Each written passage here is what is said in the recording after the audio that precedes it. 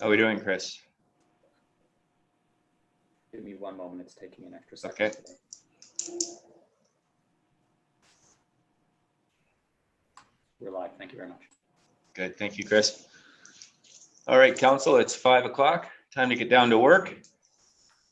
Today, we acknowledge that this event is taking place on the traditional territory of the Indigenous peoples of Turtle Island, including the traditional lands of the Anishinaabe, the Haudenosaunee, and the Ojibwe peoples, and on lands connected with the Lake Simcoe-Nottawasaga Treaty of 1818. This is the home of a diverse range of Indigenous peoples whom we recognize as contemporary stewards of the land and vital contributors of our society. I will look to the Deputy Mayor for the adoption of the agenda. So it is moved by Deputy Mayor Hall and seconded by Councillor McLeod that be resolved that the content of the agenda for July 27, 2020 be adopted as amended. Number one, item removed, 14.1.3, the official plan update from Director Farr. And item added, 10.3, P 2020-15 official plan update status report. So with that being said, I will call the vote. All in favor? And that is carried unanimously. Thank you. Declarations of pecuniary interest. Are there any declarations today? Seeing none, if you find yourself in that position as we progress, please let us know and the general nature thereof. The adoption of the minutes. It's moved by Councillor McLeod. Councillor Jeffries, go ahead. Sorry, Mayor Saunders, asleep at the switch. I have a code of conduct conflict on item 9.2.2 as one of my family members is on the Trails and Active Transportation Committee. Item 9.2.2. Yeah. Great. Thank you, Councillor Jeffrey. Any others, Council? Seeing none. Adoption of the minutes moved by Councillor McLeod, seconded by Councillor Comey.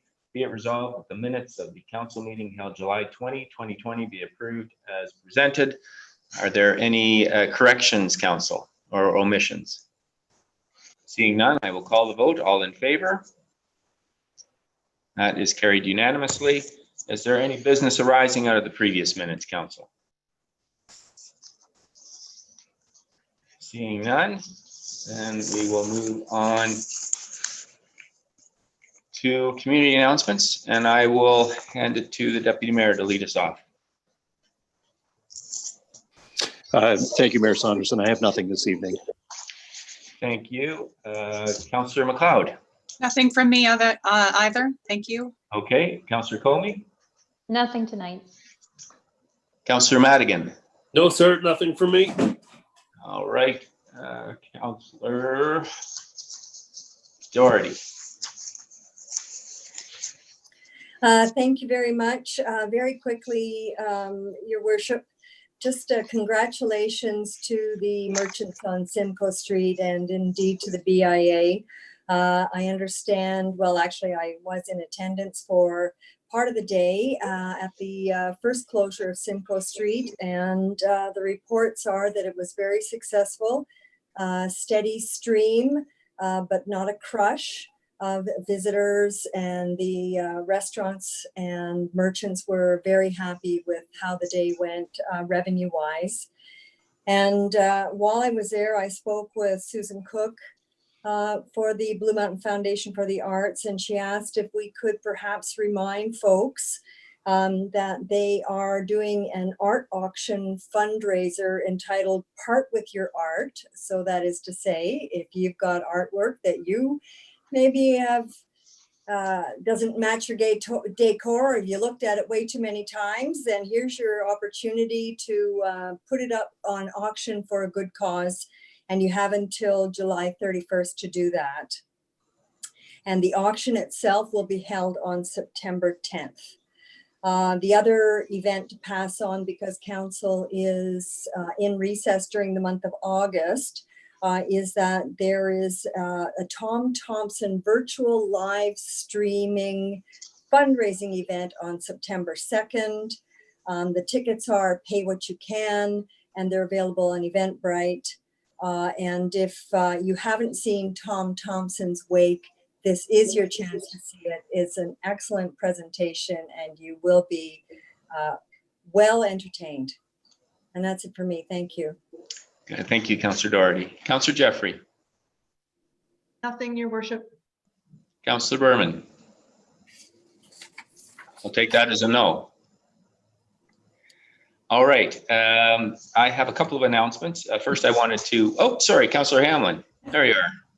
Last but not least, I only had a short mention. I also wanted to say just thank you to the businesses and the BIA and our residents for supporting the closure of Simcoe Street on Saturday. I went down a couple of times and it was well attended, and just thanks to staff as well. That's all. Good. Thank you. My apologies, Councillor Hamlin. First, I just wanted to start off thanking the Deputy Mayor for stick handling the meeting last Monday, and I've heard nothing but good things. So you've got a new job, Keith, I think. Also, I would like to extend on behalf of Council our condolences to Councillor Jeffrey on the loss of her mother. Joan Pollard was a true daughter of Collingwood, extremely well traveled in our community, have left an indelible impact on our community, and we can certainly see where Councillor Jeffrey got her civic sense of responsibility. So on behalf of all of us, our sincere condolences to you, Councillor Jeffrey, and your family, your brother Kent, and your sister Karen. And moving on to some town hall events. As of this Tuesday, tomorrow, we are pleased to announce that we are reopening the front customer counter services at Town Hall on a modified schedule. The customer service staff will be available Tuesdays and Thursdays from 8:30 a.m. to 4:30 p.m. with various safety measures in place. As you come through the doors at Town Hall, it will be evident to you. You will be required to wear a mask and to use hand sanitizer. And if you do not have a mask, we will be able to supply one for you.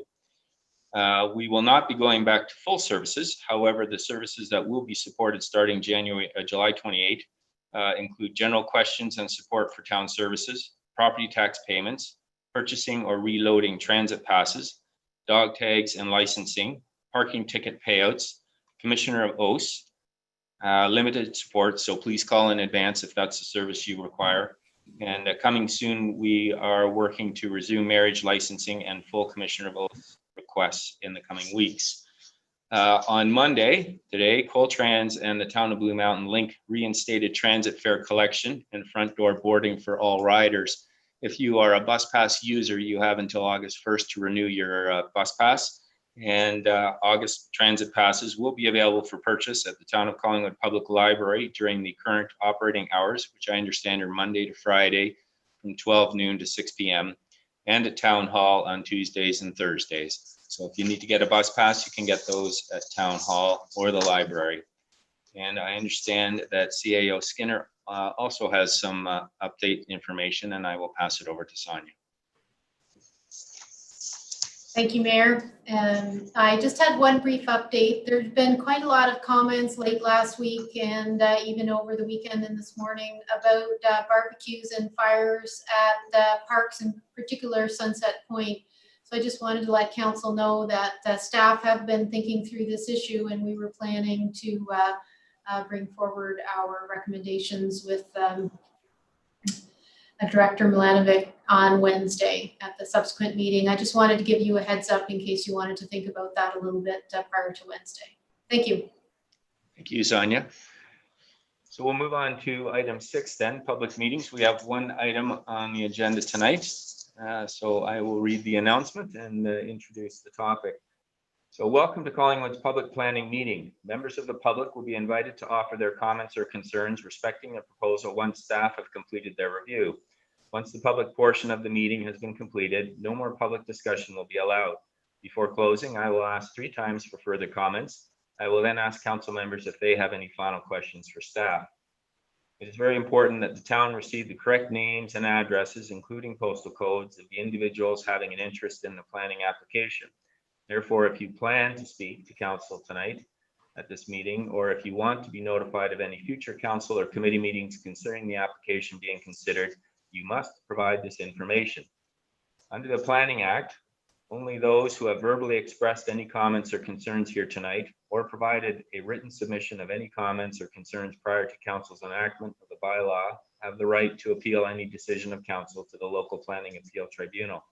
And if you do not make an oral submission this evening or a written submission to council before the bylaw is passed, you may not be added as a party to an appeal before the local planning appeal tribunal unless, in the opinion of the tribunal, there are reasonable grounds to do so. This public hearing is being recorded. Your name, address, and comments, and any other personal information are being recorded according to the Municipal Act and the Municipal Freedom of Information and Protection of Privacy Act. The minutes will be available to the general public, including the town's website. I will ask the planning services also confirm that notification to the public meeting has been given as required by the Planning Act in their presentation this evening.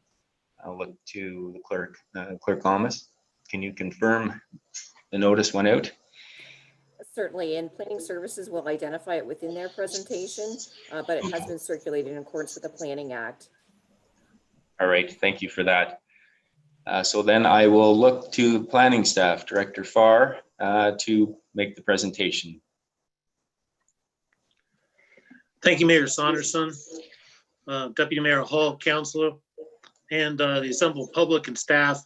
Tonight I'll be asking Community Planner Candace Bondarchuk to provide a presentation in support of the proposed zoning bylaw amendment and draft plan of subdivision applications for this proposed 64-unit residential development. Candace, if you could deliver the presentation, I'd appreciate it. Thank you. Go ahead, Candace. Yes. Thank you very much, Your Worship. Thank you, Director Farr. I'm going to be the planner that's going to be introducing this file tonight for our public meeting.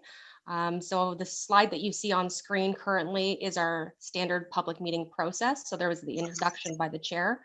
Confirmation of public notices will be provided.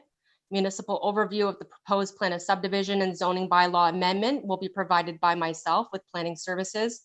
Then we'll turn it over to the applicant's planner to provide an overview of the proposed development. We'll receive public comment and open it up on the floor for public comment. And then we'll turn it back over to council for questions and public questions as well.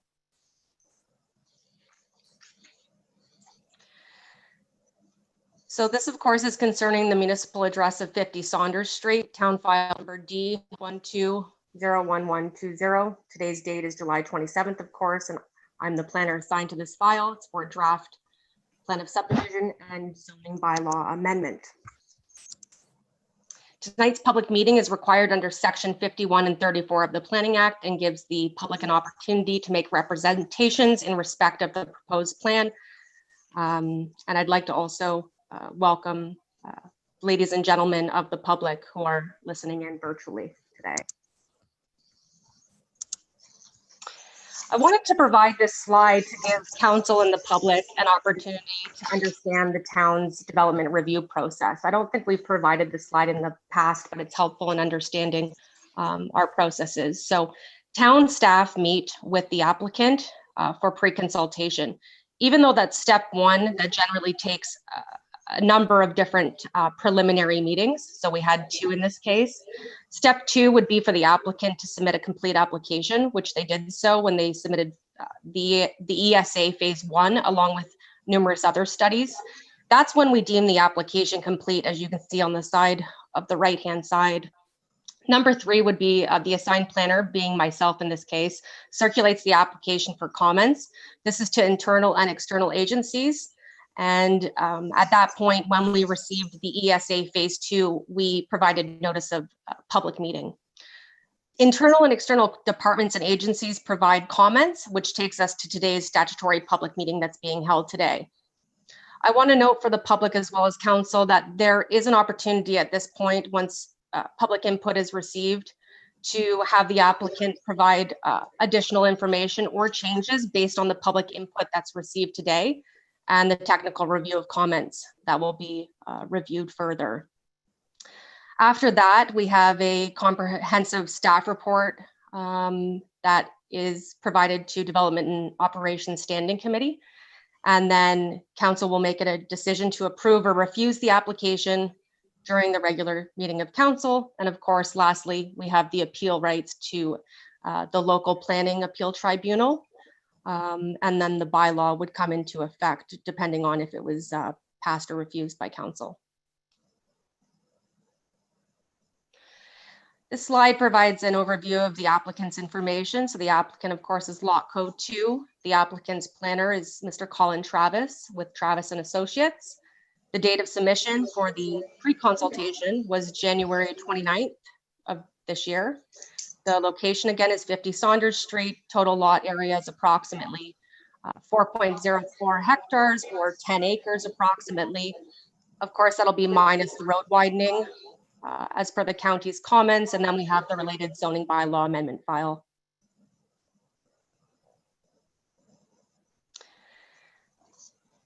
As was stated by our clerk Elmis, notice of complete application was circulated by mail.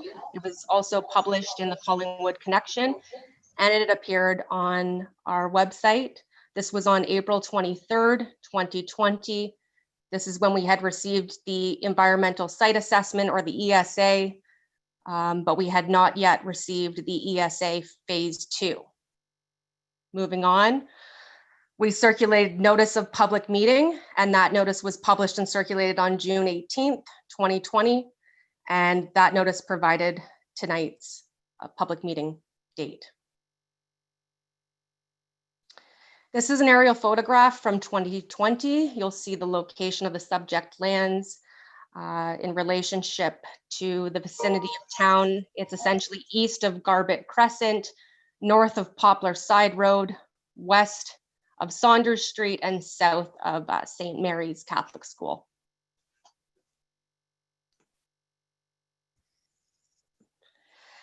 I just wanted to provide council and members of the public with a slide that showed the surrounding land uses. I think it's always good to understand the context of the adjacent lands.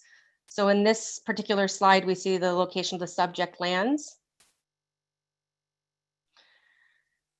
Moving on, we see I've identified the areas where we see St. Mary's Catholic School to the north, and then of course the French Catholic School on Finley. I've identified in blue the areas where our stormwater management facilities are located in the south servicing area. The red block indicates the highway commercial areas of town. Essentially, this would be Tim Hortons at the intersection of Poplar and here Ontario Street, along with the gas station, of course, and the bowling alley, amongst other properties. This indicates the areas of our churches, the Christian Reformed churches on Poplar, as well as New Life on here Ontario Street. The green the green area, of course, indicates the large parkland block within the Mountain Croft subdivision area. And I've identified, of course, where Clearview Township is to the south of the property.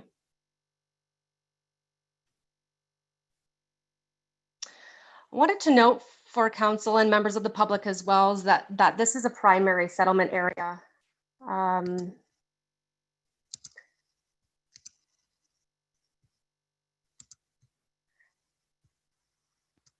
Primary settlement areas essentially focus higher density development in areas where we can conserve resources and lands in other areas.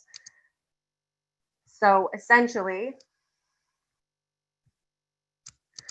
primary settlement areas are larger settlements suitable for higher intensification targets, public transit services, higher density targets for designated greenfield areas, and have full municipal water services and municipal sewage services. Primary settlement areas will develop as complete communities, and municipalities focused with primary settlement areas will, in their official plans, direct a significant portion of population forecasted growth to those areas.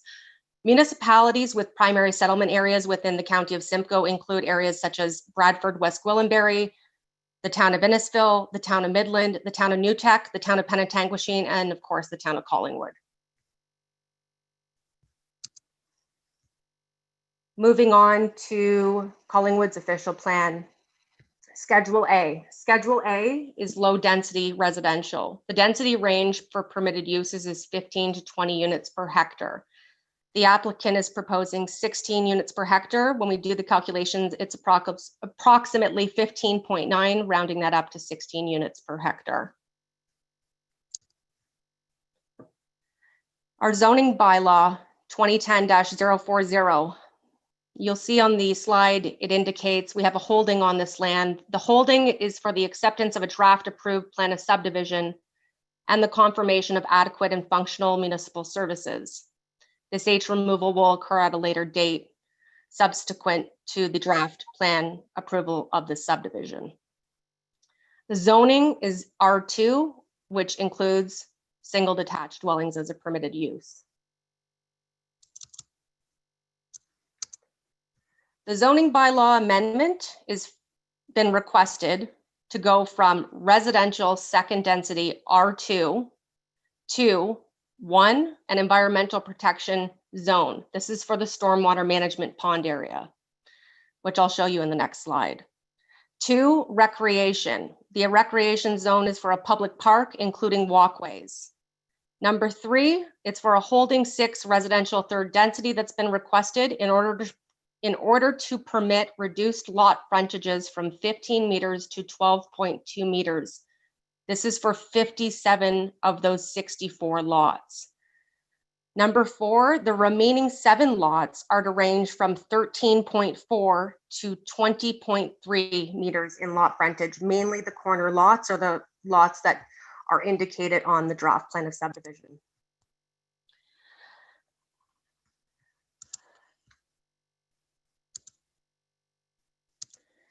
The draft plan of subdivision that you'll see now includes 64 lots for single detached dwelling units. That's in red. The 1 block that's identified in blue is for stormwater management purposes, which the applicant's engineers tell us that it's for a dry pond, which will essentially flow to our south servicing pond area. They can speak to that in more detail if requested. The green area identified is for 1 parkland block. The area identified in orange is for 1 block for a road widening as per the county's request off Poplar Side Road, including the trail connection that's located along Mountain Croft will be extended on Poplar to Saunders. And the area identified in purple is for 1 daylight triangle.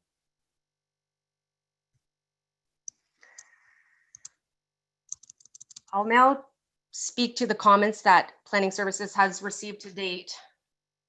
The external comments that have been received are generally no objections. There's requested standard conditions for draft plan approval from the following. That would be Rogers, our utility services, Bell Canada, Enbridge, Hydro One, the Ministry of Transportation. The County of Simcoe provided some comments in relation to the traffic impact study, as well as waste collection. Those are standard conditions, however. Simcoe County District School Board also provided standard clauses. There was no objection. And same with the Simcoe Muskoka Catholic District School Board, of course, which is associated with St. Mary's. They also just had standard conditions associated with this file. Moving on to the NVCA's comments. We summarized the comments as follows. I should say the Nottawasaga Valley Conservation Authority, that's their full name, the NVCA. The natural hazard, which is under their jurisdiction. They've identified there's no flood and erosion hazards associated with the site. In terms of natural heritage and ecology, there was an area of wetland identified on the property, which is subject to their regulations. However, they did state that it could be removed. The next slide indicates why they decided it could be removed, essentially because it was relatively small, it was isolated, and it had no clear ecological or hydrological connection to a broader wetland system. The evaluation was not warranted based on review of characteristics, and there was no significant ecological features or functions associated with this wetland. The NVCA went on to recommend that with the possible approval of this plan of subdivision, they recommend using native vegetation They promote local wildlife to include bird and bat nesting boxes. They also indicated restrictive timing windows for vegetation removals associated with bird migratory periods and other mitigation measures as prescribed in their environmental impact statement. Planning also provided many detailed comments in terms of the zoning bylaw details, which will be worked out through the implementation phase with the applicant's planner. We do need to see further review on urban design and architectural control guidelines, such as overall compatibility with the adjacent lands, park design, landscaping, building design, and layout. Internal comments received from engineering services regarding traffic indicated that town staff were generally acceptable of the proposed development and it had minimal impact on the surrounding road network. However, Poplar is a county road 32, and they will review the TIS at a later stage in the development review process, typically at the detailed design review stage. In regards to construction management and communication, the applicant will be required to provide a detailed construction schedule. A subdivision agreement is required by the municipality, and all conditions of the agreement, such as fees, securities, insurance, must be received before development proceeds. And grading, we're awaiting the conclusion of a developer-driven meeting with residents discussing grading options for the rear yards of the Garbage Street residents, as well as internal to the 50 Saunders Street site. We did receive other internal comments. Other technical comments were received from environmental services, parks, recreation, and culture, and our landscape peer reviewer, Envision Tatham. In terms of public comments, many public comments have been received in response to the notice of complete and the notice of public meeting, and have been summarized as follows. We received approximately 65 letters in the form of a petition as well by 23 people. All letters of concern were distributed by planning staff last week. I haven't received any further correspondence to date. There were various concerns, a variety of concerns regarding details, timing, process, availability of information. Some residents in discussions with the developer directly had indicated grading and private matter concerns, and planning sent an email in advance of this public meeting last week to address some of those concerns. Want to provide a general overview of the public comments received, and certainly at the end of this meeting, it'll be open for public comment for members of the public to indicate verbally further their concerns. But generally, to summarize, the public was concerned with soil and water contamination, development timing, construction scheduling, flooding, drainage, groundwater, surface water concerns, tree preservation, removals, and timing of the tree removal, wetland status, and ecological concerns. There were concerns about traffic for the local roads as well as the county road in that intersection. There were concerns about noise from Poplar Side Road. Concerns were received regarding the zoning bylaw overall in terms of the reduction of the lot frontages from the 15 meters to the 12.2 proposed. There were concerns about school operations in terms of student drop-off and pickup, children walking to school. There were suggestions about signage, speed bumps. There were construction impact concerns on the school. The public had concerns about their property values, their privacy, climate change, proposed location of trails, and there was a suggestion on the naming of the subdivision as well. These have also been provided to the applicant as well. And the petition was in regards to a buffer between Garbett Crescent's rear property boundaries and requesting a 100-meter green space linear public park. This is a slide about issues being tracked. We wanted to identify for council that we are listening to the residents' concerns, and we'll certainly take those concerns into consideration and advise the applicant of those concerns. Their other issue being tracked is the confirmation of the development grading option with the Garbage Street residents' rear yards. We are also doing a third-party review of the environmental site assessment. I should note that generally, engineering services was acceptable of the conclusions of the ESAs. However, in light of recent residents' concerns, we have decided to go to third-party review, and this will be done in regards to the procurement policies with the town. We are tracking urban design and architectural guideline revisions, whether this ends up in variation of setbacks or other implementation standards for the zoning bylaw amendment.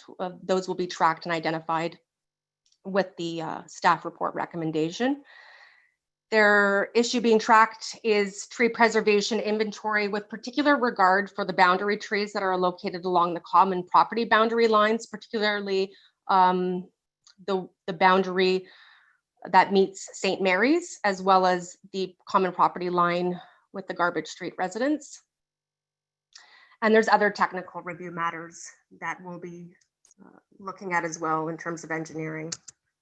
So to summarize the next steps, as was indicated on the first town review slide, staff will provide further review after receiving public comment and council input today. We'll have further contact with the public, likely through email correspondence, and then a recommendation report will be generated from many staff.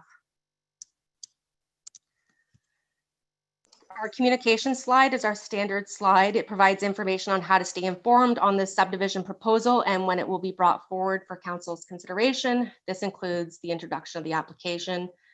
And I want to remind everyone that tonight's public meeting is for the purpose of public input and information sharing regarding the proposed amendment, and that should anyone wish to receive future notice of council's eventual decision regarding the application, they can email myself at Candace Bondarchuk or kbondarchuk@collingwood.ca. And I believe most of the members of the public have already received my email. And that concludes Planning Services presentation. Thank you, Your Worship. Thank you very much, Candace. Do we have anyone speaking on behalf of the applicant tonight? Yes, we do. I should introduce Mr. Colin Travis is going to start, and then he has Michael Cullup with Tatham Engineering to follow up. Okay, thank you. Good evening, Mr. Mayor, members of council, and Madam Clerk. Again, for the record, my name is Colin Travis of Travis and Associates, and we are the planning consultants of record working with Lotco 2, the applicant. And with me tonight would be Mr. Al Allendorf of Lotco 2, and as Ms. Bondarchuk mentioned, Michael Cullup of Tatham's. That slide presentation is 17 slides in length. However, after listening to a very thorough presentation by Ms. Bondarchuk, I think we can skip through some of the ones that would be repetitious. And I'm assuming through you, Mr. Mayor, that I give the nod to somebody to go to the next slide. I'm not quite familiar with the protocol here. Okay, we're all getting used to this remote work. And so Candace or Clerk Almas, can you clarify how we're advancing the slides as we go along here? Certainly. Colin, if you could just announce when you want the next slide, and then we will rotate that for you. Okay, thank you, Madam Clerk. Thank you. So we can go to the next slide. Thank you.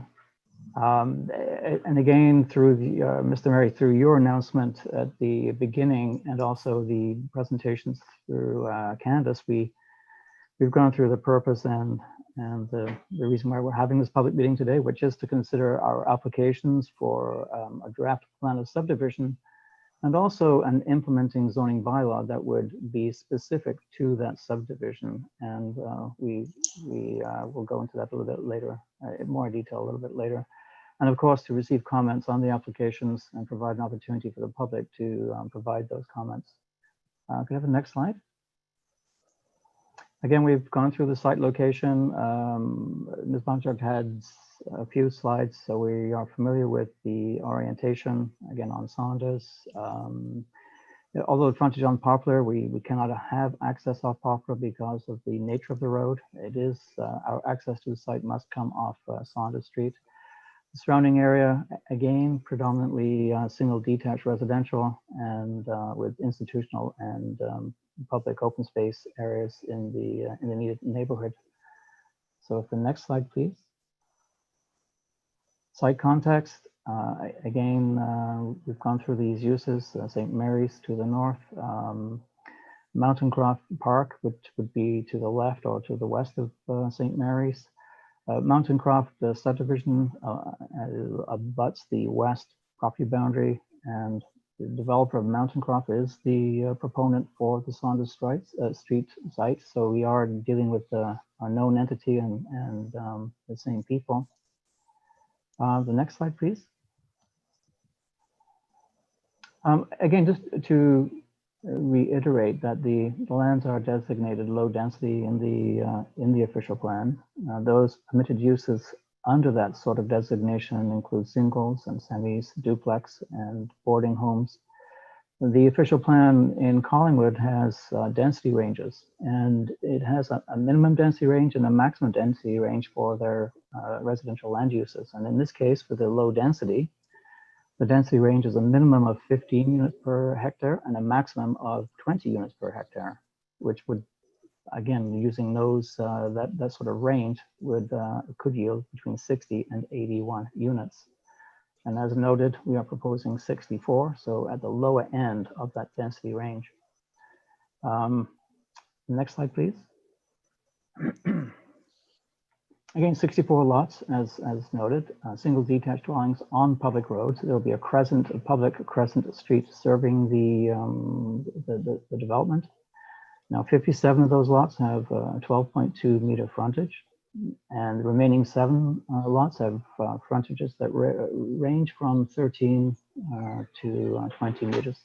And those larger frontage lots you will find at the corners of the subdivision of the roads. An integral component of the subdivision, as noted, is the stormwater management block, which is identified as block 66 on the plan. And adjacent to that swim pond, that stormwater management block would be is proposed a public park. And through the further detailed design process, those 2 facilities will be integrated design-wise. And as noted, the swim pond is intended to be a dry pond. Kevin, next slide, please. The existing zoning, as noted, is an R2 zone. And we, in the application, had proposed an R3 zone with an exception. And the reason for the exception was to recognize the frontages, and also in order to implement the subdivision plan, we need to rezone the lands because the stormwater management block, as a way of doing things in Collingwood, is going to be zoned EP, and likewise the park block has to be zoned from to a rec facilities, REC, a recreational facility.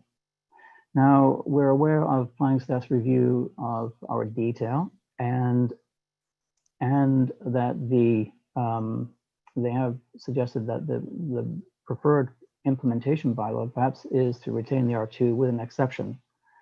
Again, the fundamental reason for that rezoning application, as you note at the bottom of this particular slide, is it's there to implement the draft plan, and so the details of that draft plan to be reflected in the zoning bylaw amendment. The next slide, please. The image on the screen was provided by in our application. The overall area outside of within the boundaries is crosshatched would be the lands that would be zoned for residential uses. And the northern part, indent or insert there, would be the stormwater management pond, and then the separate zone, as noted before, for the rec park or the park proposed park area. So there'll be three zones implementing this drafted plan of subdivision. Next slide, please.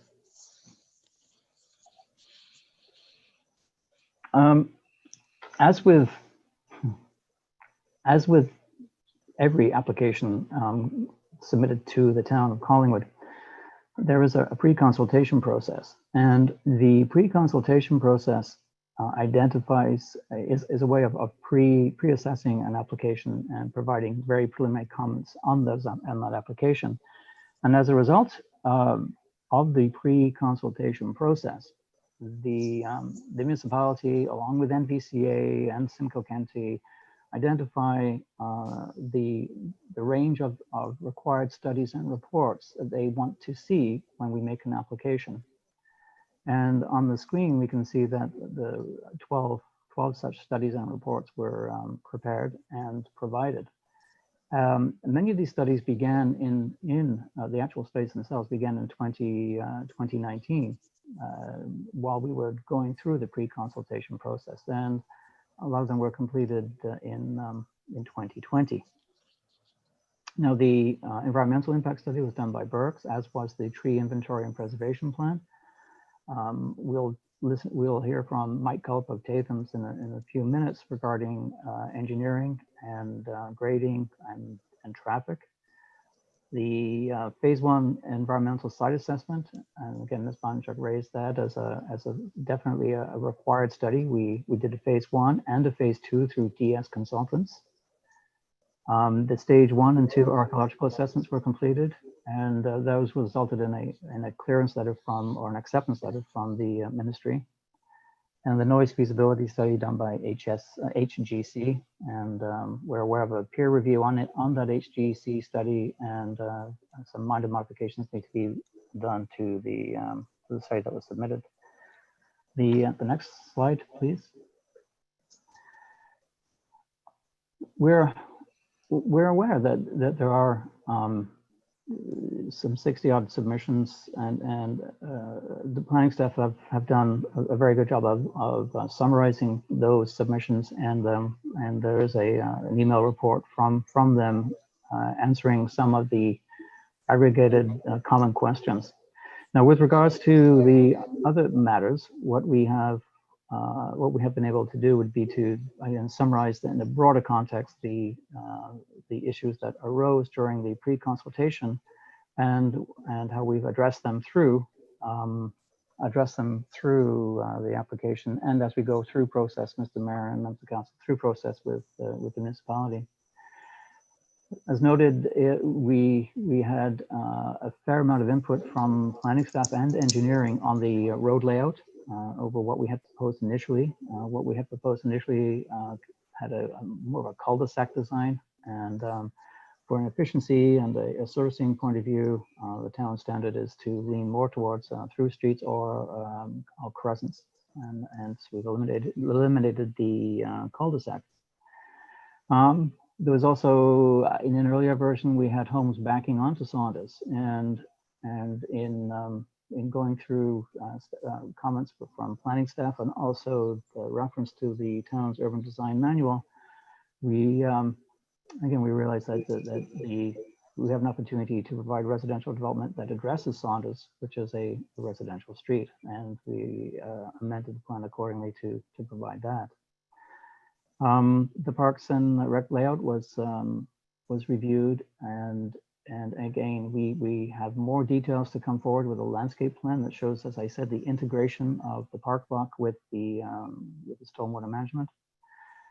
Tree removal, again, the Berks review of the status of the trees on site right now, in conjunction with the necessity to grade the site to allow for positive grading, drainage and services, sewer lines and what have you, will require vegetation removal.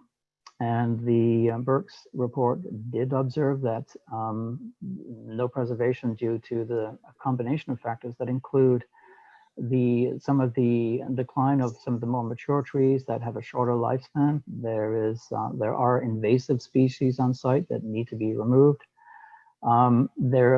There is evidence of the ash borer in this region now, and so again, ash trees that are particularly prone and are often asked to be removed from the sites because of their potential hazard.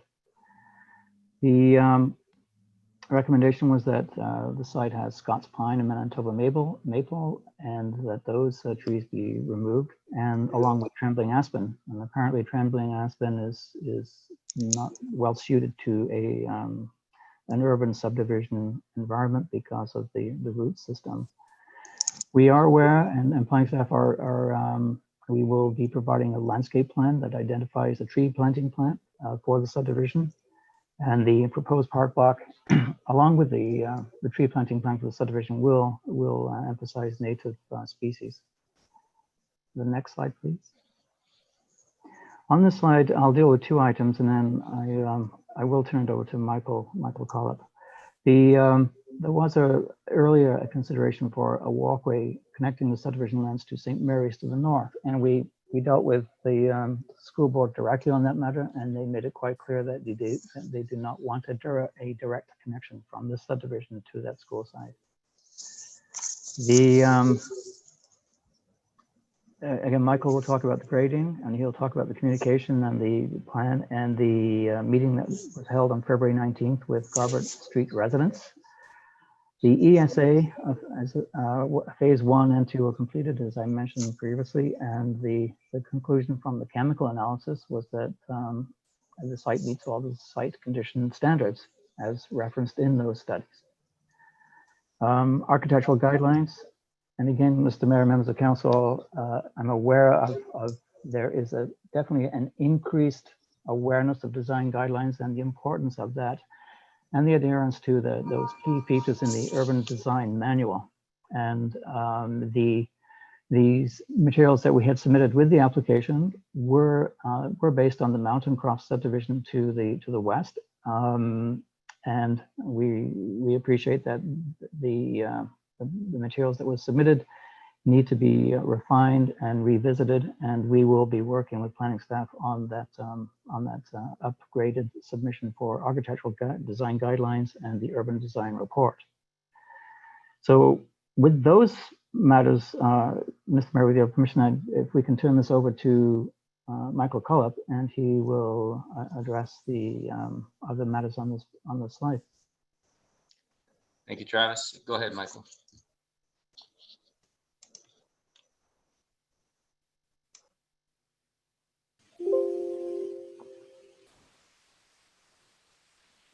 Thank you for that. Perhaps I'll start with the traffic and the roads at the bottom of the list. And as was previously mentioned, our office did complete a traffic study which addressed the volume of traffic to be generated by the 64 units, the potential distribution of that on the road system. And what is favorable in this case is it is a grid system, so that does help alleviate some of the concerns on the individual roads and help distribute traffic through the area. And certainly the traffic light that will ultimately be going in at Ontario and Finley Street will help alleviate some of the concerns, particularly as they relate to the school traffic, which is currently using Saunders as well. So that traffic study had been submitted to the town, and the town was generally in favor or in agreement with the recommendations of that. There were a number of minor comments that came out that we are dealing with as we proceed forward. The other thing that I'd like to touch on is the grading concerns and the coordination that we've had with the Garbett Street residents, those that back onto the subject site. So we can go to the next slide, please.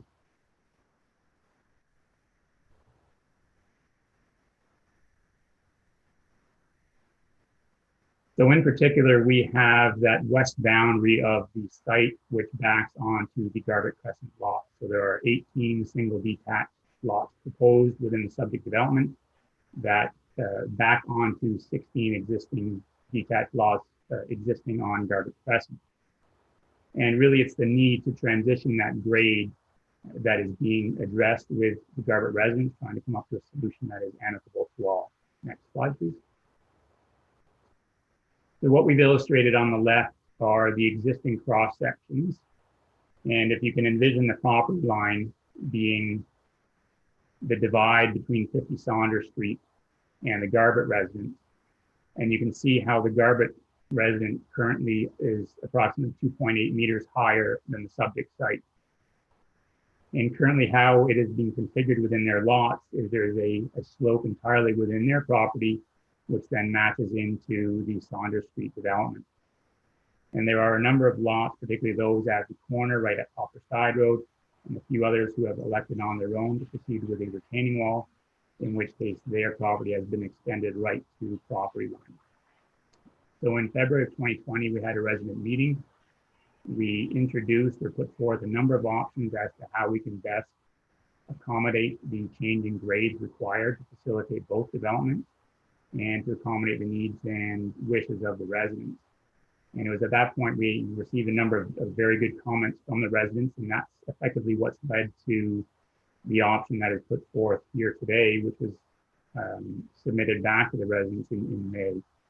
And effectively what's highlighted in the brown is that in addition to raising the grade on the 50 Saunders Street, which is required from a grading and engineering perspective, we will then provide a slope entirely within the 50 Saunders Street property and extend the rear lots of all the Garbutt residents right out the property line. So in essence, we are extending what I would consider the usable rear lot of those on Garbutt Crescent. For those who have a retaining wall, there would be no difference to what they currently have, with the exception of the property on 50 Saunders would be somewhat higher against the retaining wall. And the developer would undertake all of this work, all these improvements at their cost. And in addition, there would be allowances to the residents with respect to landscaping to address some of the concerns with respect to the loss of trees. And the developer is also willing to work with those homeowners that have retaining walls to address some of the infrastructure needs and some of the costs associated with those. Again, we believe that this solution is a win-win in the sense that it achieves the maximum rear lot for those on Garbutt, and we can still achieve the engineering requirements on 50 Saunders Street. Next slide, please. And one of the options that the residents had put forth, if you can go to the next, is to shift the design so effectively maintain a buffer along the west boundary. So one potential option would be relocate the stormwater management and the parklands in a linear fashion across the western boundary, thus providing that buffer, thus maintaining the vegetation, and at the same time trying to accommodate the needs of the development. However, in working with town staff and town parks department in particular, I think there was a desire to integrate both the stormwater management pond and the park in a single block that maximizes the amount of green space, maximizes the benefit to not only the area residents, but all residents in Collingwood, and that these are going to be connected to the external roads, so it would not be a buffer between residents that would not be necessarily inaccessible. And then from an engineering perspective, essentially the stormwater management follows the grade. So we need to match into Saunders Street, which is going to be the low point of the development. And as we proceed westerly, that's where the grades will increase. So the underlying grading design is going to be highest to the west, lowest to the east. So constructing a stormwater management pond along the west boundary would be challenging in that respect. It's hard to get water to flow uphill. So there is the potential simply to leave the stormwater management pond where it is, perhaps reconfigure it and create a buffer zone between the two properties. But again, there is the desire to integrate the two blocks to maximize benefits. And as Colin had referred to earlier, the existing vegetation within the site is certainly not considered significant. It's not native. It is not rare. And from our understanding, most of those trees are fast-growing, short-lived trees, which can be removed and reinstated through the parkland and the stormwater management block. So in that regard, that buffer zone between the two is not considered feasible in context of the recreational amenities, the engineering perspective, and the vegetation. Next slide, please. That's back to you, Colin. Thank you. Okay, thank you. And we're reaching the conclusion of our presentation, Mr. Mayor. So again, the submissions provided to the town took into account the PPS, the provincial policy statement, the growth plan, the Simcoe County official plan, and the town of Collingwood official plan. And the conclusion, based on the planning review, as supported with the various studies submitted, is that we are consistent with the PPS policies and the growth plan, and we conform to the intent of the county official plan and the town of Collingwood official plan. The next slide, please. Again, in summary, where we are at in July 2020 began a year ago with pre-consultations in July 2019. Modifications were made to the initial design proposals. The fundamental intent of the zoning bylaw amendment is to implement the draft plan of subdivision. The servicing and traffic studies provided have concluded that the proposal can be accommodated with the planned infrastructure in the town. The very specific considerations, including environment, traffic, and the west boundary matters have been reviewed, and we believe we're very close to having them addressed. Likewise, with the tree communities, an assessment was done, and again, bearing in mind the conclusion with regards to the nature of the existing vegetation, I think the proponent's landscape plan is going to propose more appropriate tree species, as well as an overall removal of hazardous trees. And again, we reviewed this in terms of our policy directions and have concluded that we are, as I said, consistent and conform to land use policy. We realize that this is one part of the process, and we remain engaged with the residents, and we remain engaged with staff as we go through process. The planners have identified a desire to track how these matters are being addressed, and have a reporting system that includes the area residents, and we certainly support that approach. The next slide, please. So this is my cue to turn everything back to you, Mr. Mayor. Thank you.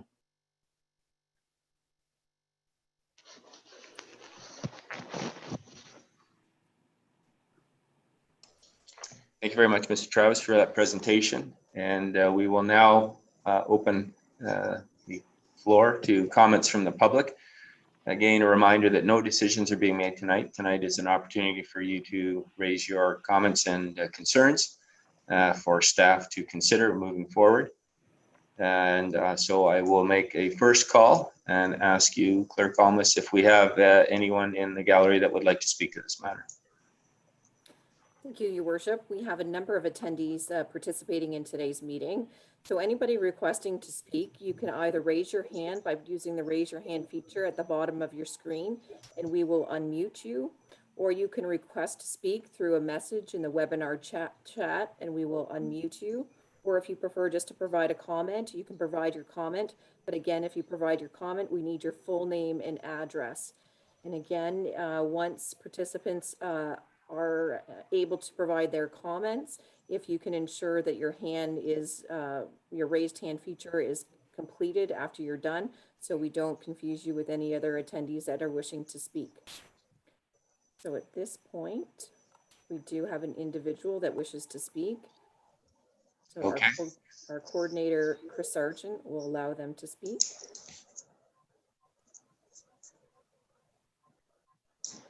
Okay. We should have someone that's able to speak by the name of Mark. Hello, this is Mark Doze. Hello, Mark. If you can give us your address for the record, that would be appreciated, please. Yep. So my name is Mark Doze, and I live at 23 Garbett Crescent. Thank you. Go ahead, Mark. Thanks for the opportunity to speak and let our voices be heard. I just want to make a couple quick corrections to the previously mentioned information that was said. The petition that we signed and sent in was 100 feet, not 100 meters. Yeah, the town person said 100 meters, so it was 100 feet. Our secondary document was an alternative plan to move the park to the lot line, not the swim. The swim was to stay in place and to stay the same square footage. So the water management would stay the same. There would be no difference. There would actually be less water flowing into the swim with the park at the lot line. So just to give you a little bit of background, we were one of the first homes to move onto Garbutt Crescent. I think we were the 10th home built.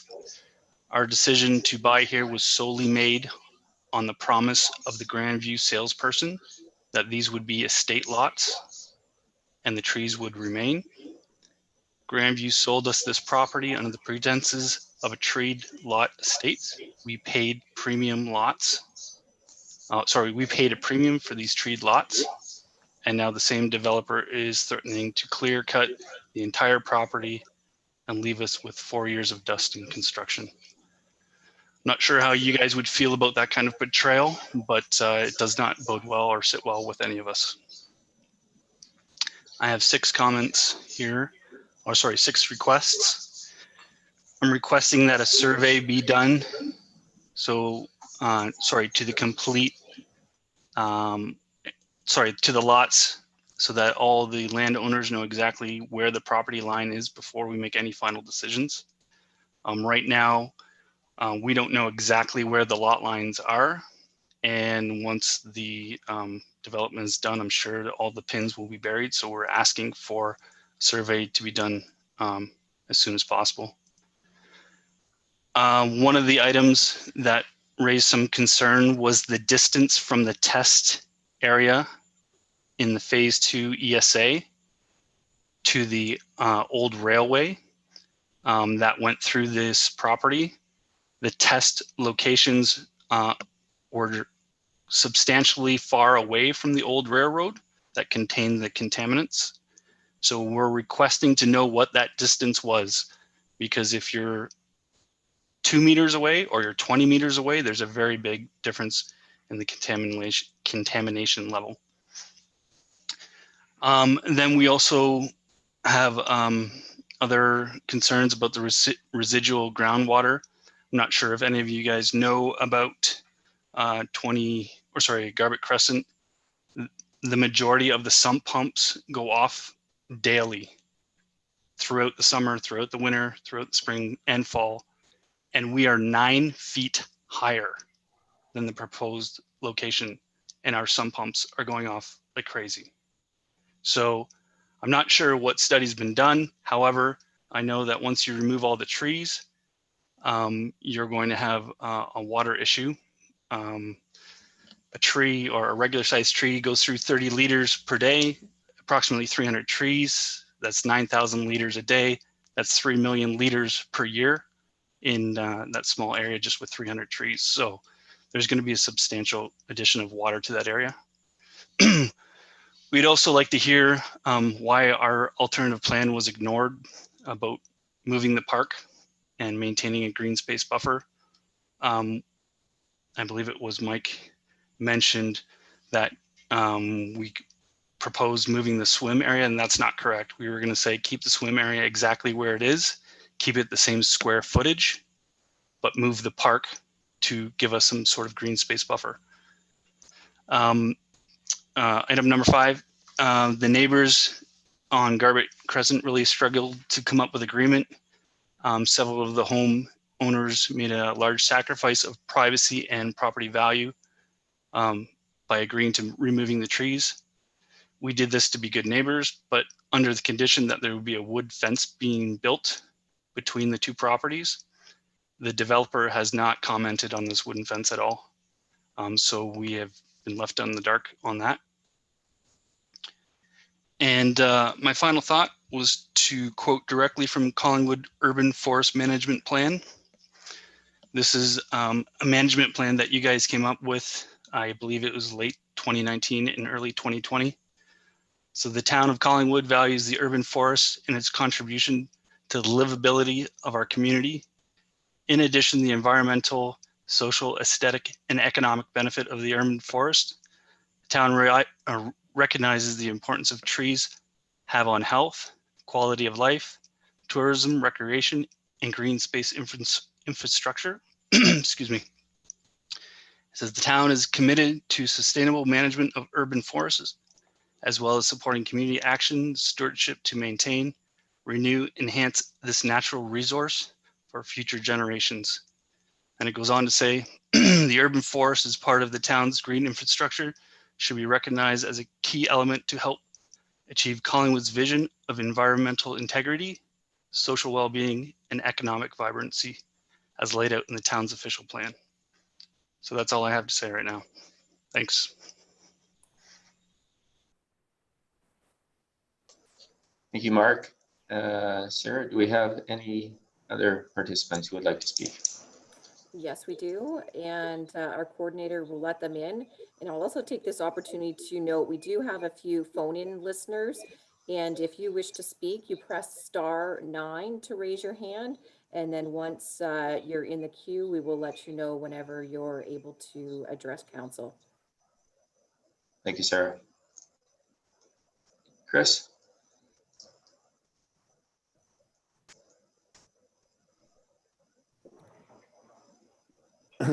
This is Denman Lawrenson, 47 Saunders Street. We have a concern regarding how this development is going to be compatible with the existing Saunders Street homes. Currently, there are 8 lots that are directly impacted by this development. The width of the existing lots is 80 feet, and the proposed development is going to put 40-foot lots onto the street, which will double the density. In addition, the setbacks on Saunders Street are at least 13 meters from the lot line. If this standard were to be applied to the other side of the street, it would eliminate the possibility of buildings on any of the lots which are placed sideways on the street. This would be lots 56, 64, sorry, 56, and then 64, 37, and 36. If my reading of the plan is correct.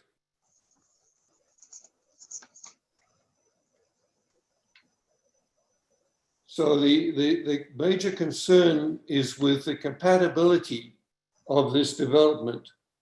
The homes on Saunders Street are a mixture of bungalows, raised bungalows, with 1 or 2 double stories. If I look at the plans that are being proposed, there would be a number of single garage homes, and there would be unlikely to be any single-story homes that would adjoin Saunders Street. So we would have on one side of the street homes with 2 and 3 garages and bungalows or raised bungalows and 1 or 2 double stories. On the other side of the street, we would have a series of double-story homes with single-car garages. And I don't see how the compatibility from one side of the street to the other is going to be maintained. When we moved to Collingwood, which was a number of years back, we were always impressed with the fact that as you drove through the neighborhood, the setbacks on either side of the street were similar, and the streets looked to be well set back and not crowded. In our opinion, this development is not going to achieve anything like that.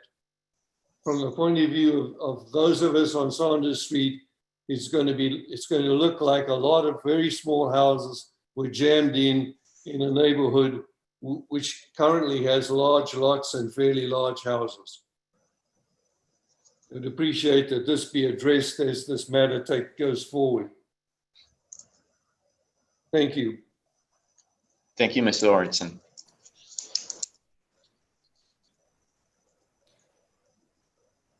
Through your worship, we do have 3 more people that are wishing to speak, so we'll allow the next participant in.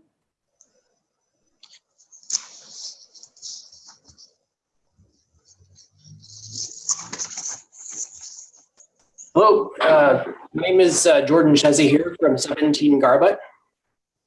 Welcome, Jordan. Hi, guys.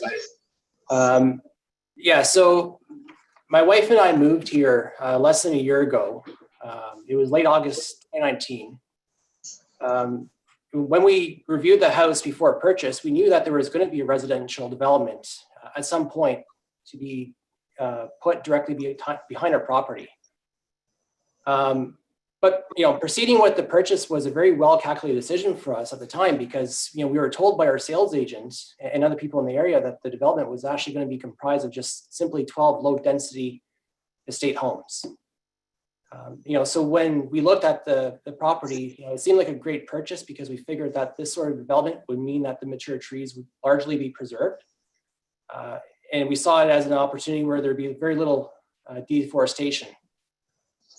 So, based on my conversations with the majority of the neighbors in the area here, even those who purchased within just simply the last few months, it seems that there was a common understanding that we're looking at just an estate community behind us with very minimal homes.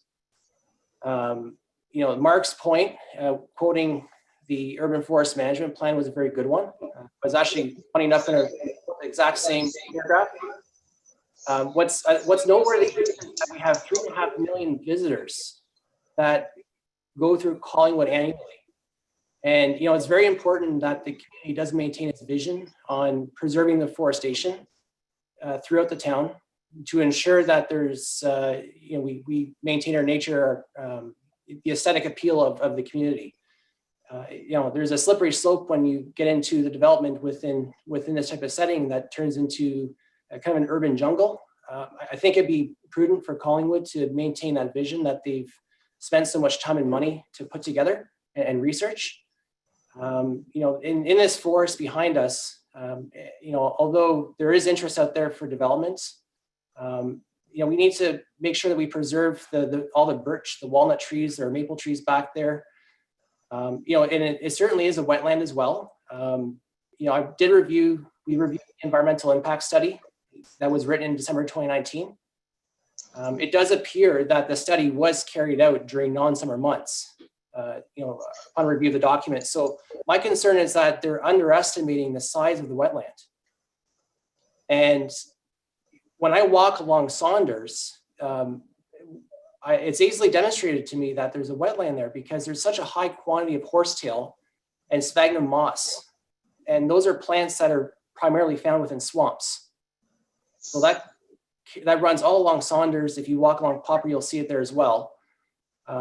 So, with respect to with Garbutt here, we do struggle regularly with the high water table issue. My sump pump fires off here daily at our home. I know our neighbors does as well. This is definitely a concern here, particularly because our elevation is 9 feet higher than the proposed land being developed. So when we're looking at the grading proposal that's being put forth toward us, and simply filling the lands, you fill it in, but there does need to be important consideration for where that water is going to flow to. And even looking at Saunders, I know for certain from talking to several residents I know on that end of the street, they also struggle with the water issues. So, we are concerned about, damage and ongoing problems, future problems that, could cascade into large repairs down the road of our properties. And this is the last remaining wetland within the center of our communities here. The other issue I want to just raise to the table here up for this review, we do need to take a closer look at the railway contamination, the soil contamination that stems from the old railway. Looking at the phase 2 environmental site assessment there, if you look at page 41, it does highlight the railway assessment area. But what I noticed was that there were 3 test pits that were on the furthest point possible away from where the railway was. It was almost the furthest allowable point of testing the area. But this is now a dense community. We have dozens and dozens of families. We have hundreds of children at a school. The first thing that comes to mind with this matter is that, once they start ripping out the trees and they get the stump grinder in there, they start, grinding the land out and disturbing the soil. The particulate matter, if it is contaminated, that certainly health issue. And, none of us want to wait 10, 15 years to realize that, there's health issues that stem from what may have been that land contamination. I know that the solution here is not simply to just fill in the land. So, when I look at our proposed, there was a community meeting there a while back, and, the proposed realignment of the subdivision where we have a tree line view from Garbett, which apparently was promised to all of the buyers here. That may not be a bad idea, because if you relocate the park and a storm water management system to along Saunders, that'll also resolve the eyesore that I'm sure that they're not happy about seeing with all the homes that are going to back onto their properties now. So, if even they look at what is going to be a park space, I think that would be a win-win for the owners on the other side of Saunders, as well as having our tree line view going along our property line behind Garbett. So that's all I have to say here. I just wanted to flag those items for consideration. Thank you, Mr. Chesney. Your worship, we do have another speaker, and it looks like they are able to join. Okay. Hello. Hello. Could we get your name and address, please? Yes, my name is Byron Franson. I'm at 41 Garbett Crescent. Go ahead. So was interesting during the developer's presentation was it was noted that some of the trees were not suitable for an urban development of the size that's being proposed. Perhaps the size of the urban development being proposed is not suitable for the trees. So I agree with what everyone has said so far in terms of the sun issues and the ongoing need for some sort of tree line here between the two properties. And I'm just wondering, if there's some other type of development that could be proposed, perhaps with fewer homes, maybe larger homes, but at least to leave a tree line buffer and maybe allow that property to be developed, but with more suitable types of buildings for the trees and everything else.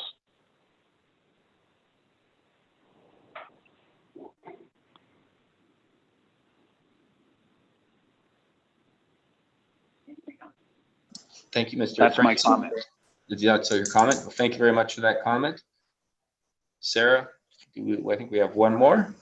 It looks like we actually have 3 more. Okay. So we'll allow the next one to speak. Thank you. Hello, can everybody hear me? Yes, we can. Please give us your name and address. Good, my name is John Brennan. I live at 45 Garbett Crescent. And listening to the presentations, thank you very much for listening to our concerns, first of all, and allowing us to have this meeting. I was the fellow that drew the revised site plan and with the green buffer as a proposal. And just to clarify, the green buffer was not 100 meters, it was 100 feet. And the design that I came up with was actually a 12-meter green buffer. So it's not as wide as you think. And with that green buffer, it only displaced 3 homes with the present subdivision plan. Also, I'd like to clarify, although our properties are 9 feet higher, with the proposed grading plan that is proposed from the lot line towards 50 Saunders Street, you have to understand that our homes will be approximately 3 to 5 feet higher than that grading plan. So the grading plan that is on the 50-foot Saunders will be 3 to 5 feet lower, which is going to increase their water problem that we have with our sump pumps running all the time. The other thing too will be the SWM that I drew to scale will have the same square footage without the park. The park will just disappear, and the SWM will be the same square footage, but it'll just be elongated in a rectangular shape. The other thing that I have concerns with is the snow removal. If you change the SWM and you don't have, or you have a higher density home going from 15.5 to 12.2 meters in lot density, where's all the snow going to go? You're just going to pile up so much snow on everybody's front yard. And we have that problem here on Garbett in the wintertime, where everybody's snowbanks are so high. There's a problem with safety for kids, all kinds of stuff. What else have I got here? I'm of the mind that I don't really want to see a 12.2 meter lot. That's only 36 feet. 15.5 is about 46 feet. And you're going to solve a little bit of problems. One, any access to your backyard, 13 or 12.2 meter yard for any kind of construction, pool, maintenance is almost impossible to get between the houses. The grading that they've come up with is also a problem. I'm one of the fellows with the wall in the back of the house. And when I put the wall in, the town approved a drainage. We had to have the water from our yard drain onto 50 Saunders. So there's a problem with drainage that hasn't been taken into account from our properties onto 50 Saunders as well. So there's a little bit more to it than just changing the grading, having the lot sizes, and the type of development that's proposed. I think that has to be looked at. Basically, those are my concerns. Thank you very much for allowing me to speak. Thank you very much, Mr. Brennan. Sarah? Certainly, Your Worship. We have 2 more individuals wishing to speak, and we're unmuting our next participant. Thank you.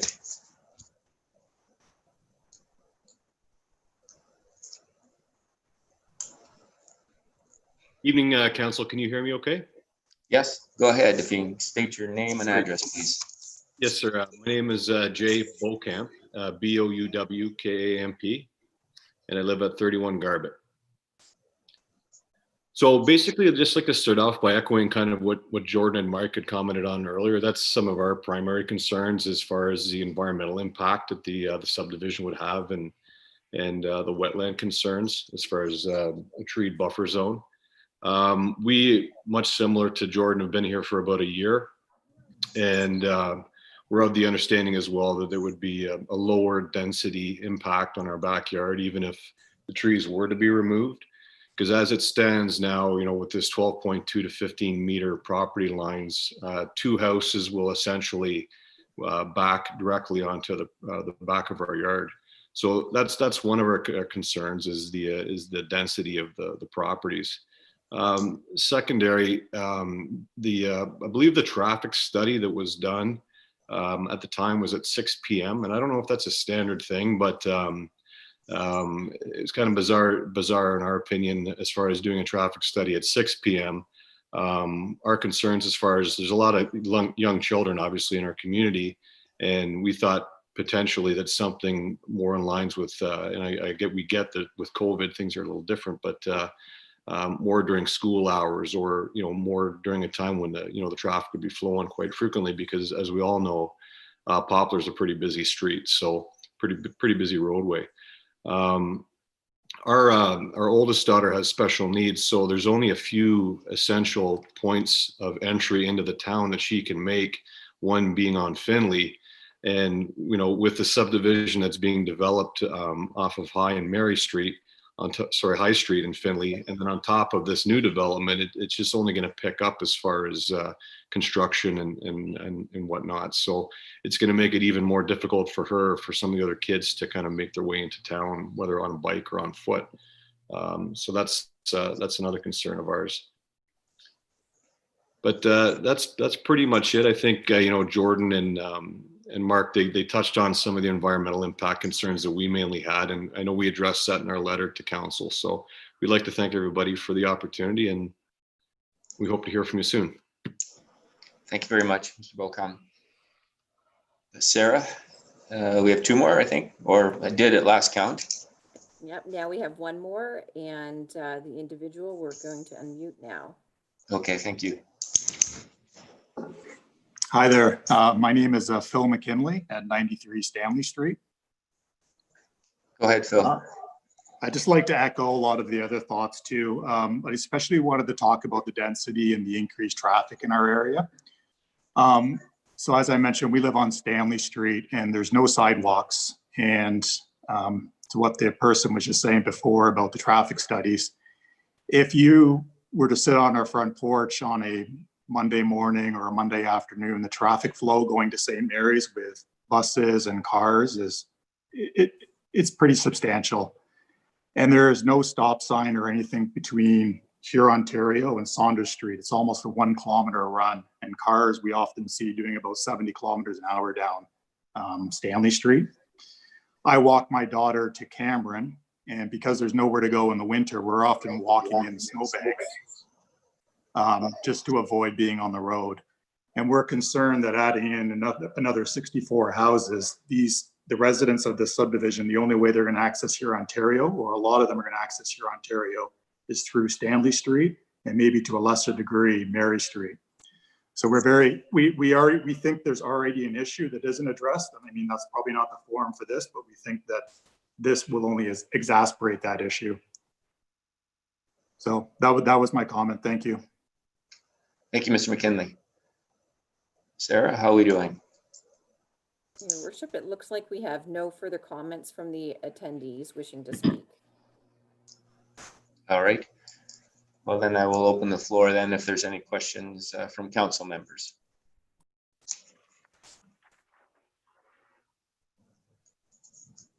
Go ahead, Councillor McLeod. Thanks. I just have a couple of questions.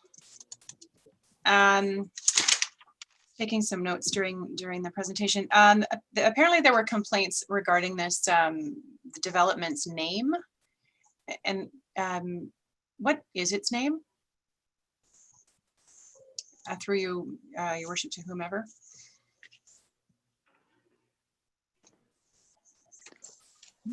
I'll put that over to planning department. Candace, can you tell us what the name of the development is? Through you, your worship, to Councillor McLeod, it hasn't been identified in terms of what the actual name of the subdivision will be named.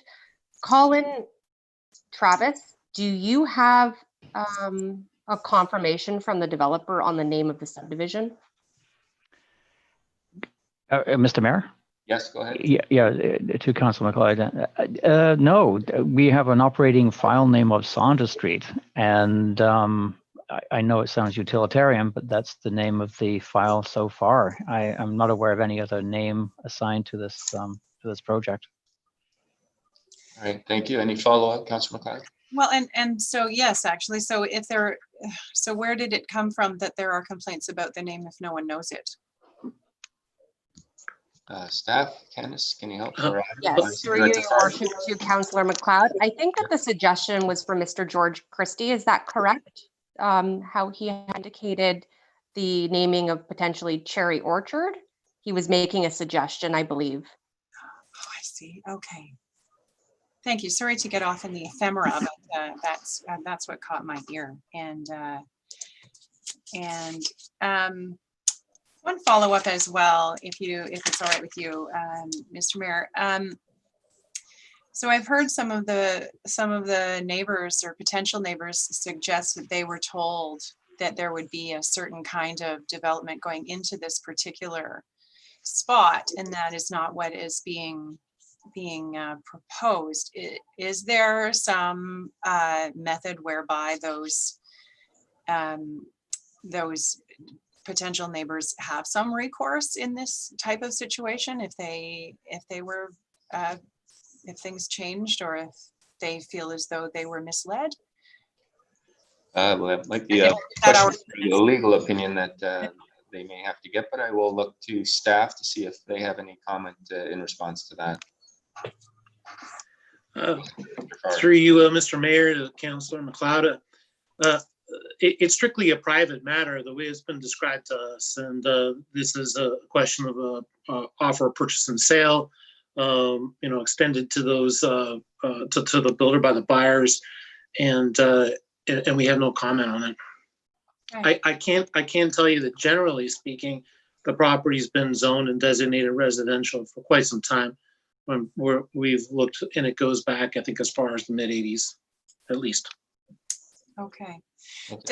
Just designated R2 or 3 or whatever it is that would have provided for 60 to 81 homes regardless. It is what would have been allowed under any of the zonings that it's been, or the zoning that it's always been. Through you, Mr. Mayor, to Director Farr. Through you, Mr. Mayor. Apologize, Mr. Mayor. Go ahead. Through Mr. Mayor, Councilor McLeod. Yeah, the current zoning has been in place since 2010, at the very least, is the R2, and the provisions of the official plan, the most current official plan, go back to 2004, which specifically set out the densities. If you go back and continue going back, you get residential designations, and I can't comment on the specifics of that, but at least since 2004, the density has been as described earlier, 15 to 20 units per acre. Thank you so much. Those are my questions, Mr. Mayor. Thank you, Councillor. Any other questions or comments from council?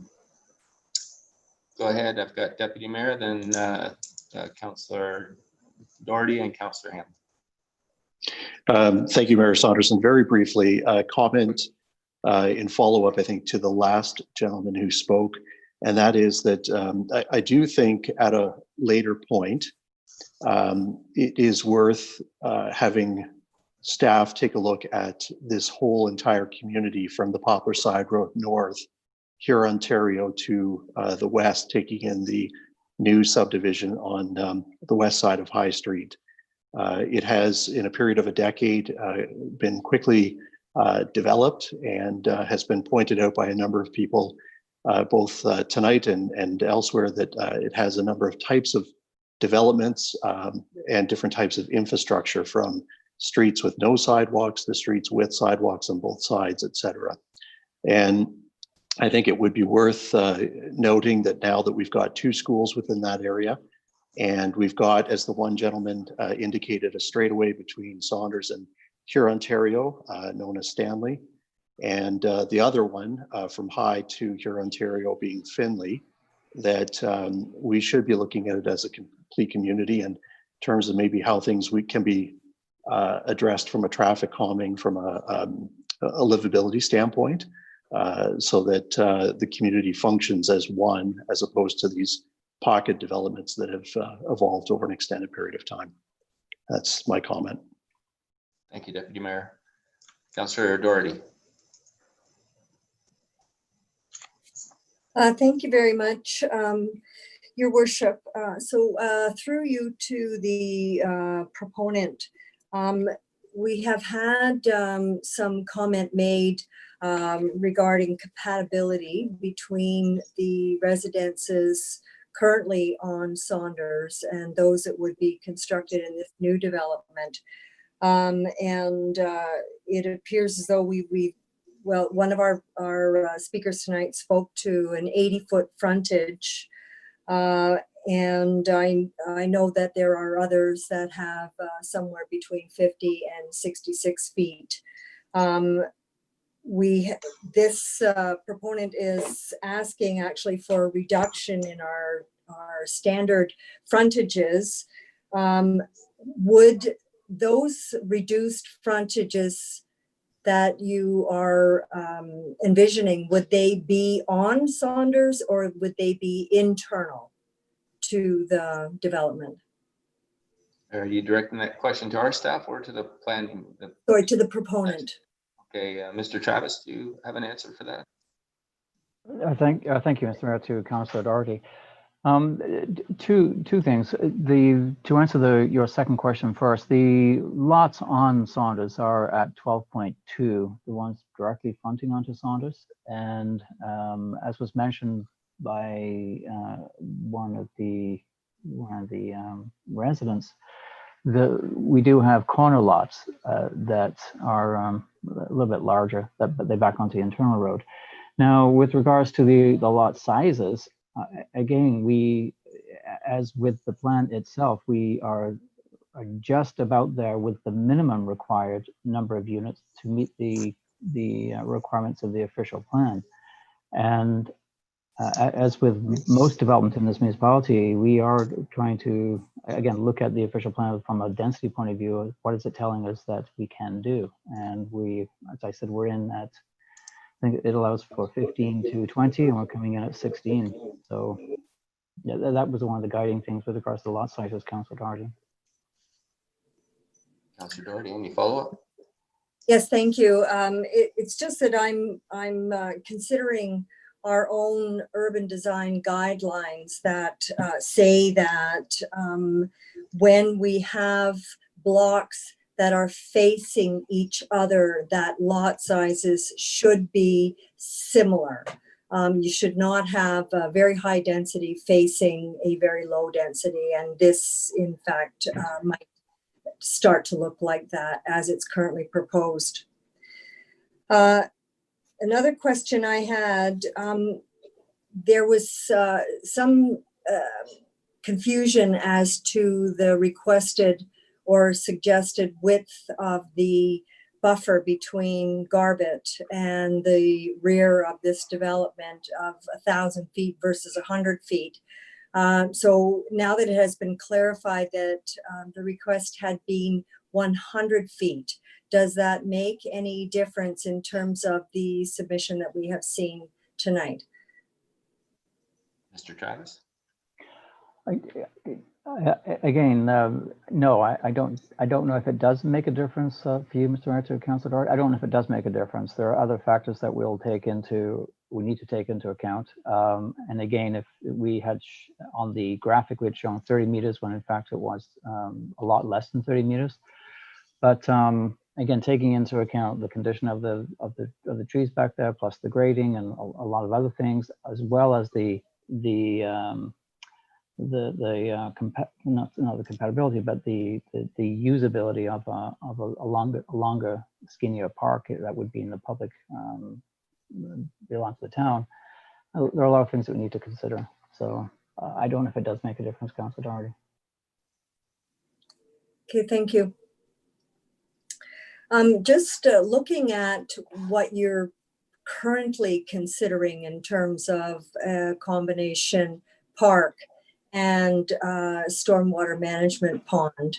From the drawings, it appears to me that proposed green space is entirely interior to the backyards of the homes that are facing onto Saunders and the homes that are facing onto the new street to be inserted.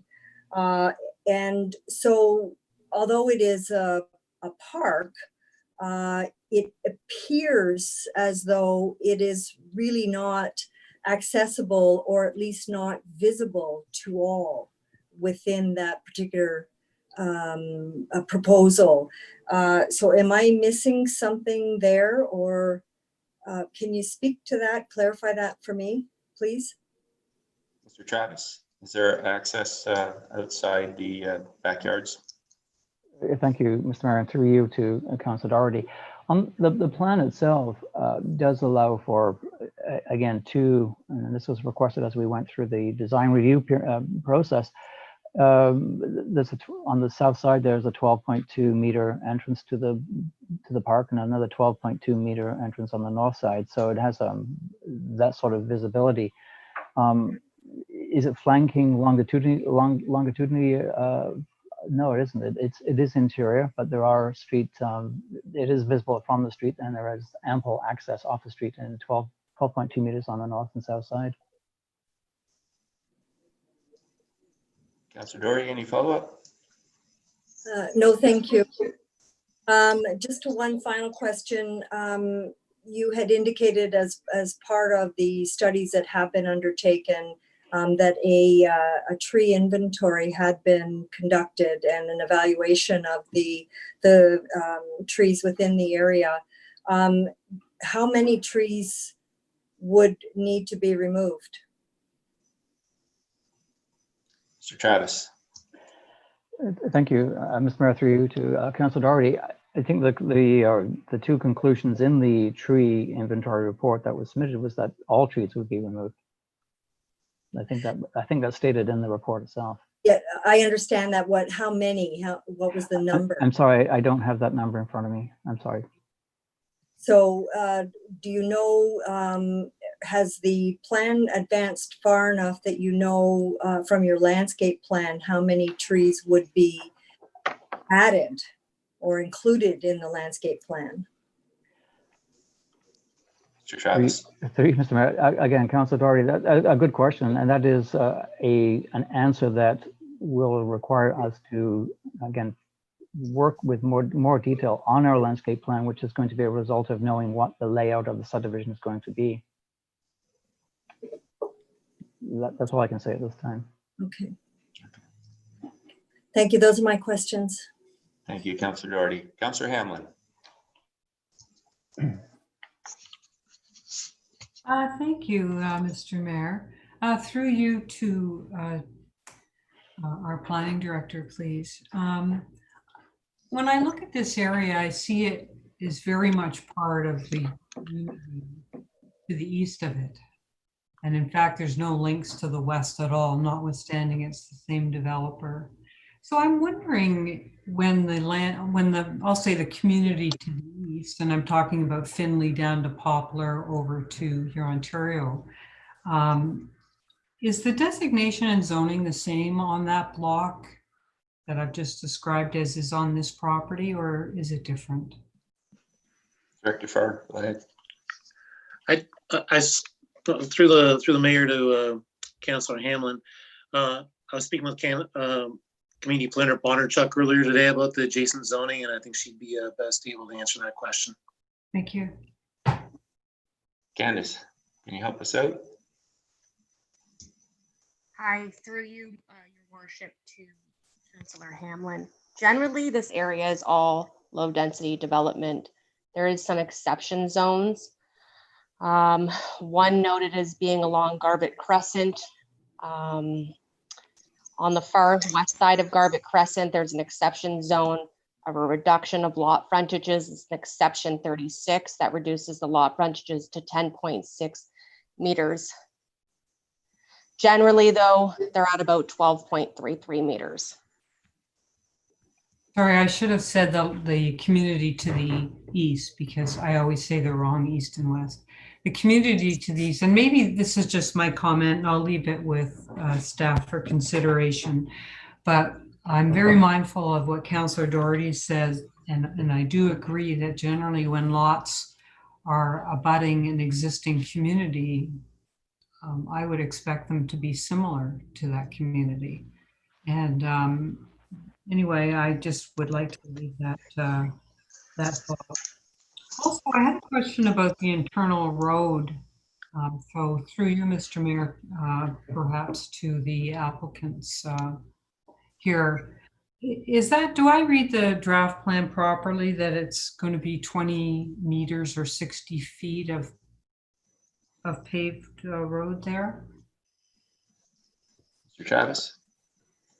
Well, I think Mr. Mayor, through you to Councilor Hamlin, the right-of-way proposed is a standard town right-of-way at 20 meters. It wouldn't be all paved 20 meters.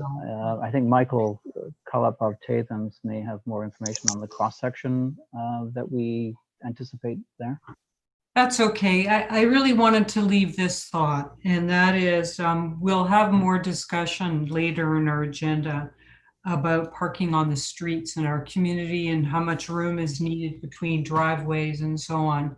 And I just want to make sure that there is enough room in this community that we don't find visitor parking ending up over on the other side of Saunders or Mary Street or Stevens or the other streets there, because I'd hate to see us not have enough room on the street here for parking of visitors and service vehicles. And my last comment is with respect to a connection, and I read the comment from the school board that they did not want a connection from this development through to the school. But there is a lovely park that this developer has built, the Mountain Croft Park, and it's a shame that a trail wasn't created through the balance of the holdings to that park, because it's immediately to the north of this development. But at this point, we'd have to take it through a few people's backyards on Garbutt, which I probably would not be a welcome situation. But it did strike me that if the school board could be approached to put a trail, a narrow trail, but just, you know, I'll say along the west boundary of your lands, that would just go up to the south end of the park. That would allow the children from this development to go through that park, as so many children do in the Mountain View subdivision. They cut through that park in the morning to get up to Finley. And then there's an entrance to St. Mary right at the north end of the park, which would be, you know, good for the kids not to have to walk around on the streets. So those are all my comments. Thank you. Thank you, Councillor Hanlon. I see that Planner Bondarchuk has showed up. Do you have input on that for us? I do, if you don't mind, your worship, through to Go ahead. Councillor Hamlin. We did, that's a very great observation about the trail connection from this proposed subdivision through the school lands to the park. We had asked the developer to look into that with the Catholic School Board, and unfortunately the Catholic School Board was not interested in a trail connection at that location. Good, thank you. All right, Council, thank you for comments. Does anyone who has not commented wish to ask any questions or comment at this point? Councillor Comey, I've got half your sign. There it is, got the whole thing. Thank you, Mr. Mayor. Thank you so much. I'd just like to offer a general comment, please. I had also attended the open house at St. Mary's School when these residents first came forward. And my comment is, I just want to thank them for their very, very thoughtful input. They haven't treated it as a NIMBY issue. I mean, for our council to hear our own, you know, urban forest plan quoted back to us, I'm sure we've all had the opportunity to make lots of notes and provide us lots of food for thought and follow up. So I just want to thank them all for the enormous amount of time and diligence that they have put into their comments. I'm sure the applicant and staff will take all of those comments into consideration. And I want to thank everyone for participating tonight. So we're moving on now to item number 7, which is deputations. And we have Mr. George Powell here to speak to the parking bylaw amendments. Oh, I've got Councillor Clerk Almas. Go ahead, Sarah. Certainly. Sorry, Your Worship. To the attendees that are watching, there's a few that have raised their hands. So just to confirm that once the public portion closes and council begins their deliberations, there's no further public comment. But if you do have additional questions or concerns and you want to provide your feedback, please provide it to planning@collingwood.ca or directly to Planner Bondarchuk at kbondarchuk@collingwood.ca for consideration in the final staff report before it comes back to council. Thank you, Sarah. All right, so then we will move on to item number 7. And if we have Mr. Powell in the lobby, let's bring him out.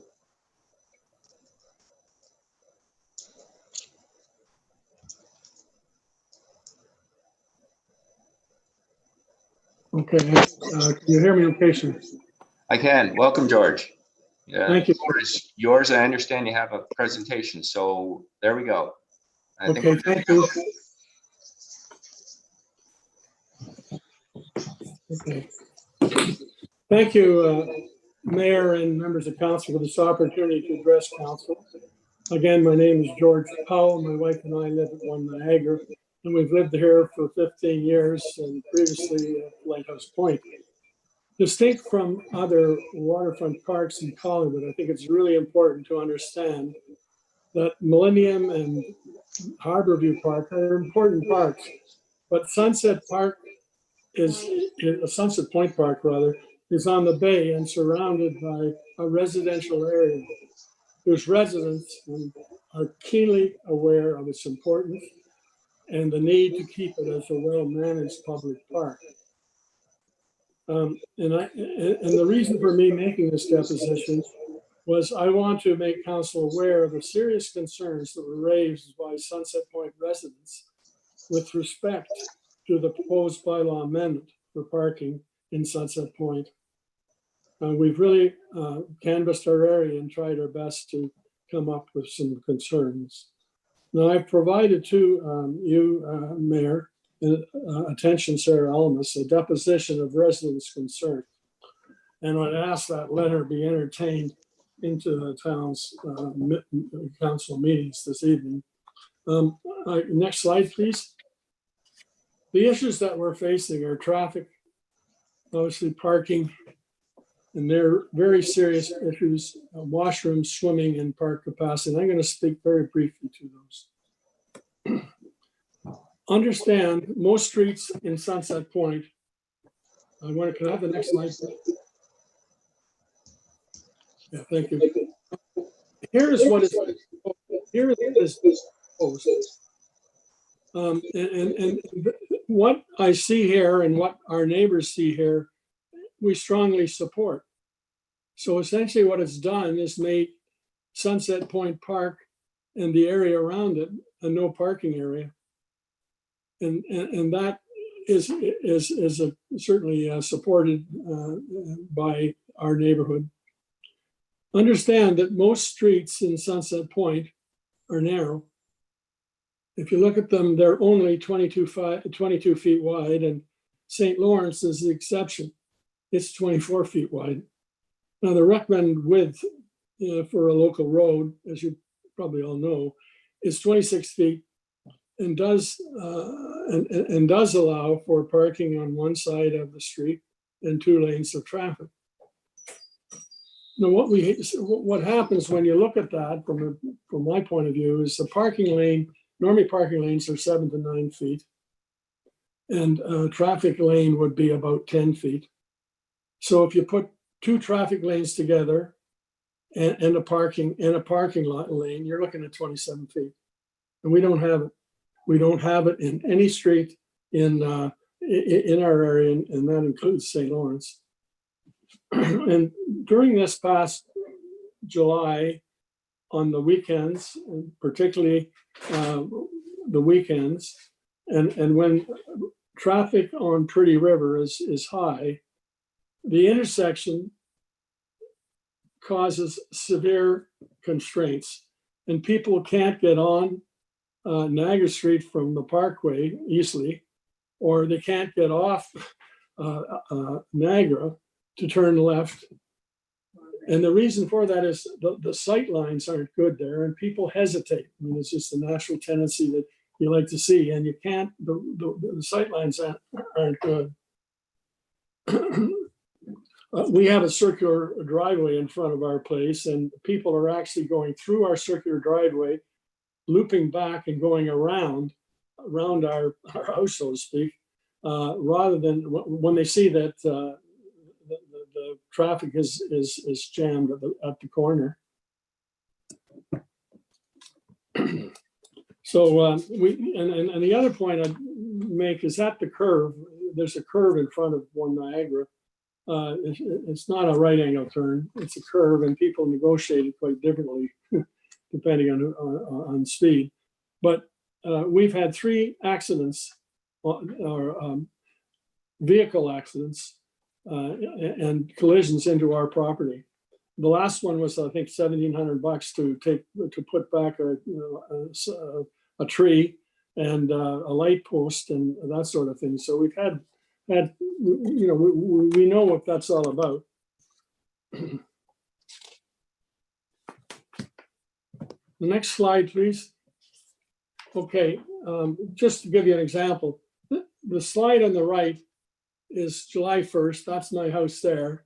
The cars, that white car that you're looking right at, in going south on Niagara is parked. So is the car beside it, and they're actually blocking part of my driveway. The other car on the other side is parked and isn't, but is on the curb. And if you look at the black car that's on the east side, it's parked. And so what happens is you can't get traffic up the street. Just a simple example here you have the parking in front of, I think it's in front of 2 Niagara. and the car is trying to go north. You've got a bunch of bicycles in there. This isn't enough, and a guy parked in the street, so there isn't enough area there to move. Can I have the next slide, please? I just want to deal briefly with high water. We have high water now, and you know the damage it can cause. Both June and July, I think will be even higher than June, are over the monthly average for Georgian Bay. So you've got the average that we have experienced, or the monthly average, was in October of 1968. And you can see that 1.4 is above that, the red line is above that. And we had serious incident here in July where it went well above.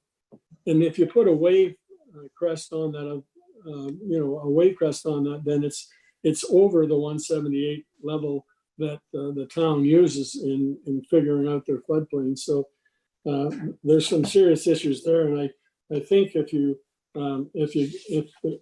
and when we get the north winds, the strong north winds, there'll be you can expect flooding.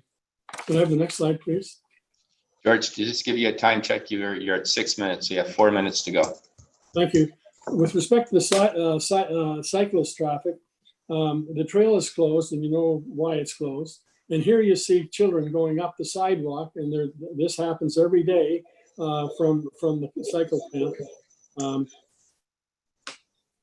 And there's a great, and the other thing was that we had a very serious cyclist accident in late June when a cyclist coming north on Niagara Street hit a telephone pole. He was knocked out, bleeding from the ear, taken to hospital, and suffered a broken jaw, concussion, and neck injuries, and he's now off work. Can I look at the parking, please? Next slide, sorry, Chris. Okay, here's parking again at my place.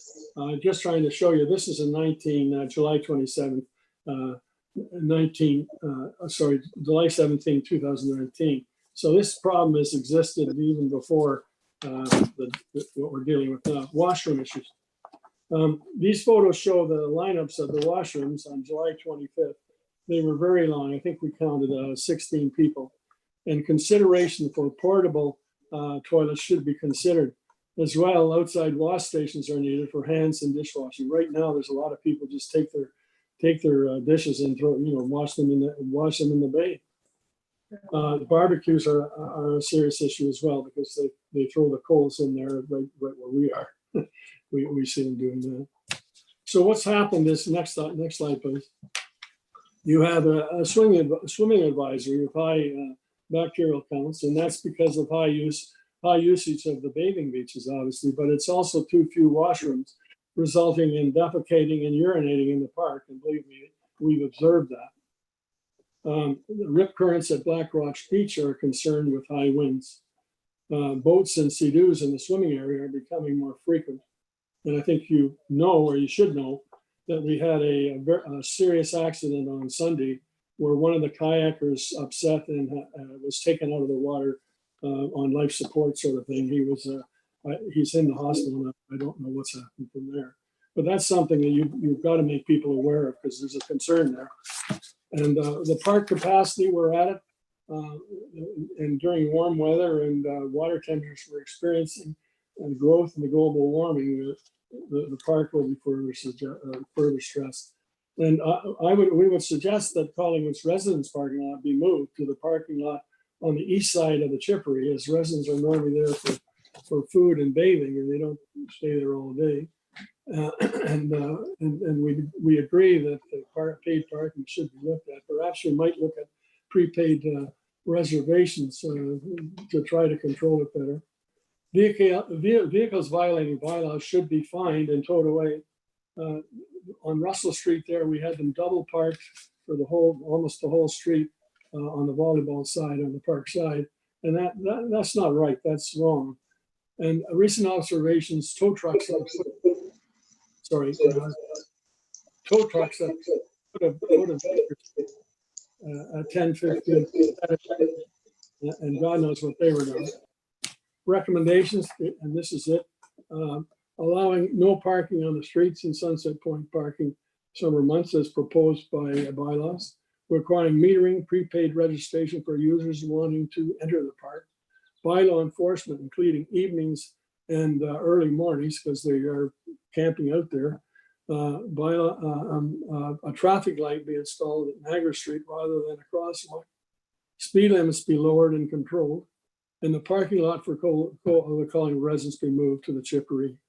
I would please to answer any questions you may have with respect to the deputation. Thanks very much. Thank you, Mr. Powell. You brought that in just under 10 minutes. Council, are there any questions or comments for George? All right.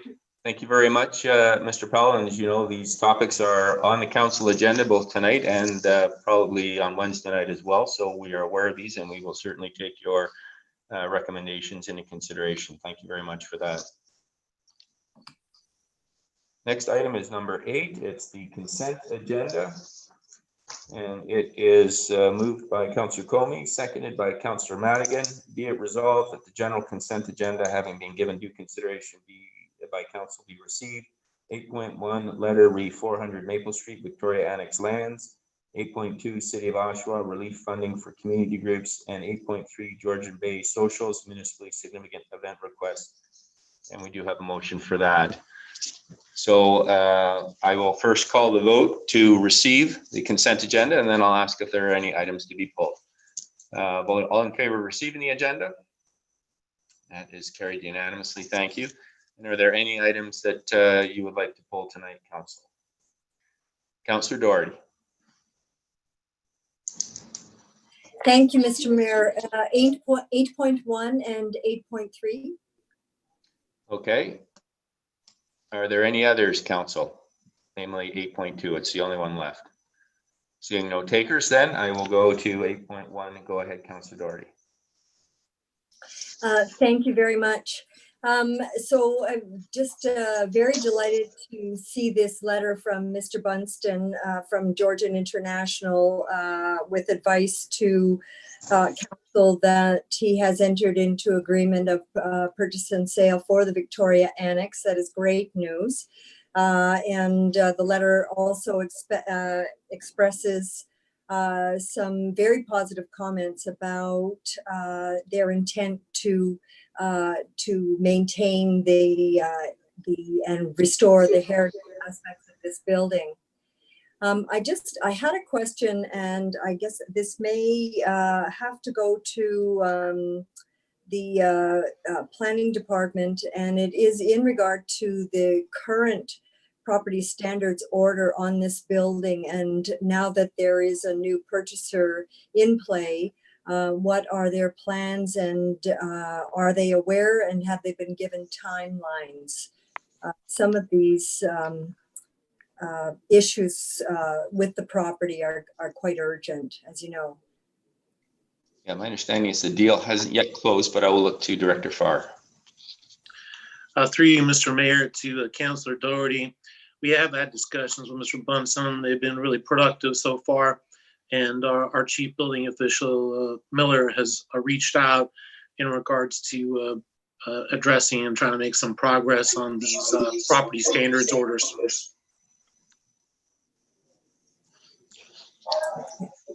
Okay, does that assist, Councillor Doherty? Yes, it does. I hope it will continue to be the priority that it is for so many of us in the community. In regard to the Bae Socials, there is, I certainly appreciate the request to have their event designated as municipally significant so that they can have a license for their event. They indicate that it is will involve some charitable fundraising, but they don't state what the charity is. So because I guess we all know of situations where promises made are not necessarily promises kept with charitable fundraisers. Do we know what the charity is? Yes, I'm advised that it's my friend's house, and I'll look to perhaps C.O. Skinner or Clerk Almas just to confirm that. Certainly, through your worship to Councillor Doherty. The request actually came through to our deputy clerk, and our deputy clerk has confirmed that it is my friend's house. Very good, a very worthy charity. Thank All you. right, any other comments or questions? We do have a motion for the Georgian Bae Social to declare it a municipally significant event so that it can get the liquor license permit for the event, and is moved by Councillor Comey and seconded by Councillor Madigan. Be it resolved that council support the Georgian Bae Socials fundraiser called Sips, Bites, and Selfies to be held on Saturday, August 29th, 2020.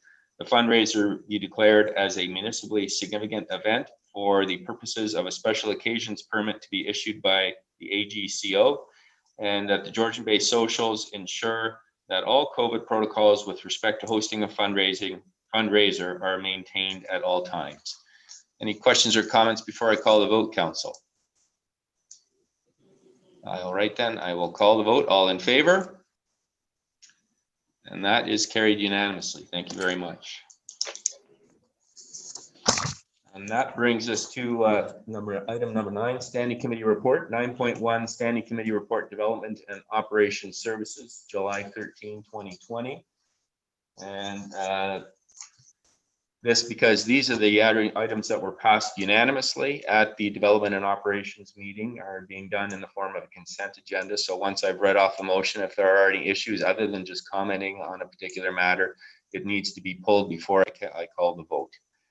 And so the resolution, moved by Councillor Doherty and seconded by Councillor Hamlin, be it resolved that council received the Development and Operations Services Standing Committee report from its meeting held July 13, 2020, and hereby approve the recommendations contained within the report as presented. PW 2020-11, Minnesota Storm Sewer Request for Advanced Funding, recommendation to authorize the emergency advance expenditure of $2,536,000 for the design and reconstruction of phase 1 and the design of phase 2 of the Minnesota Street Storm Sewer. P 2020-14, request to amend construction management plan to close sidewalks, Monaco development. Recommendation to approve in principle the construction management plan by AJT Architects dated May 10, 2020, and pass an authorization bylaw to execute an amending agreement to the site plan control agreement, hoarding agreement, and encroachment agreement for the Monaco development at 263 Hurontario Street, subject to conditions. P 2020-16, School Crossing Guard Program Update. Recommendation to approve option 2, that option 2 be funded from the 2020 budget crossing guard program budget surplus, and that any additional operating costs associated with running the program and consulting under the option 2 framework be brought forward as part of the 2021 budget. Collingwood Heritage Committee minutes, June 22nd, 2020. Recommendation to apply gentle pressure to ensure the Victoria Annex as a piece of architectural history is reviewed and remains in the community. Request for redesignation, 70 Madeline Drive. Recommendation that the request for redesignation in the official plan update for 70 Madeline Drive be referred to staff for review. Ignora Glass Battery Storage Facility update. Recommendation to advance an Ignora Glass Battery Storage Facility Site Plan Control Agreement report directly to Council on July 27, 2020. H Transportation Group waiver of taxi license fee. Recommendation that a staff report be prepared in 2021 regarding the taxi licensing program, including ride share services.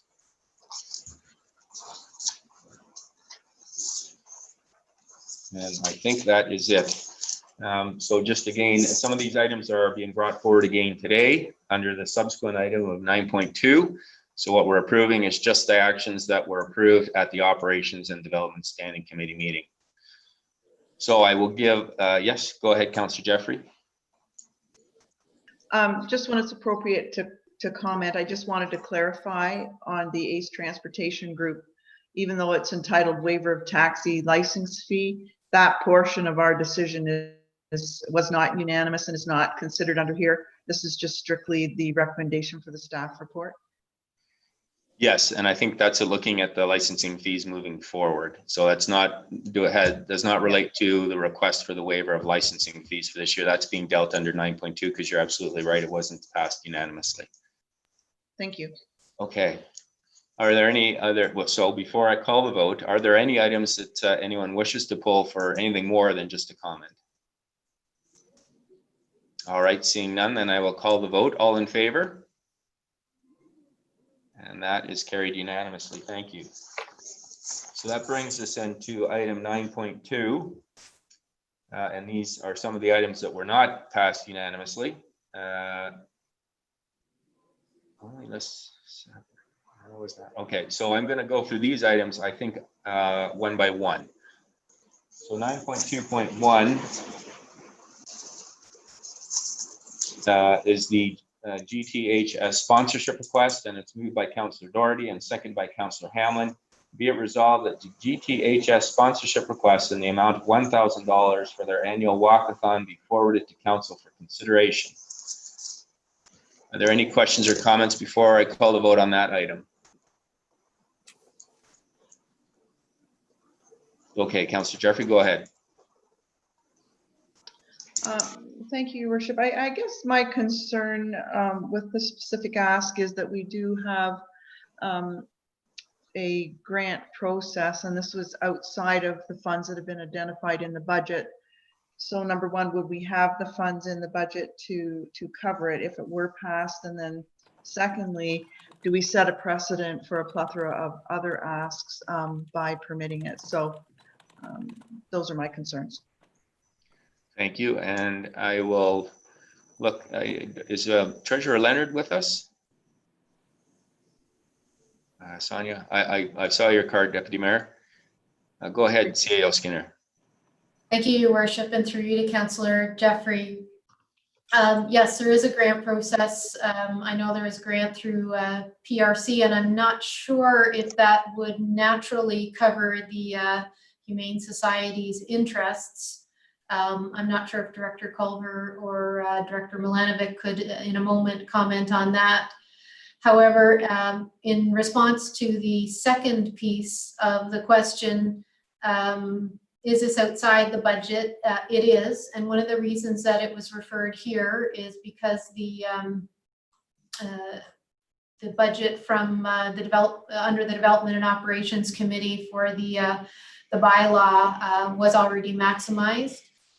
So you had received the report from Treasurer Leonard a couple of weeks ago that we were running about $250,000 over the budget that was set at the beginning of the year directly due to COVID.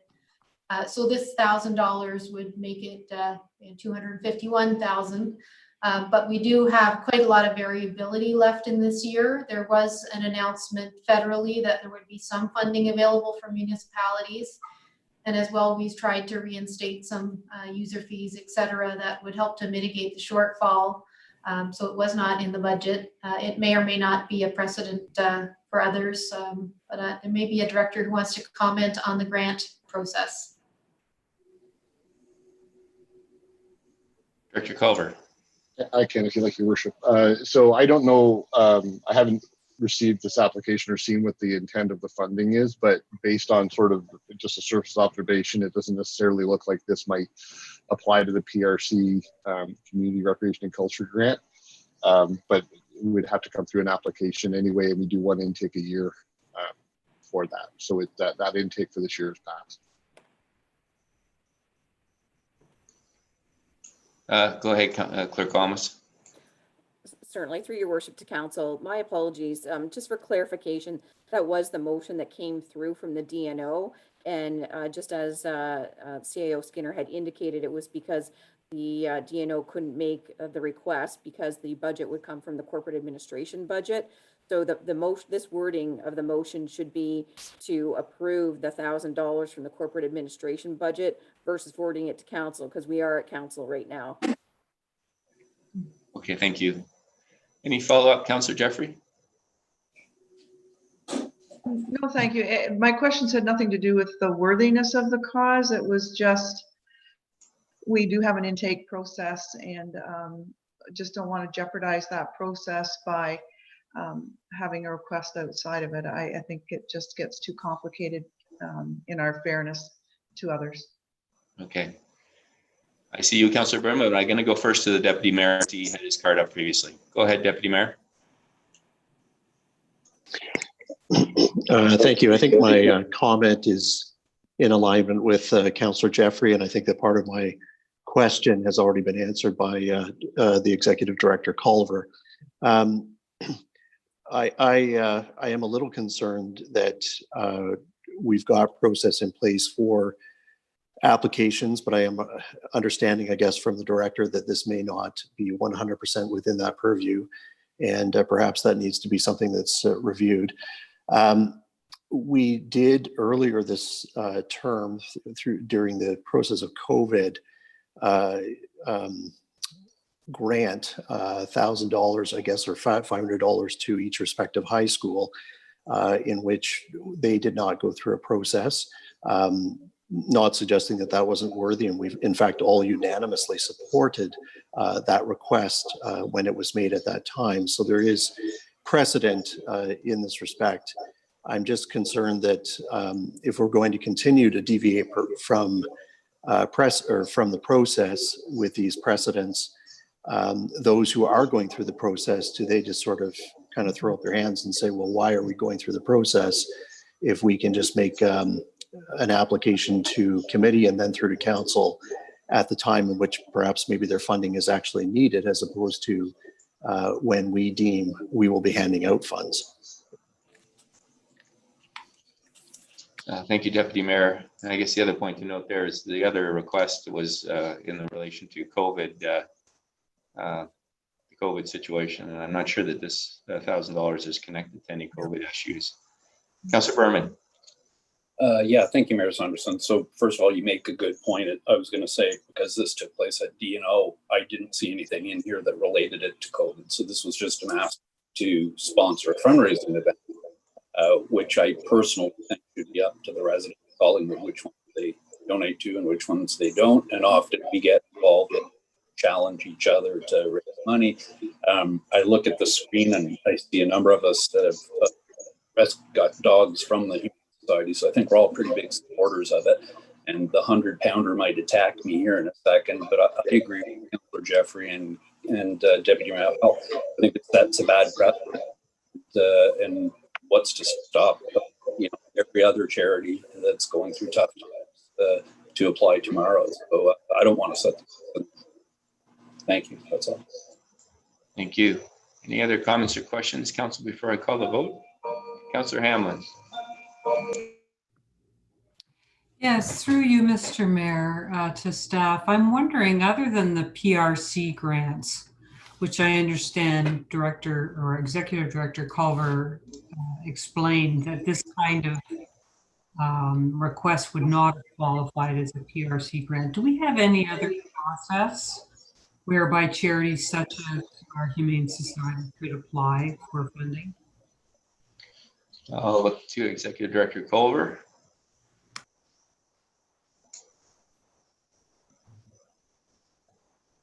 Sorry, I had a hard time finding my buttons. Yeah, I'm not familiar. I know that council has a discretionary council fund, but I don't know that there's a process attached to it or what that process is. I'm really only familiar with the PRC the PRC Culture and Recreation Fund. So perhaps I'll just leave it, and maybe it's a matter for budget, and I am really addressing this to staff, but whether we could consider a program for granting similar to the PRC grant, if it's appropriate for 2021. Thank you. Thank you, Councillor Hamlin. I know we have entertained one-off requests in the past, and it's been dealt with. But I see Marjorie is on the screen, and I'm guessing she came online to offer some information. Treasurer Lennox? Yes, through you, Your Worship. Council does retain, we normally retain about $20,000 just for items along the line of Habitat for Humanity, for instance, coming and asking for waiving of fees. I believe we waived for Barbara Widerhouse, they had a new a larger water main that had to go in there. So we granted them that. It's just kind of a small amount that's there. But in the past, we have provided funding for this walkathon because the animal control and bylaw were under clerk's department in the past, and it had always just come out of administrative sundry amounts. We'd have to, in terms of the 2021 budget, I'm pretty sure that the bylaw guys and animal control guys won't miss putting an amount in their 2021 request for it this year. But it has always been paid for out of those funds, the sundry funds. And Sarah, can you add? Go ahead, Sarah. For clarification, at the time, it was the max that was paid was $250 sponsorship, and we requested the privilege of establishing a booth to sell dog tags and promote our animal responsible pet ownership bylaw at the same time. And maybe I could just get clarification. My recollection from the meeting is that there was a sponsorship amount and then this $1,000 was in addition to. Am I right on that? I thought we had sort of two numbers here. So if maybe you can just, for council, clarify what the additional 1,000 is on top of the donation amount.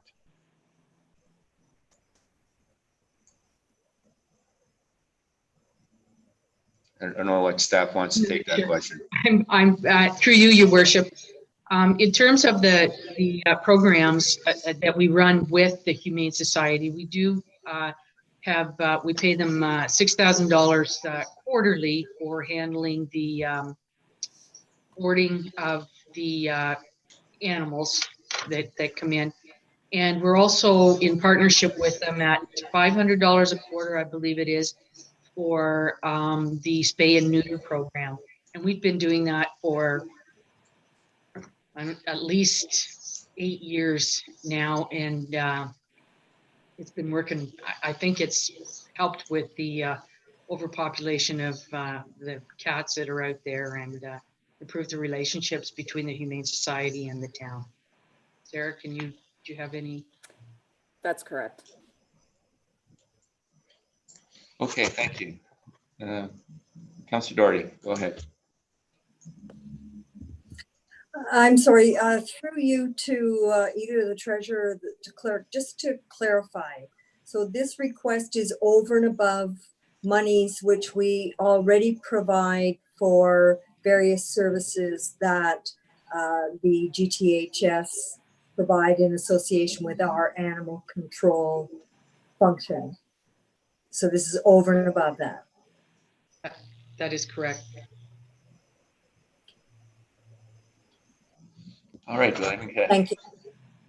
Councillor Comey, and then I'm going to call the vote. Go ahead. Thank you so much, Mr. Mayor. Through you to the treasurer, just for my own education, make sure I jot it down correctly. Could you kindly restate how much we pay per quarter for the animal control services?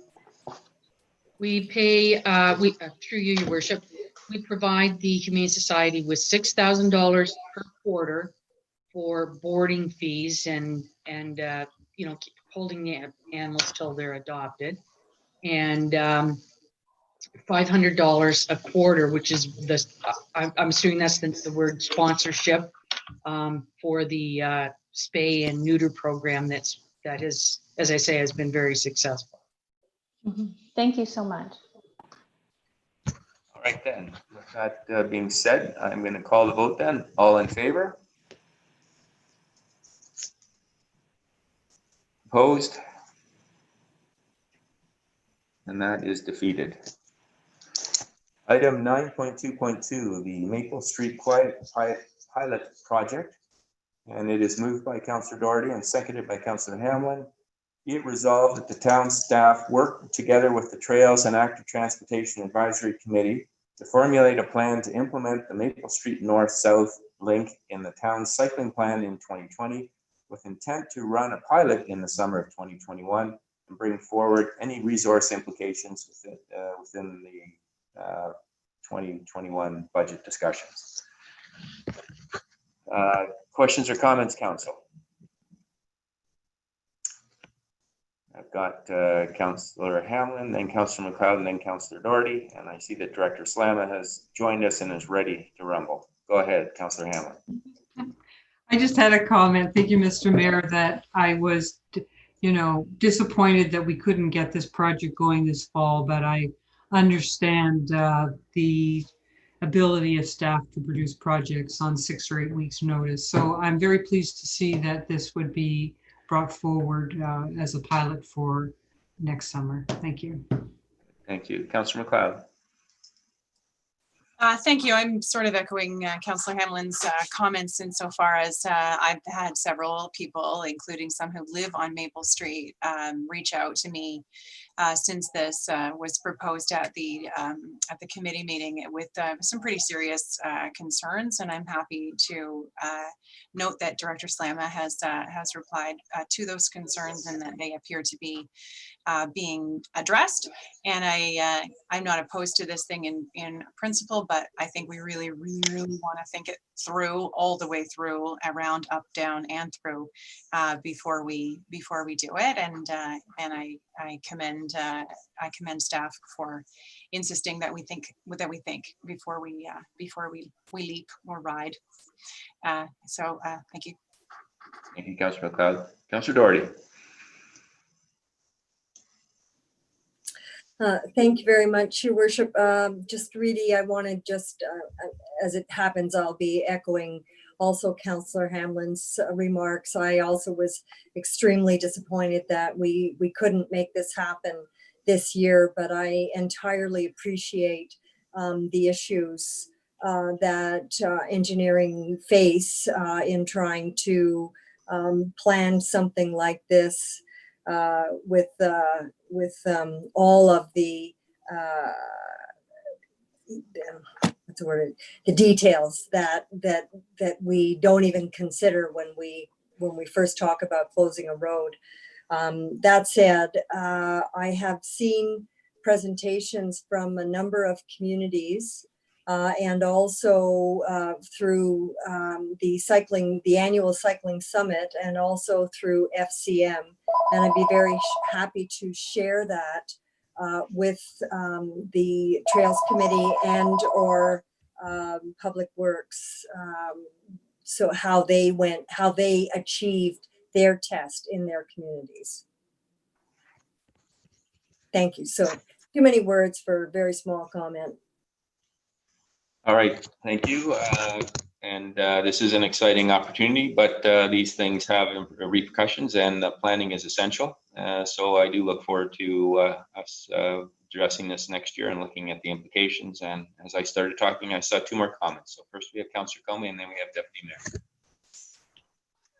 Thank you so much, Mr. Mayor. And through you to Director Slama, again, we're all echoing the same comments that we appreciate these concerns, but offering the comment that these types of programs are so exciting. And I think I present this comment to you and to CAO Skinner and Executive Director Culver, because it's in the most unusual place, but they were staff comments about the importance of street closures. And I'm continually quoting them. They're in our economic task force report that we read to the need to take on some of these particular street closures.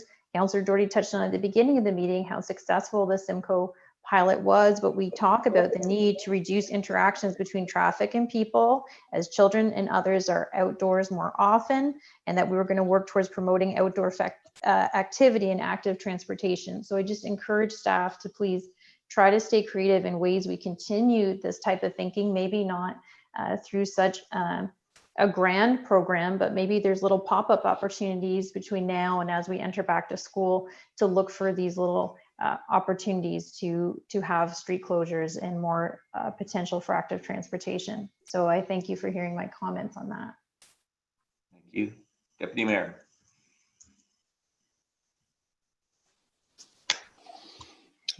Thank you. Just a general comment, and that is that I was quite supportive of the concept when it was presented by our 2 members of the Active Transportation Committee. And I think that the delay presents an opportunity, and the opportunity is that this is a northwest access that could intersect very nicely with an east-west access, which is 5th Street, and could make for a nice dual test. Good, thank you. I note that I left out the second paragraph of the motion, so I'll read that in now. It's, and that council commend the committee for their quick work and focus on advancing the committee's mandate. So thank you very much to the committee for that. And with that being said, I will call the vote. All in favor? And that looks to be carried unanimously. Thank you. The next item, if I haven't lost my feed here, is 9.2.3, PW 2020-13 Riverside Townhome Subdivision Agreement Amendment. And it is moved by Councillor Doherty and seconded by Councillor Hamlin. Be it resolved that Mayor and Council receive staff report PW 2020-13 to revise the Riverside Townhome Subdivision Agreement, and that Council authorize the Mayor and Clerk to execute an amending agreement to the Riverside Townhome Subdivision Agreement by enacting and passing the attached authorizing bylaw. I don't know, for the benefit of our members from the Corporate and Community Services Committee, Director Slama, if you, or do you want to take us through these changes? Yes, okay, please. Go ahead, Peggy. Thank you, Worship. I'll just follow up on a couple of items that were brought forward at the Development and Operations Committee and were addressed in the amendments to the staff report. So there was a couple of questions in particular. One was the ability to use this or use these blocks as green space or park space. And another question or some other questions related to fencing. So in the amendment to the staff report, we note that these blocks are stormwater conveyance blocks. So they weren't trails blocks, but they need to be dedicated for a high rain event. And in that case, it wouldn't be appropriate to use these areas as a park or as a place to install some facilities. Parks, Rec and Culture have confirmed that they will maintain the blocks and maintain the space. And as we've noted in the amendment, we can consider planting some trees in a few of the spots where we are confident that the stormwater course won't be affected. With respect to the fencing, we wanted to note that there is a fence that exists along the rail trail, but there is no fence on the sides of the block. So there's no fence adjacent to the residential blocks. And we just wanted to offer those pieces of information for clarification for council. If there are any further questions. Council, are there any questions for Director Slama on this? Go ahead, Councillor Hamlin. Thank you. Through you, Mr. Mayor, to Director Slama. I can't understand why we're being asked to remove a trail. That was my first question. And my second question, well, let me ask you that. I'll ask you that first. Yeah. Why were they called trails? Director Slama. Through the mayor to Councillor Hamlin, they were initially put there as trails, I think with the intent to one day join up to our trail system. But really, there's just too much infrastructure that needs to be in place to make that connection. And, looking at it now after the fact, I think that the developer, is trying to do the right thing and make a suggestion that will be better for the development. And it doesn't really compromise the residents' connection points to the existing connection points to the trail that they have. Okay, I do understand that. And particularly with respect to the trail that would go, what would that be, north off of the road. But what about the trail that's going to go south and connect to Collins Street? I know in the subdivision that's going up beside me, there's one of these, I'll say trails that's for stormwater overflow and events, big events, but it will be a walking path to connect one street to another. And I sort of see this particular path as, you know, useful for people who want to go mid-block, and like, why not? Why give it up at this point? Like, that's my question. Director Slama. Through the mayor to Councillor Hamlin, I think one thing that should be considered is that it is the residents of this development that did come forward and ask for this consideration, and the developer is supporting that and bringing this forward. So it is the residents of the development that have asked if it could be green space as opposed to a trail. And lastly, not to be difficult, but if I had the lot on one side or the other of this trail, I also would ask the developer to make sure the public didn't walk on it. But that wasn't the reason it was put here. And is it worth looking at this again? Director Slama. Through the mayor to Councillor Hamlin, I think that, Manager Velek, did review this request, and he consulted with Manager Martin. And in their opinion, this is a good decision. This is a positive decision, and staff are supportive of it, and that's why we have brought the recommendation forward. My recollection was it was going to involve cutting down a significant swath of trees to connect the two trails when the trail already was connected by sidewalk linkage. So I think it was taking into consideration the urban forest management as well. Just lastly, Mr. Mayor, I appreciate your comments, but I think that was for the part of the trail that was going to go north off of the local road there. And my remarks are focused on the part that would go south and lead from that road to more of a mid-block along Collins. And I'm just going to say I don't support the removal of that as public space. And I also think it should be fenced. And I just don't see any good reason. Thank you. Duly noted.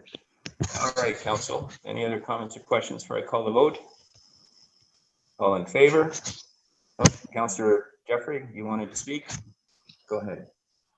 No, I was just wondering, Mayor Saunderson, if Councillor Hamlin was proposing an amendment to add the fencing? Yes, thank you, Councillor Jeffrey. That's the way to handle it. I don't know if there's two parts to this. One, it would be a motion to add the fencing, particularly on the what I'll call the southerly trail. And also, I don't know if we have to also not accept a recommendation to close the trail. I guess I'll have to look to Clerk Almas on that point. Sarah, can you help us with that? Certainly, Your Worship, to council. If it's the desire to change this to, with respect to the trail, you would need a motion as well. Okay, Councillor Hammond, so you're going to need to bring a motion to amend what's currently before council, and then I'll look for a seconder and we'll get it on the table. Okay, so I will bring a motion to, with respect to the southerly trail, to have it fenced and that it not be removed from the plan of subdivision. So would it be best then, Sarah, to sever these two into the north and south aspects, vote on one, and then have the amendment with respect to the south portion? Correct. All right, so we'll sever the two and we'll deal first with the southerly portion. And Councillor Hamlin has asked that it be fenced and not closed. I'm looking for a seconder. Councillor Jeffrey is seconding that. Any other questions or comments before I call the vote? All those in favor? Opposed? And that is carried. We'll deal then with the north end of the trail. We have that severed, so all in favor of closing that portion.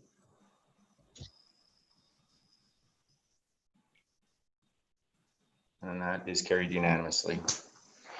Thank you.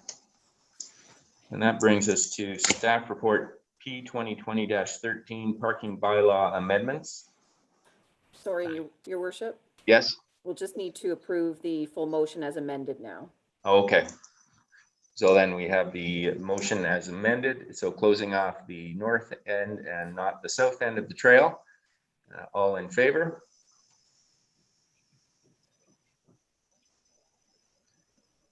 Opposed? Duly noted. All right. So now we get to the parking bylaw amendments. I imagine we're going to be severing these out, but I will read the motion as it exists. It's moved by Councillor Doherty and seconded by Councillor Hamlin. Be it resolved that Council receives staff report P 2020-13 recommended parking bylaw number 2003-62 amendments. The Council, having provided notice and receiving additional input from affected residents, enact and pass a bylaw amending parking control bylaw number 2003-62 as recommended by staff and the Development and Operations Standing Committee. The Council directs staff to include provisions for a comprehensive parking study to be reviewed and considered by Council during the 2021 budget process, and the Council endorsed the shift from physical to digital parking solutions as soon as practical for the protection of the health and safety of the public and to realize efficiencies as described in this report. And I will look to staff to take us through this report before we get into the discussion on it.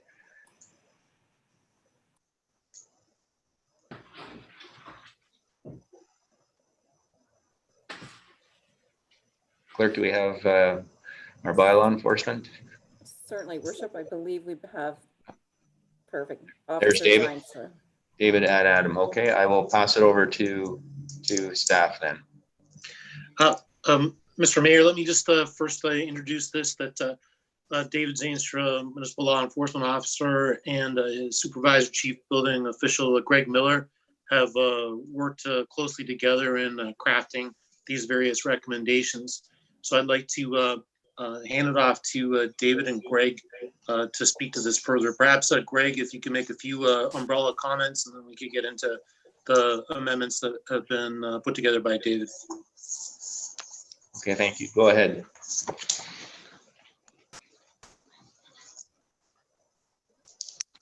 Good evening. Thank you, Your Worship, and members of council and the public who have joined us this evening. We were pleased to present to you this report that's been discussed for committee. It's been a culmination of a lot of hard work across various departments since the fall of last year. We all are aware of some of the issues with respect to parking, not only in Sunset Point, but other areas of town. And we have some recommendations that David will go through with you, and we'll be happy to answer any questions. I'll turn the floor over to David, Your Worship. Thank you. Thank you, Greg. Go ahead, David. Thank you. And through Your Worship to all members of council, I will be presenting to you tonight many changes and proposed amendments to the parking control bylaw. These were presented to the committee as a whole prior to at the Development and Operations Committee meeting. Some of the items did some further input, which I can touch on at that point. So the first amendment would be to add a definition for access aisles. Access aisles are the space next to accessible parking spaces. Currently, there's no definition in this for the parking bylaw. The fine right now would be very minimal comparative to the impact that it would have for individuals who are trying to use those spaces. Secondly, public and private driveways. Complaints have been received with regard to vehicles parking too close to driveways. Up to this point, staff have approached this and enforced a 1 meter approach to the driveways on either side. So if a vehicle is within that 1 meter or less than, a ticket could be issued. Generally, these complaints or tickets are issued on a complaint basis, whether it's residential areas or commercial properties within the downtown or throughout the town as a whole. In addition to those amendments, we'd be looking to add some definitions and violations with respect to emergency and special event parking. As we're all aware, the town's host to many special events. This includes farmers market, Canada Day celebration, side launch days, etc. One of the impacts of the is reduction in on-street parking to ensure that the functions go off safely and that we balance the need for parking as well as emergency service access. This is being proposed definition as well as violation. This would provide the Director of Public Works and Engineering as well as the Fire Chief the authority to temporarily designate certain areas as no parking or no stopping as needed if situations occur.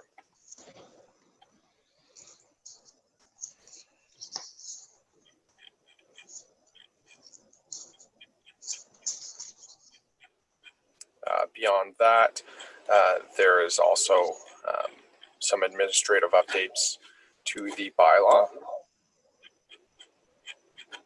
and they include such things.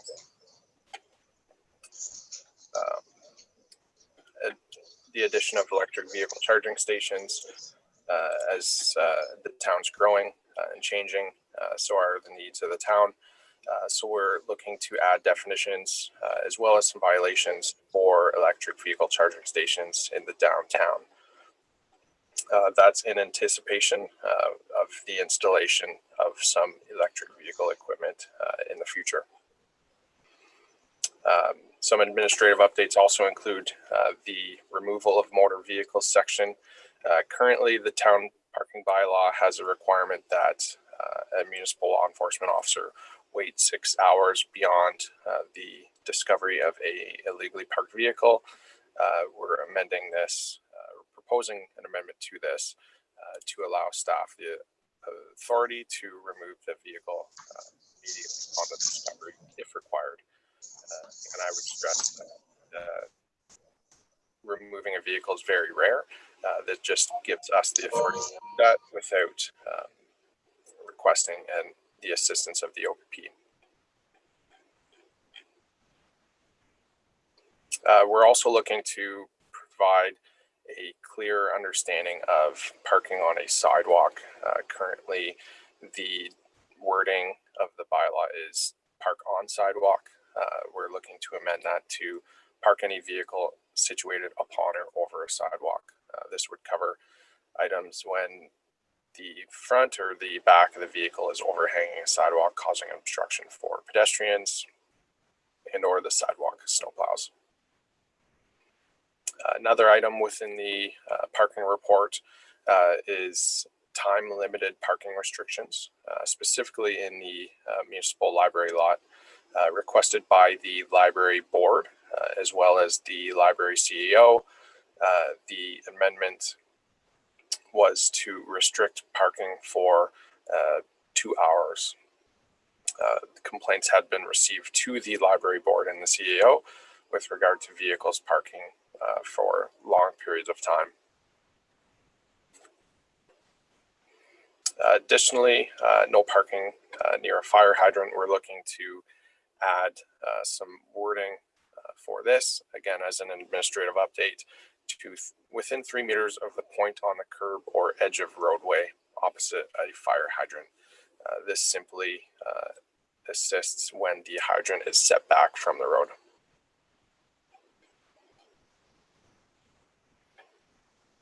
On top of that, there's administrative updates to the section method of parking. This will cover parallel parking, parking on one-way streets, angled parking, etc. This administrative update just provides all of these methods within one section, whereas prior to, the angled section parking was at the back and at the end of the bylaw within a different section. Recreational vehicles and bus parking. As council is aware, Sunset Point's been quite busy and has increased in popularity over the past several years. Most recently in 2016, parking prohibited bus parking at the lots and surrounding streets. Growing concerns previous years and this year has been the parking of campers, transient campers overnight. We're looking to add schedules within the parking bylaw to identify lots as well as streets that would prohibit camping as well as parking of a bus. This simply gives us the authority to issue a parking ticket rather than a Part 1 ticket under the Provincial Offences Act. It gives us another tool to utilize when trying to ensure that these areas remain clear from transient campers as well as buses.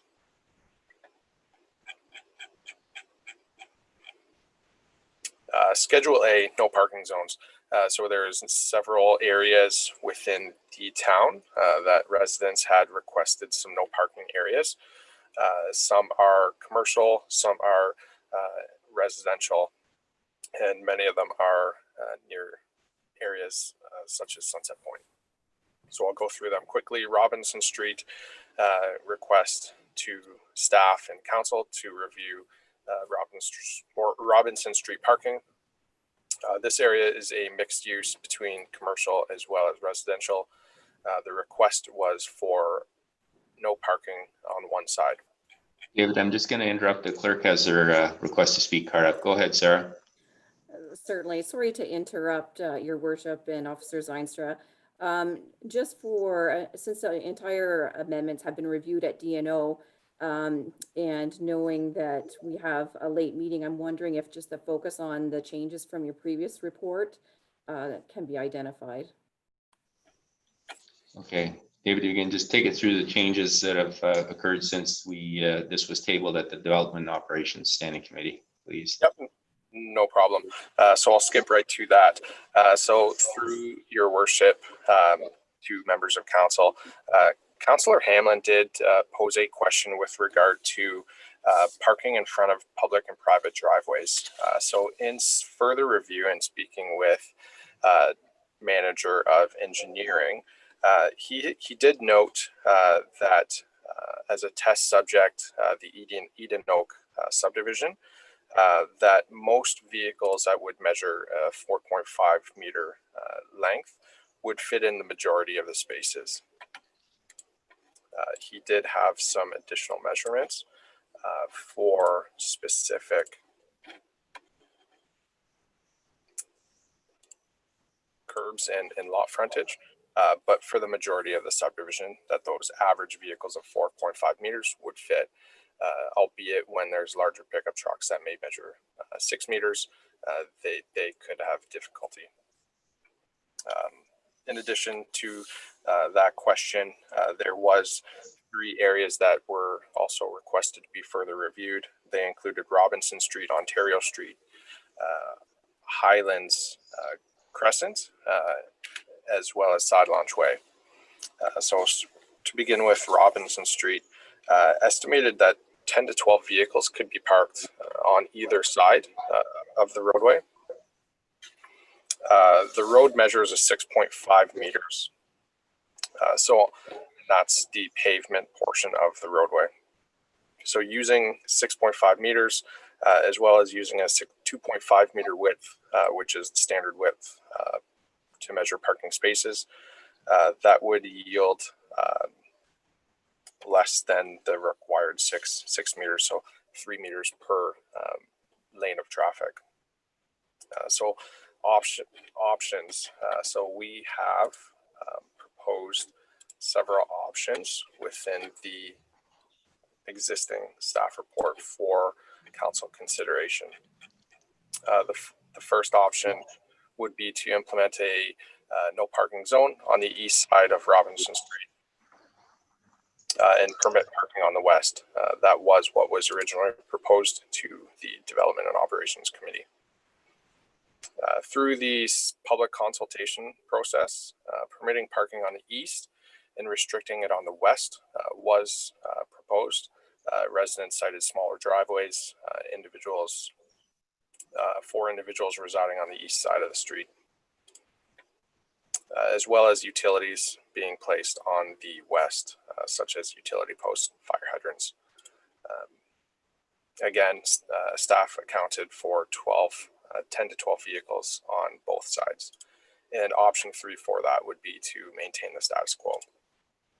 Ontario Street and Oliver Crescent, that was the second. Oliver Crescent is a dead-end local road in the town of Collingwood. It's accessed by Ontario and Regland Street near the Pretty River Parkway. It has one access point to Georgian Bae, immediately at the bay, as well as near the concrete ford.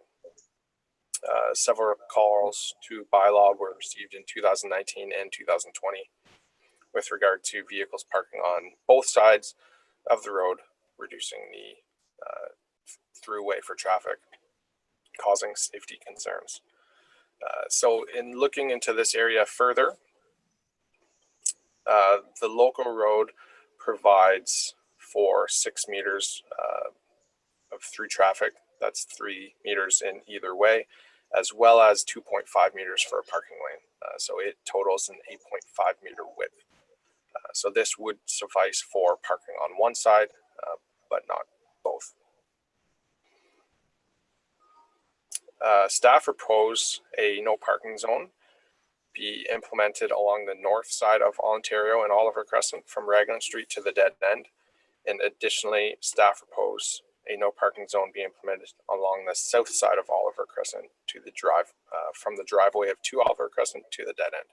So this would permit parking on the north side immediately at that first bay access, which was a concern for some of the individuals of the local surfing community. Option 2 for this would be that local residents did support no parking zone on either side. So option 2 is the original proposal to committee of no parking zone right from Raglan Street through to the dead end on both sides. And option 3 for that would be to maintain the status quo. Highlands Crescent is a local road in the subdivision of Georgian Meadows. It measures an 8.5 meter width. So again, accounting 6 meters for through traffic, 3 meters either way. That does provide an adequate room, 2.5 meters for parking on one side. So taking into consideration the local road use being within the subdivision and the existing width of 8.5 meters, engineering notes that parking is generally tolerable. So with this, there's 2 options.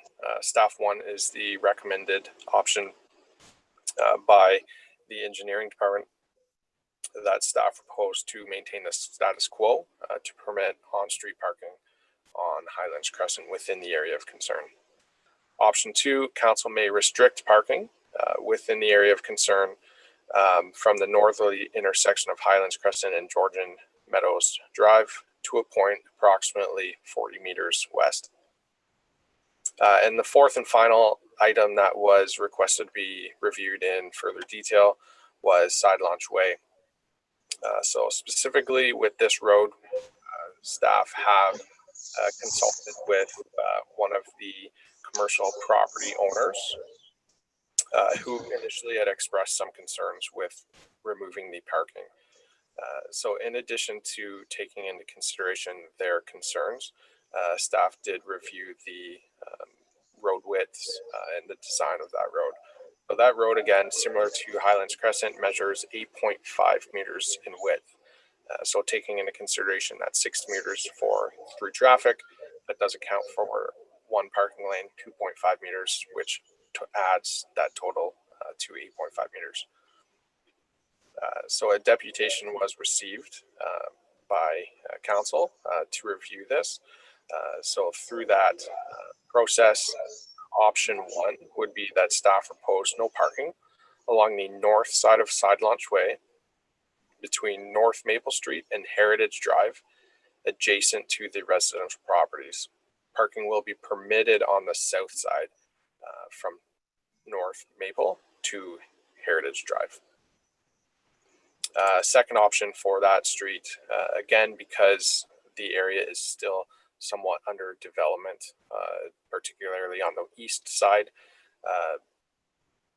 staff proposed to have a no parking zone on the north side of Side Launch Way between North Maple Street and here Ontario Street, where curbs have been installed. Where curbs have not been installed between here Ontario Street and Heritage Drive to remain permitted parking, with the expectation that curbs will be installed down the road. So parking may be reviewed further at that time.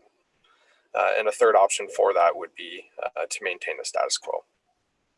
So those are the 4 specific roads that the committee had requested further review, as well as some additional information to answer Councillor Hamlin's question from the Development and Operations Committee meeting. Thank you, David. I will open the floor then to questions. Council, any questions or comments? Councillor Jeffrey.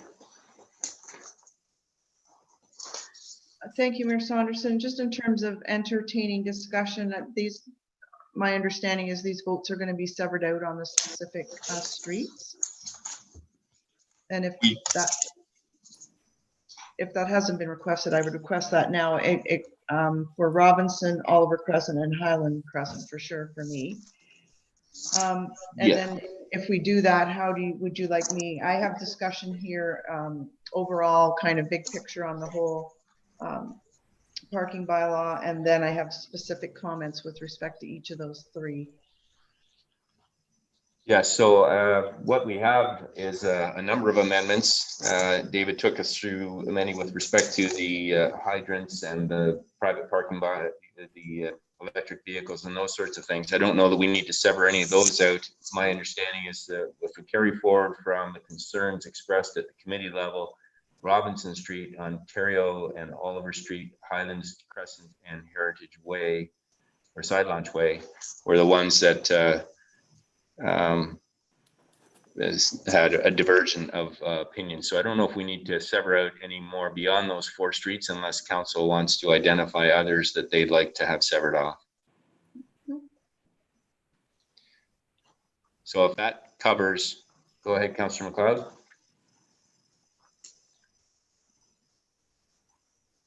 I have some questions regarding the 1 meter private driveway part of this discussion. I'm not sure exactly where that lands from a severing point of view, and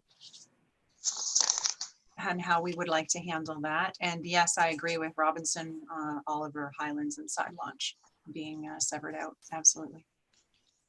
So the 1 meter issue was addressed.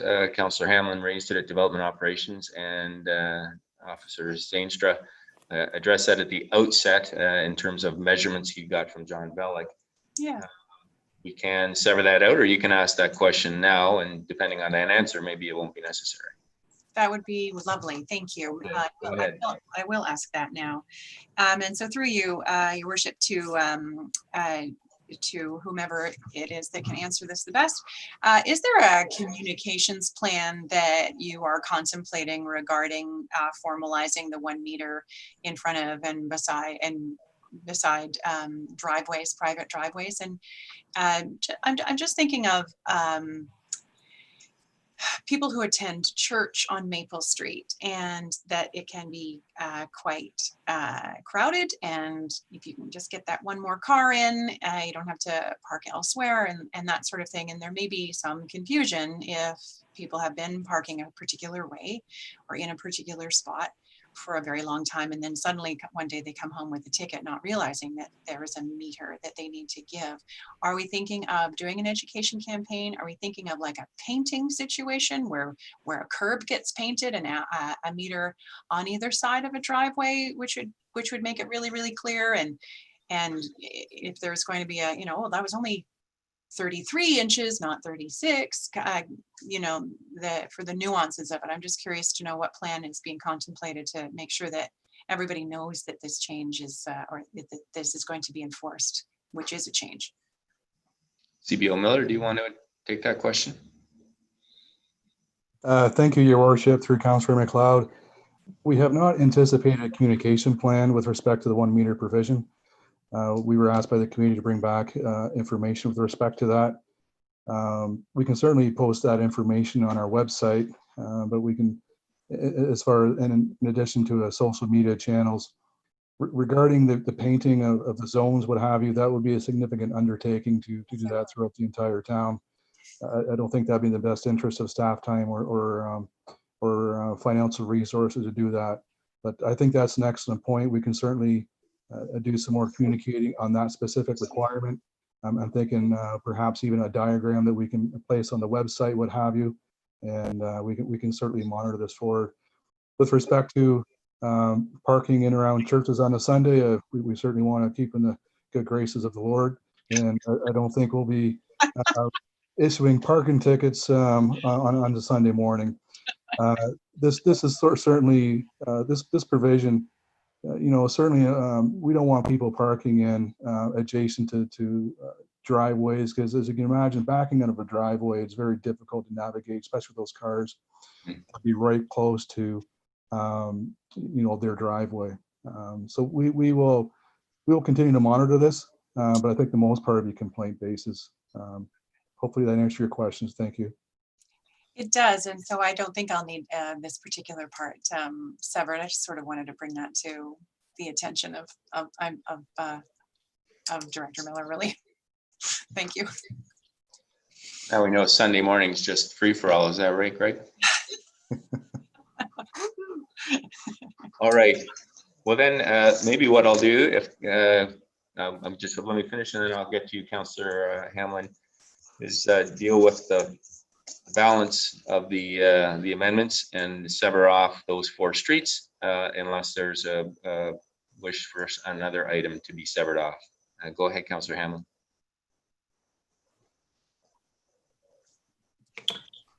Thank you. I have a question on this 1 meter on either side of a driveway parking restriction.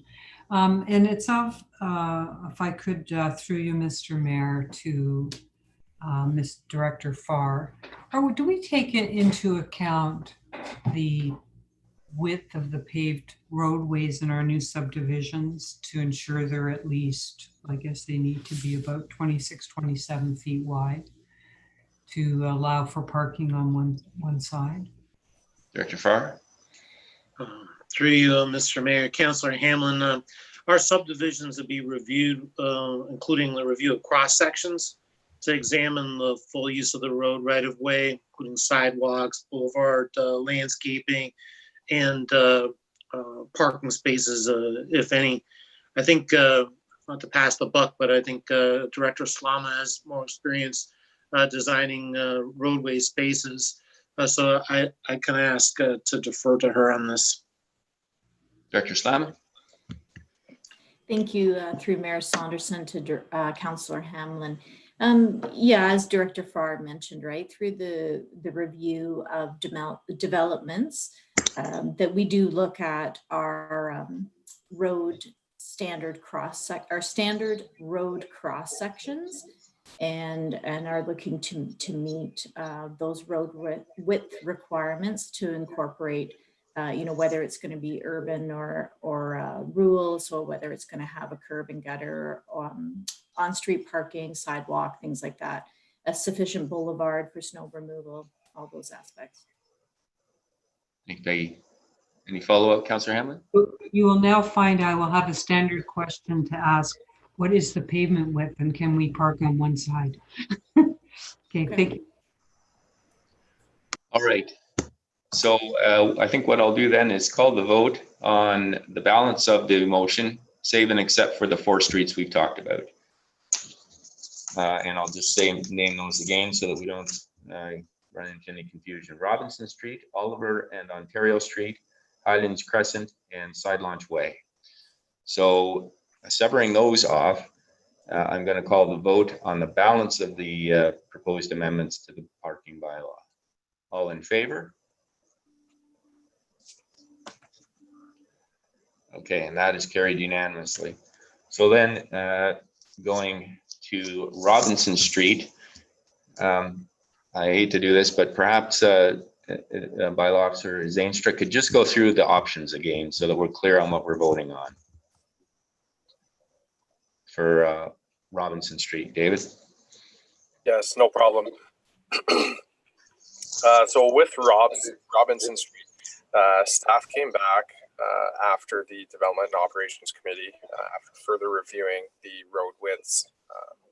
We came back with 3 options. So the first option would be to propose a no parking zone implemented along the east side of Robinson Street between Hume Street and Hamilton. This would permit parking on the west side of the street. This restriction is similar to St. Marie. So option 1 is what was recommended to the committee meeting. Option 2, after taking into consideration some input from the public consultation process, permitting parking on the east and restricting parking on the west is an option. Residents cited with this smaller driveways on the east to allow residents park on their own side of the driveway, as well as existing services, utility boxes, fire hydrant, and utility posts as well. It's estimated that about 10 to 12 vehicles could park on either side of the road. And then option 3 for Robinson Street is to maintain the status quo of unregulated parking on either side. All right. Thank you, David. So I will open the floor to comments and look for somebody to put a option on the floor. And Councillor Jeffrey, you had your card up first.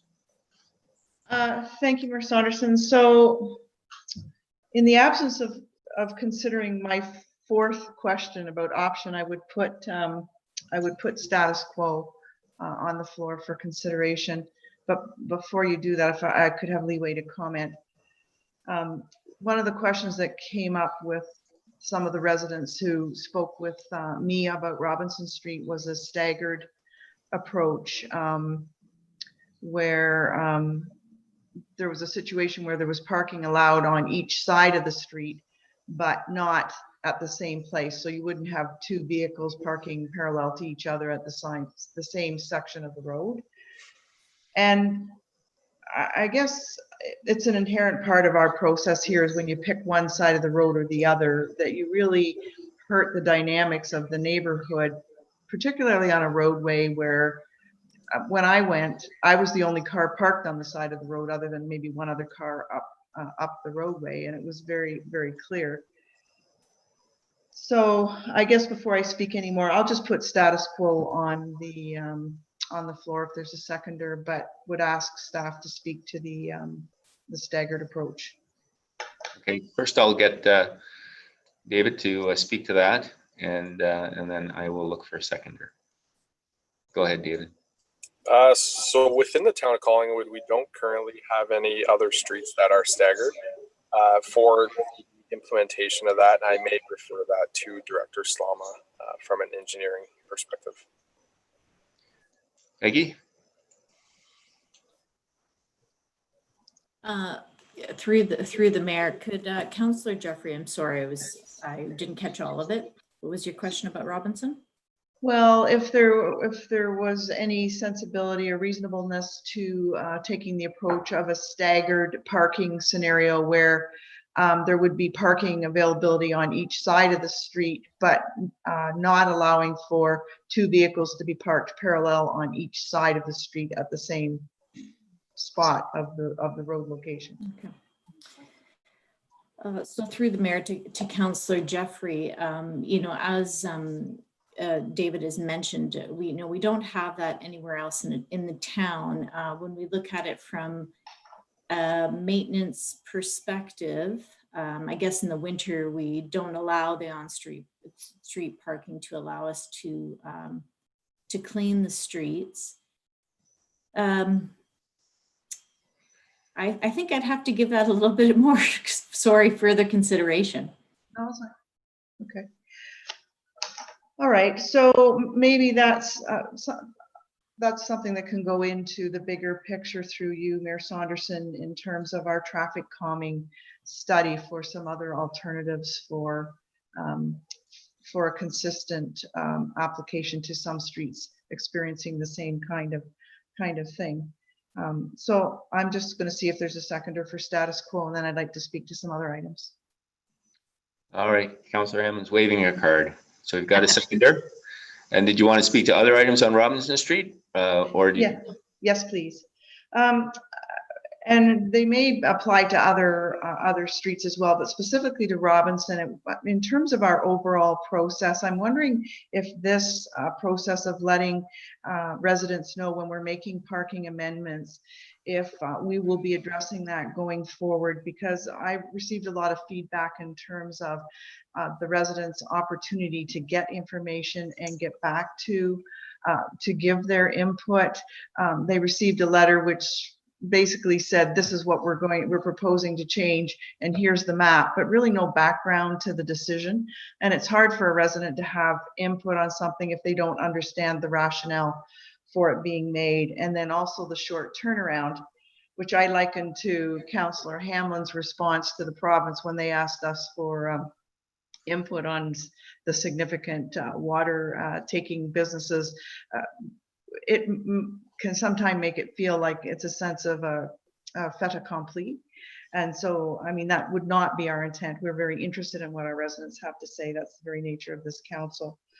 So I had that question on it. And also, when we make a recommendation like this, staff have so much on the go. How much ability do we really have to get out there to take a look for time of day, day of the week, speed of traffic, any of the other things we might be able to do that would offset it? So I guess at the end of the day, I keep coming back to how much the traffic calming report is going to be able to assist us in setting some standards for our decisions in the area of parking amendments.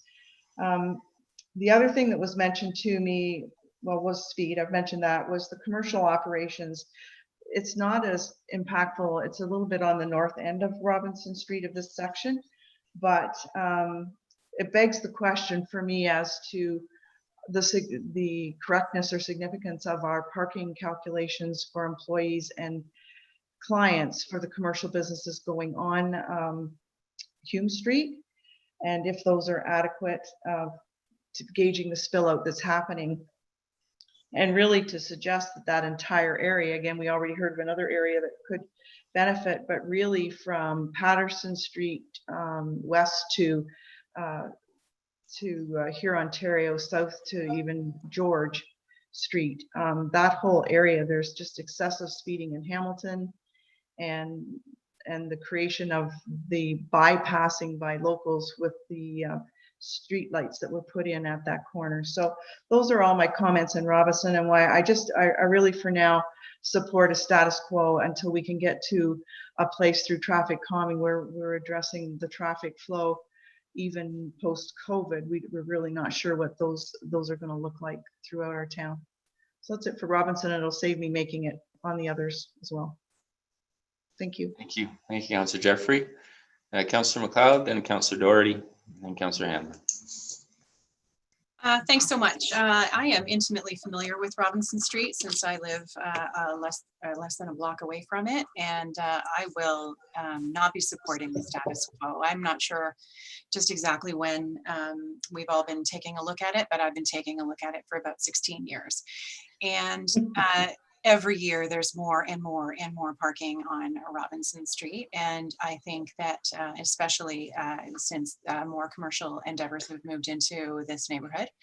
And I think it will get even more concerning once our Hume Street Innovation Hub gets up and going.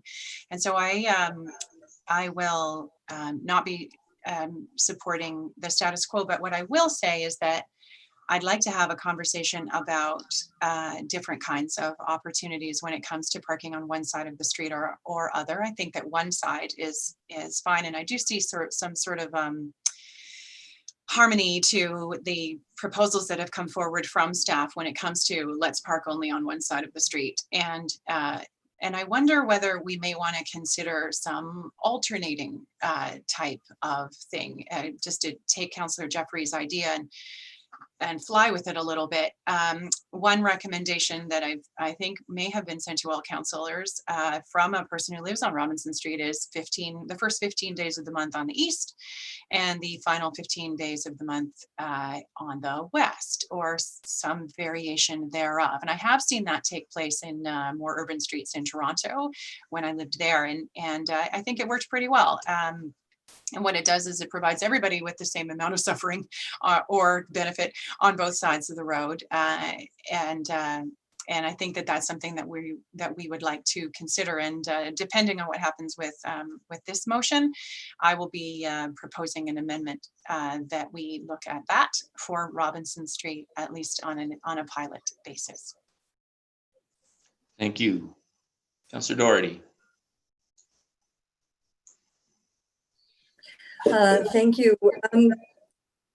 Initially, I was leaning toward Councillor Jeffrey's recommendation to maintain status quo, and the reason was because it appeared as though there were no empirical measures being applied. It seemed as though it was a response to complaints, and so some people were complaining about it being one way, and then we would hear complaints about any potential changes.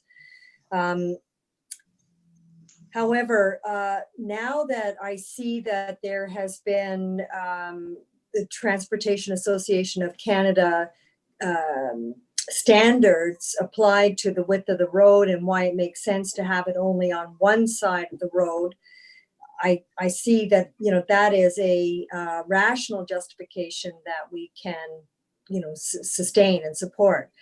And as far as the side of the road, I would certainly be in support of not the staff recommended, but the staff supported option, in that it did accommodate those residents on that side of the street with narrower driveways. So I think it just kind of is the best of both worlds. What I'm going to just make comment, because there's been a couple of allusions to it already, and that is to the notion of changing sides of the road according to a particular month or bi-weekly. And having lived in Toronto and lived in Hamilton and seen what confusion that causes, and if there isn't confusion, then there is sign pollution, because there must be signs all up and down the street to tell everyone how the parking works. I would definitely not in any way support that kind of a change. We're a small town. We don't need to do that. Thank you. Councillor Hamlin. Thank you, Mr. Mayor. I have a question through you to staff. There's another, and this is my question, there's another report coming later having to do with paid parking at Sunset Point. And attached to that report is a consolidated parking bylaw. And at page 12, which is part 3, sub 2, anyway, what it says is, no person shall stand or park a vehicle directly opposite another vehicle on any street where the width of the traveled portion is less than 8.3 meters. And then there's some other options. So as I read the staff report for Robinson, it's only 6.5 meters.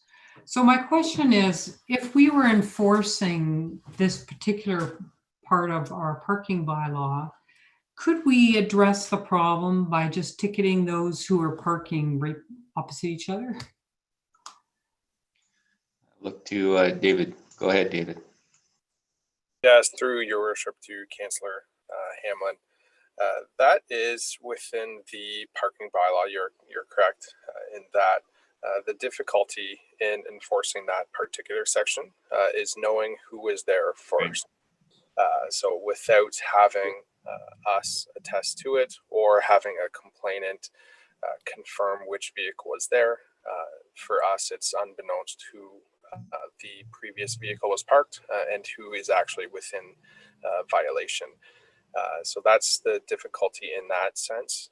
If we were to receive a complaint and the complainant was willing to provide us a statement, again, more difficulty to that, they may be required if the ticket was challenged. So there is a few issues in that. I respect that it is in the bylaw. It's just more difficult to enforce on a timely basis.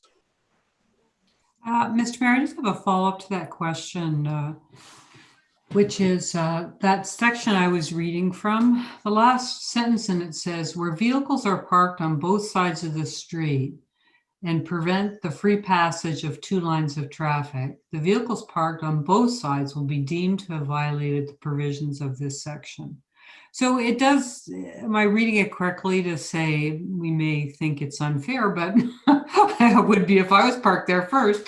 But the bylaw does seem to contemplate that situation. And because where I'm getting from here, the reason I seconded Councillor Jeffrey's motion was I did, hear from some people who liked the fact that we had parking on both sides because it slowed the traffic down and seemed to provide a degree of safety from cars zooming through. And then I just sort of had the thought if we could perhaps enforce the problem, which is cars parking right opposite each other, maybe we don't need to do anything and it would support a more of a status quo picture. So my question is whether I'm reading that right. Thank you. Okay, I'm going to look to David to confirm that that's in fact what the bylaw says, and then I'm going to call the vote. Okay, go ahead, David, please. Yep, that is correct, and that's what the bylaw states. Okay, so I'm going to call the vote, and we're voting now on the amendment to go with the status quo, and I will not be supporting it. I live on St. Marie Street, and I think the parking on one side is efficient. It's obvious for the people. We make these things simple. And so with that said, I will call the vote then. All in favor? And that is 4. Councillor Doherty, is this relevant to this vote?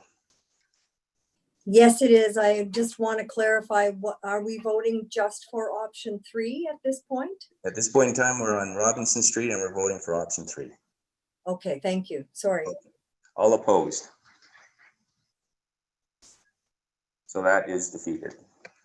And then I had from Councillor McLeod that you were looking at putting on option 2 with a rotating basis. Do you still intend to do that? Yes, if I can get before that some input from staff on whether they believe that it is a feasible thing.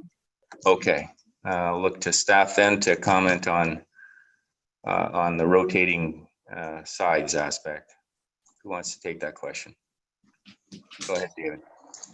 Through your worship, we can certainly look to provide wording for that, so it would be applicable to Schedule A. I'll look to Peggy, Director Slama, with regard to the signage and how that would work through an engineering perspective. Peggy? I think if this was the decision of council, then we would just need to consider where the signs would be, how they would be worded, and where they would be placed. Okay. Okay, so thank you. That is very helpful. And so yes, I will move that amendment that basically we're looking at a hybrid between option 1 and option 2, east and west, in order to accommodate people who live on both sides of the road and safety at the same time. I guess I need a seconder. I'll look for a seconder. Is anyone prepared to second the option 2 on a rotating basis? Go ahead, CAO Skinner. Thank you very much, Your Worship. I did want to say that I don't have any concerns with looking at this in more detail. I would be much more comfortable with a request for staff to look at the options as opposed to putting in place an option, voting on an option that we hadn't considered and recommended. If council would consider that input, it would be quite useful from our perspective. Okay, so I think what the CEO has recommended is a referral. Councillor Madigan, you had your card up. Yes, I did. Thank you so much, Your Worship. I was just going to put forward option 2 as supported by staff. What I think it does is it just makes it really easy for people in the community to stick with it. And it says specifically in there that on the west side, there are utility posts and fire hydrants. So I think, as you stated on the street that you live on, people will get used to parking in certain areas, and they will know that if they don't, they have to find other places, but if it moves back and forth. So I would love to put forward option 2 if I could get a seconder for that, please, and thank you. Are we done with me yet? Okay, well, I think we're gonna look for a seconder for the rotating option first, and then we'll vote on that, and then we'll get to Councillor Madigan option. So do we have a seconder for the rotating option 2? Probably not. I don't see one, Councillor McLeod. So then we will look for a seconder for Councillor Madigan's proposal option 2 as recommended by council staff based on the feedback, and that has been seconded by Councillor Doherty. So I think we've had good discussion on this. I will call the vote then. All in favor? I'll do that. And that is carried unanimously. Thank you. Okay, so the next one then on my list is Oliver and Ontario Street. And again, David, I'm going to ask you just to outline the options that we had so we're clear when we come to voting what's on the table. Yeah, through your worship to members of council, option 1, staff recommended. So staff propose a no parking zone be implemented on the north side of Ontario Street and Oliver Crescent from Raglan Street to the dead end. Addition to that, a no parking zone on the south side of Oliver Crescent from the driveway of 2 Oliver Crescent to the dead end. This supports the concerns regarding parking near the ford, as well as allowing some bay access for those recreational water sports. Option 2, which is a staff supported option, would be the option of no parking on both sides, right from the onset of that street from Raglan to the dead end. And option 3 is to maintain the status quo of providing unregulated parking on either side. All right, so we've got those clarified. Thank you, David. And I will open it to council for, okay, Councillor Madigan. Thank you so much, Mayor Saunderson. I would like to be putting forward option 1, if I may. I think I've heard from a lot of the residents, as well as we all have in that neighborhood. And I think the staff recommended option 1 will be able to help everybody along with the crowding that seems to be happening down at Sunset Point. So it just won't push the people further into the other areas. So I'd be putting forward option 1, please. Thank you. Do I have a seconder?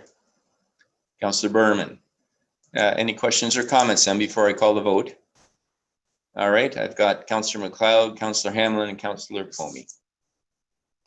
Thank you. I just want to be sure that I'm absolutely sure that I'm voting on what I'm voting on here, which is that at this point, option 1 says no parking at all on one side of the street, all the way along Oliver to where it ends past the river.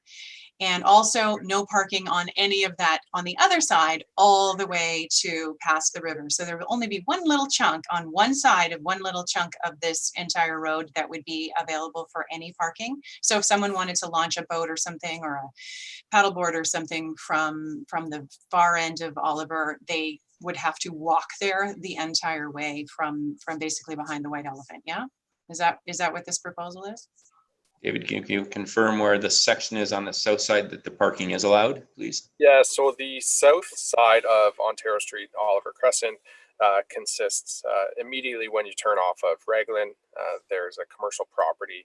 So you could park on the south all along the frontage of that property, around the curve until that first residential property. That first residential property is to Oliver Crescent, and that's where no parking would begin on the south side. And effectively both sides, since we've already said no parking on the north side either, right? Correct, at that point. So this makes this a private road from that corner, from number 2 Oliver Crescent, all the way to the river. That basically is what we're saying. I mean, you can drive on it, but you can't park on it on either side. Is that correct? On either side, yes. So I obviously cannot support that. We have a group of people who go to the mouth of the river and play in the bay. And I think that if we can give them one side of the street upon which to park, and the street is wide enough to allow parking on one side of the street, then we ought to allow access. I think we've taken enough away from people through the course of this pandemic. I think we need to, people move here because it's a great place to play in the water. Let's not take away every single place that they can get at the water. So I will not be supporting this option. Okay. I had Councillor Hammond and Councillor Comey, and then I see Councillor Doherty, you've put your hand up. Go ahead, Councillor Hammond. Thank you, through you, Mr. Mayor, to staff. We had a lot of input from our surfing community who was concerned about the elimination of parking in this area. And I just wanted to be sure that this limited amount of parking that staff is proposing be adopted by us meets the needs of that community. Yeah, maybe we can take it through. How much frontage does it allow for parking? Do you know? I can do some rough calculations and have that to you within a few minutes. However, I do want to add that after the Development and Operations Committee, I did reach out to one individual who had reached out from that surfing community who acts as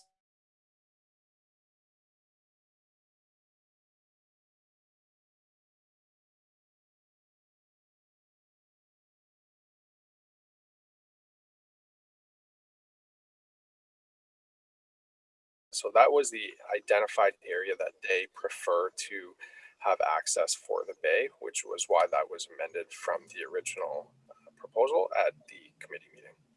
Okay, thank you. Any follow-up, Councillor Hamlin? No, thank you. Okay, and I've got Councillor Comey. Thank you so much, Mr. Mayor. I really echo the sentiments of Councillor MacLeod, and I'm so glad she pointed out, what's so crucial to our community is public access to our waterfront. And if anyone's unsure of that, they need to only look at our PRC master plan or our waterfront master plan. And it is relevant that we have a surfing community that's reached out to us. So I think what those of us who are hesitant are missing from this discussion is, okay, it's their preferred parking area, but is it adequate? It certainly sounds like a squeeze. And I do agree with Councillor MacLeod's concerns about essentially deeming this a private roadway and cutting off more public access. So I'm sure that's a tough calculation to do on the spot in terms of us then knowing what that number is versus how many of them typically come down. But she makes an excellent point about the fact that the surfers are also bringing their boats, they're bringing their paddle boards. So I mean, lugging that as light and nimble as they are is still a real major inconvenience. So I'm not leaning towards this consideration at the moment. CAO Skinner, I see you've got your hand up. Go ahead. Thank you, Your Worship. I know that there was a overhead photo graphic showing the recommended option I had seen earlier today, and I don't know if someone from the bylaw side has that at their fingertips, just to be clear on the what was recommended. I found it quite useful. David or Greg, are we able to pull that picture up? I do not have access to that right now. Hopefully someone from the clerk's department can pull that up quick. I did want to add, so I did some rough calculations from the county GIS, and it looks like it's just over 200 meters frontage from Raglan Street to Oliver Crescent. Greg, I see you've got your hand up. Go ahead. Thank you, Mayor. I can certainly share my screen and show the photograph that CAO Skinner is speaking to.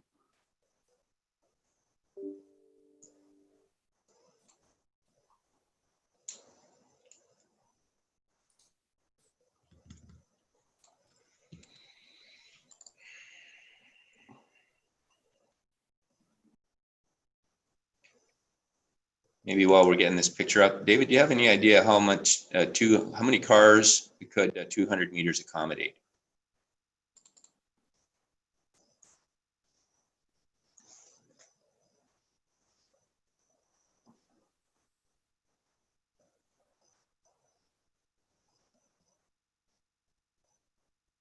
My apologies.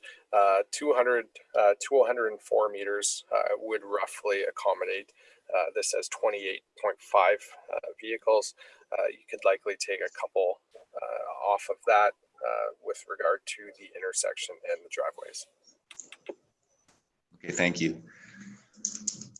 Greg, can you maybe just explain what, is it the portion with the green line that we're looking at permitting the parking on? Yes, Your Worship. The green indicates the permitted parking under the current proposal, and red obviously is the no parking at any time all throughout there. Okay. Thank you, Council. While we have the picture up, are there any questions? Councillor Hamlin? Yes, I know that's quite a long street, but from where they would park, how far a distance is it to be able to get into the water? Well, I guess it depends where you park. David, I don't know if you... I don't know where I mean, I know there's an access at the end of this road. And if that's, perhaps there's an access point earlier, I just not that familiar with it. Okay, I got your question. Greg, are you able to point out at what point the waters access the water?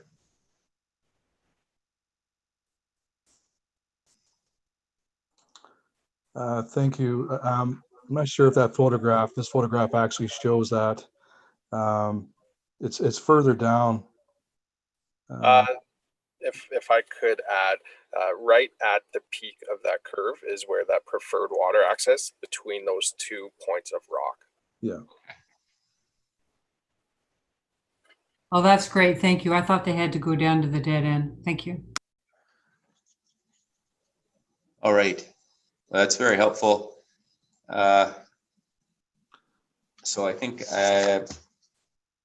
we've heard from Councillor Comey, and was it Councillor Doherty? Had you made your comments yet? This picture is very helpful, though. Thank you. Yes. No, I had not, but my question has been answered. Thank you. Okay. And I think another hand went up, but I may have missed you. If I missed you, put your hand up again, please. I'm not seeing anybody. If you could take the picture down, please. That way I can see everybody again. So I think we've had good discussion, and the option on the table is for the option 1. And we've got a mover and a seconder. So I'm going to call the vote then. All in favor? Opposed? Duly noted. Okay, thank you. So that brings us now to Highlands Crescent. And David, I'm going to ask you again to take us through the options, please. Yes, for Highlands Crescent, there is 2 options. The first option, which is the staff recommended option, is to propose that staff maintain the status quo to permit parking on Oliver Crescent on either side. Option 2 would be that... Sorry, we're getting late, David, but you just said Oliver Crescent. We're talking Highlands, right? Sorry, my apologies. No worries. Staff proposed maintain status quo on Highlands Crescent within the area of concern. Option 2 is that council may restrict parking within the area of concern on Highlands Crescent from the northerly intersection of Highlands Crescent and Georgian Meadows Drive to a point approximately 40 meters west. And which side, sorry, is it east or west side? On the north side of On the north side. Oh, okay. All right, council. We've got 2 options. Who wants to put? Councillor Madigan. Thank you so much, Mayor Saunderson. For me, the staff's done all the work. This is a no-brainer. I will put forward option 1. All right. Do we have a seconder to get this on the floor? Councillor Doherty. Okay, council, questions or comments? Councillor Doherty. Thank you very much. My reason for supporting option one is, again, going back to staff's review of the Transportation of Association standards for roadways and width of roadways and sightlines. I believe that Highland Crescent does satisfy all the standards, and therefore I would support their recommendation to maintain the status quo. All right, thank you. Any other questions or comments, Council? Go ahead, Councillor Jeffrey. Thank you, Mayor Saunderson. So I was a little confused as to how this ended up as a one-off in the parking amendments, because of the residents who brought this to the attention of the Development and Operations Committee when I was chairing. Staff's response to them at the time was it was being referred to the traffic calming study because they wanted to ensure that it was treated the same way, or other such situations for safety purposes were going to be treated consistently. So I was surprised to see it in this report as a one-off, and I won't support the status quo. We don't want pedestrians walking across, trying to cross on road infrastructure that is on a bend. And likewise, I don't know why we would want vehicles backing out of their laneways between vehicles without a sight line for cyclists or other vehicles. So I can't support the status quo. I'm hoping we would get to a vote to restrict the parking as described by staff in option 2. Okay, thank you. Any other questions or comments before I call the vote? Seeing none, all in favor? Opposed? Okay. Councillor Jeffrey, you get your wish. I would propose option 2. All right, do we have a seconder? Councillor McLeod. We've had lots of discussion, so we'll just call the vote then. All in favor? Opposed?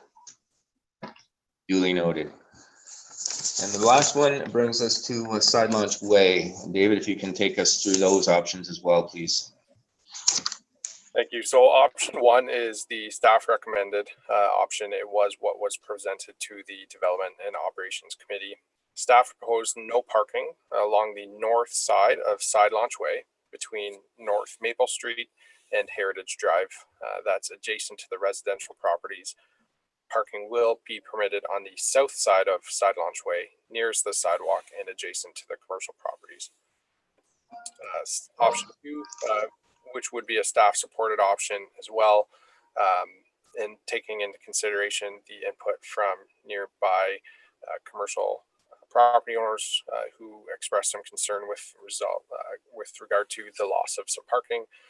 Staff proposed parking restrictions be implemented on the north side of Side Launch Way between North Maple Street and Hurontario Street, where the curbs have since been installed and the roadway has been developed. No parking restrictions would be implemented between Hurontario Street and Heritage Drive. And option 3 would be to maintain the status quo of unregulated parking on either side of Side Launch Way. All right, thank you, David. Council, questions, comments? Councillor McLeod.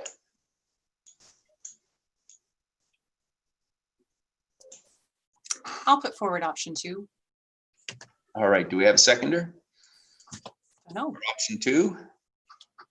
I have a second that. All right, so unless there's questions, Councillor Hamlin, go ahead. You're muted, Councillor Hamlin. Yeah, thank you, Mr. Mayor. I feel that the story is still being written in this area, and that we shouldn't be leaping to make a decision on parking right now. And so I'm not in favor of option number 2. I am worried that we're not looking at a big picture here, and I am mindful that part of the recommendation of this staff report is that there will be a comprehensive parking study to be reviewed and considered by council in the 2021 budget process. For example, the fact that the area between here, Ontario and Heritage Way on the north side isn't developed yet, why would we restrict the parking there? Anyway, those are my comments. I just feel we shouldn't be waiting into this until we have a bigger picture. Thank you. Okay, thank you. Council, any other comments or questions? Go ahead, Councillor McLeod. Just in response to Councillor Hamlin, option 2 does not put restrictions on Side Launch Way between Heritage Drive and here, Ontario. That's the point of it. So option 1 was restrictions on both sides, and or parking on one side and none on the other. And this one has parking on one side and restricted on the other side, but not for that particular block. I just want you to be sure that you know what you're voting on. Okay, thank you. And I guess just to follow up on that, my understanding is the caveat is until curbs are put in, and perhaps staff could indicate to us when that might be happening or when that's projected to take place. Go ahead, Peggy. Yes, please. Thank you, Mayor Saunderson. At this time, it's driven by the developments that will be moving forward. And so we really can't make an accurate prediction of when that will occur, right? We've seen interests from the developers, but at this time, it's too hard to give a prediction. Okay, thank you. So unless there's any comments or questions, then I'm going to call the vote on option 2, which is on the floor. All those in favor? Sorry, hold on. 1, 2, 3, 4, 5, 6. Okay. Opposed? That is carried. Thank you. So I think that has got us through the report. What I'm going to do now is bring forward the bylaw, which is actually at item 9.3.3. We might as well just vote on the bylaw now. And since we played around with the outcome, I've got to change the wording here. So the motion is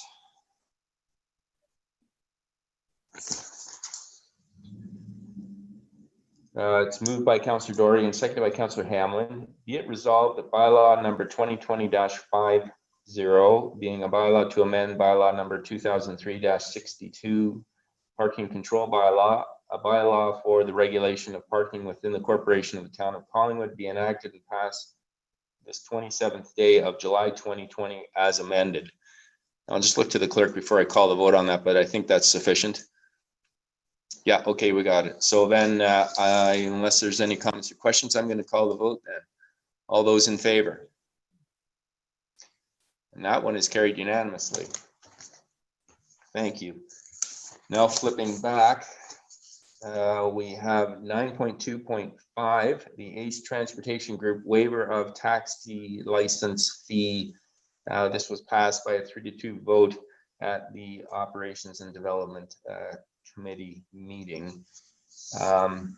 This is a request that we received from ACE Cab asking us to waive this annual fee for this year because of the COVID issues. And I don't know if any staff want to speak to this quickly before I get it on the table. I see Director Farr showing up, so I'm assuming you're going to talk to us on this one, Adam. Go ahead, please. Sure. This was, as you indicated, Mr. Mayor, this was originally presented at council. Councilors had a number of questions, referred the matter to a committee. A committee was asked, it was either a committee or council was asked whether ACE Cabs had participated in the wage subsidy program, and also whether ACE Cabs was an essential service. We had subsequent discussions with the manager of the cab company. They indicated that that although they were eligible for the wage subsidy, that really wasn't a useful tool for them because it didn't jibe well with the way that the drivers were paid. Additionally, they indicated that they weren't, I guess, wouldn't view themselves as an essential service relative to the provincial emergency orders, but rather they view themselves as playing an essential role for citizens who needed important or urgent medical care or other personal issues that needed to be met in the immediate period following the pandemic. The companion piece to this item is that Ace Cabs also spoke about the licensing regime in the town and how the town licenses cabs. In fact, the town, as I understand through the clerk in discussion with the CAO, actually limits licensing of a taxi cab come to the one company, that's Ace Cabs and Kylie's Limousines. Additionally, the town doesn't license the rideshare services. So in consideration of the totality of the information that was brought forward, staff recommended that for this year, the request for the waivers be granted, but it was on the basis that the overall licensing program will be reviewed in the near future, likely in 2021, and that this could have an impact on the town's overall program going forward. But I think that in some, there was a notion that at this time, as a key service where there's one provider that was continuing to deliver the service to the community, there's recognition of that, but only in the context that in the future, the licensing program ought to be reviewed.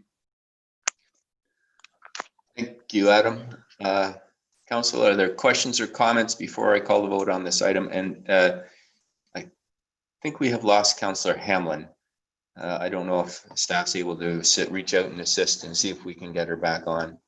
Go ahead, Councillor Jeffrey.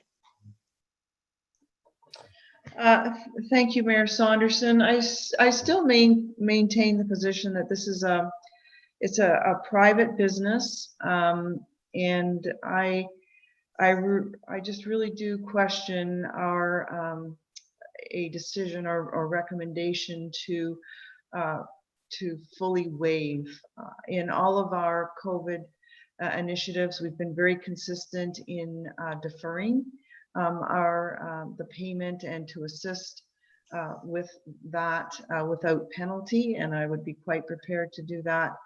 But I think given the challenges that all other private businesses have had, whether they have to buy a license from the town of Collingwood or not, would be a much bigger impact than for us to make a decision in this one category. For me, is I just cannot reconcile myself to it, so I won't be supporting it.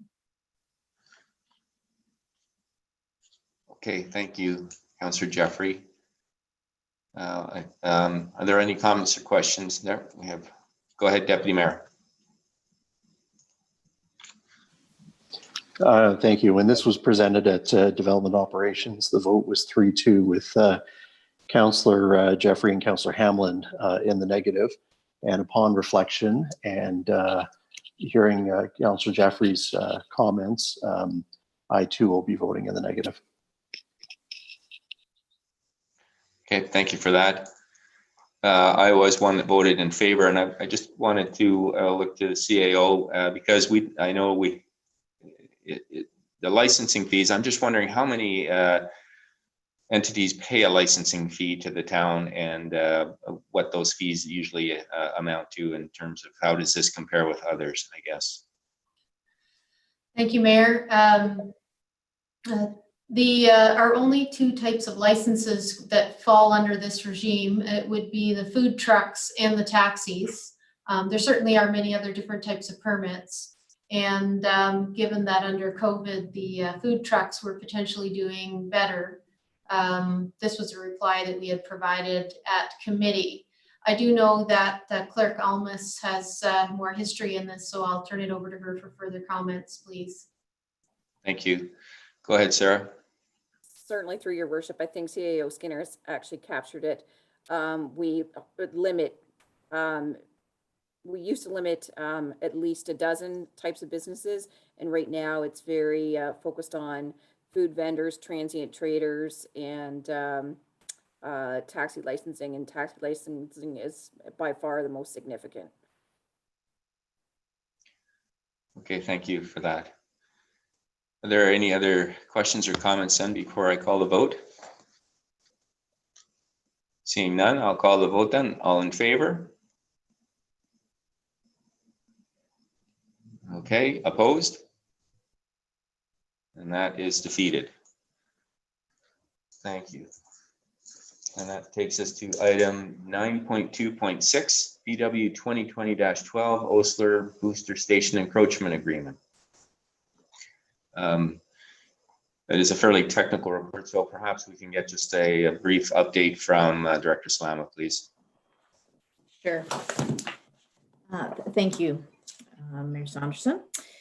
So this report is dealing with an encroachment agreement that we have with the County of Simcoe related to our Osler Bluff Booster Pumping Station, which is located within the county right-of-way.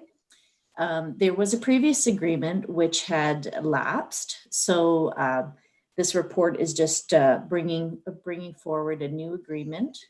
We have provided a draft. In the amendment, we did include a new whereas clause, which just references the previous agreements that were held with the county with respect to this encroachment. And we're just looking for council's approval to proceed with this encroachment agreement and finalize it with the county. Okay, thank you, Peggy. Any questions or comments, council? Oh, well, I guess I should put it on the table first. So it's moved by Councillor Doherty and seconded by Councillor Hamlin. Be it resolved that the mayor and council receive staff report PW 2020-12 to enter into an updated encroachment and road use agreement with the County of Simcoe for the Osler Bluff Booster Pumping Station. That staff be authorized to finalize the encroachment and road use agreement for the Osler Bluff Booster Pumping Station, and the council authorize the mayor and clerk to execute the encroachment and road use agreement for the Osler Bluff Booster Pumping Station upon the final recommendation of the Director of Public Works. Osler Bluff Booster Pumping Station seems like a tongue twister to me, but anyway. So are there any questions or comments before I call the vote on this? Seeing none, all in favor? And that is carried unanimously. Thank you. Next up is, oh my gosh, bylaws, number 9.3.1, and that is the Monaco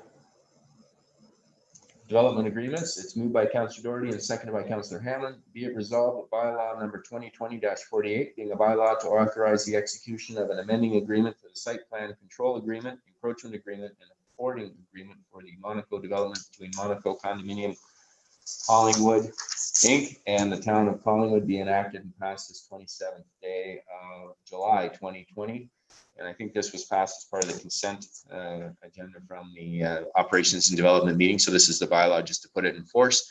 So I don't see any questions or comments. So I'm going to call the vote. All in favor? And that is carried. Thank you.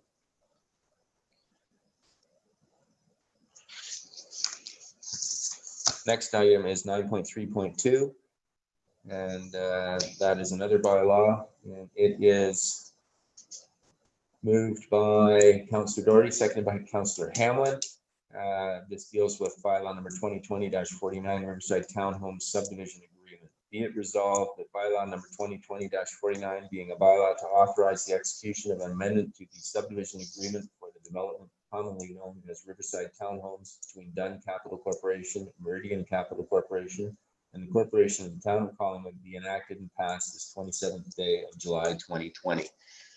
I will call the vote on that. All in favor? That is carried unanimously. Thank you. We've done the bylaw dealing with the parking. And then we've got staff report 2020. This is item 10.1-18, waterfront paid parking pilot that council received staff report 2020-18 titled recommended parking bylaw number 2003-62 amendments to implement a pilot project for paid parking at Sunset Point Park and Princeton Shores Park, and that council, having provided notice and receiving additional input from affected residents, enact and pass bylaw number 2020-51 amending parking control bylaw number 2003-62 as recommended by staff and the Development Operations Standing Committee. Are there any questions or comments before I call the vote on that, council? Seeing none, go ahead, Councillor McLeod.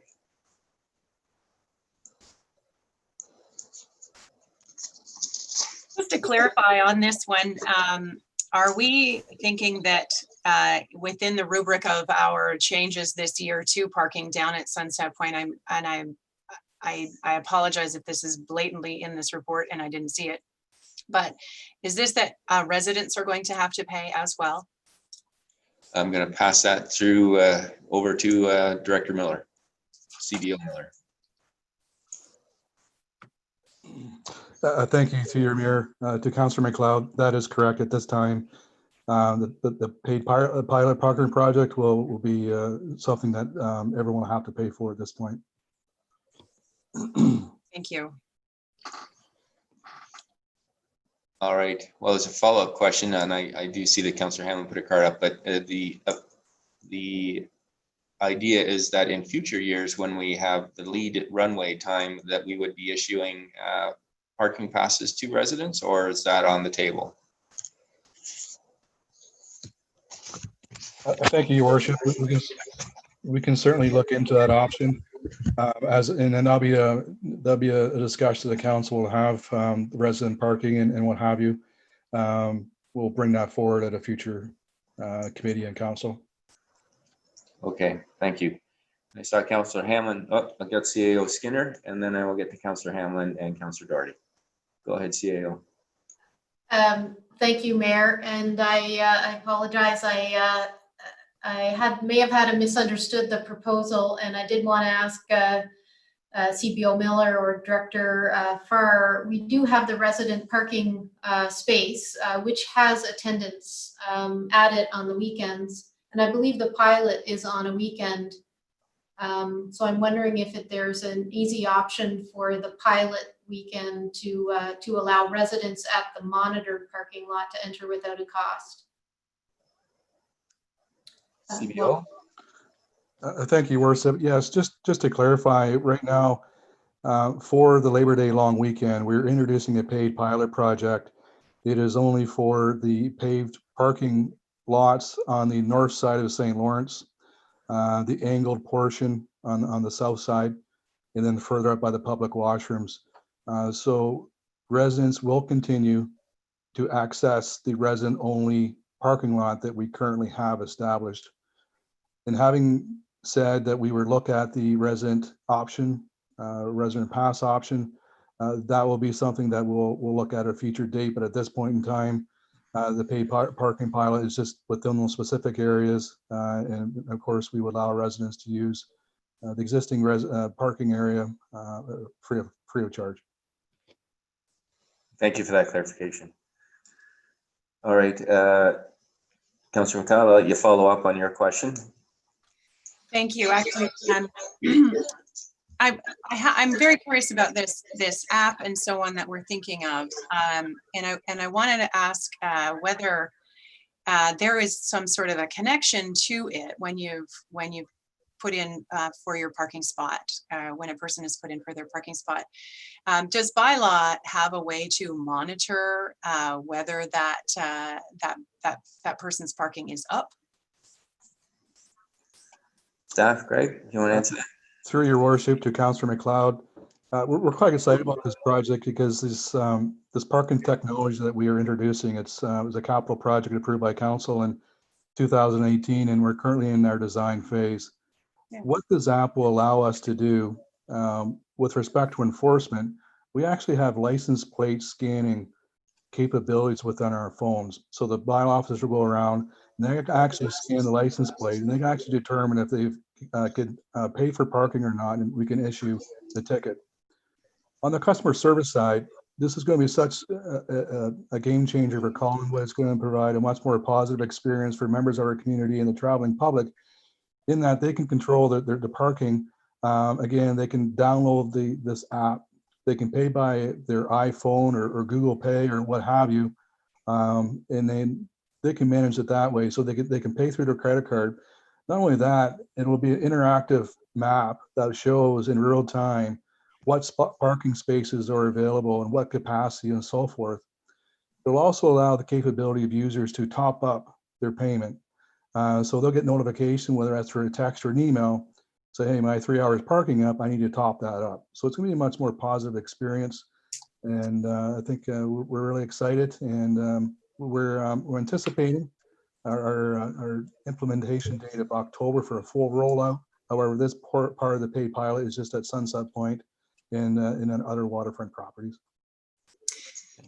Thank you so much. And as a follow-up to that, I'm sensing, and really, I just want you to wax on about how great it is.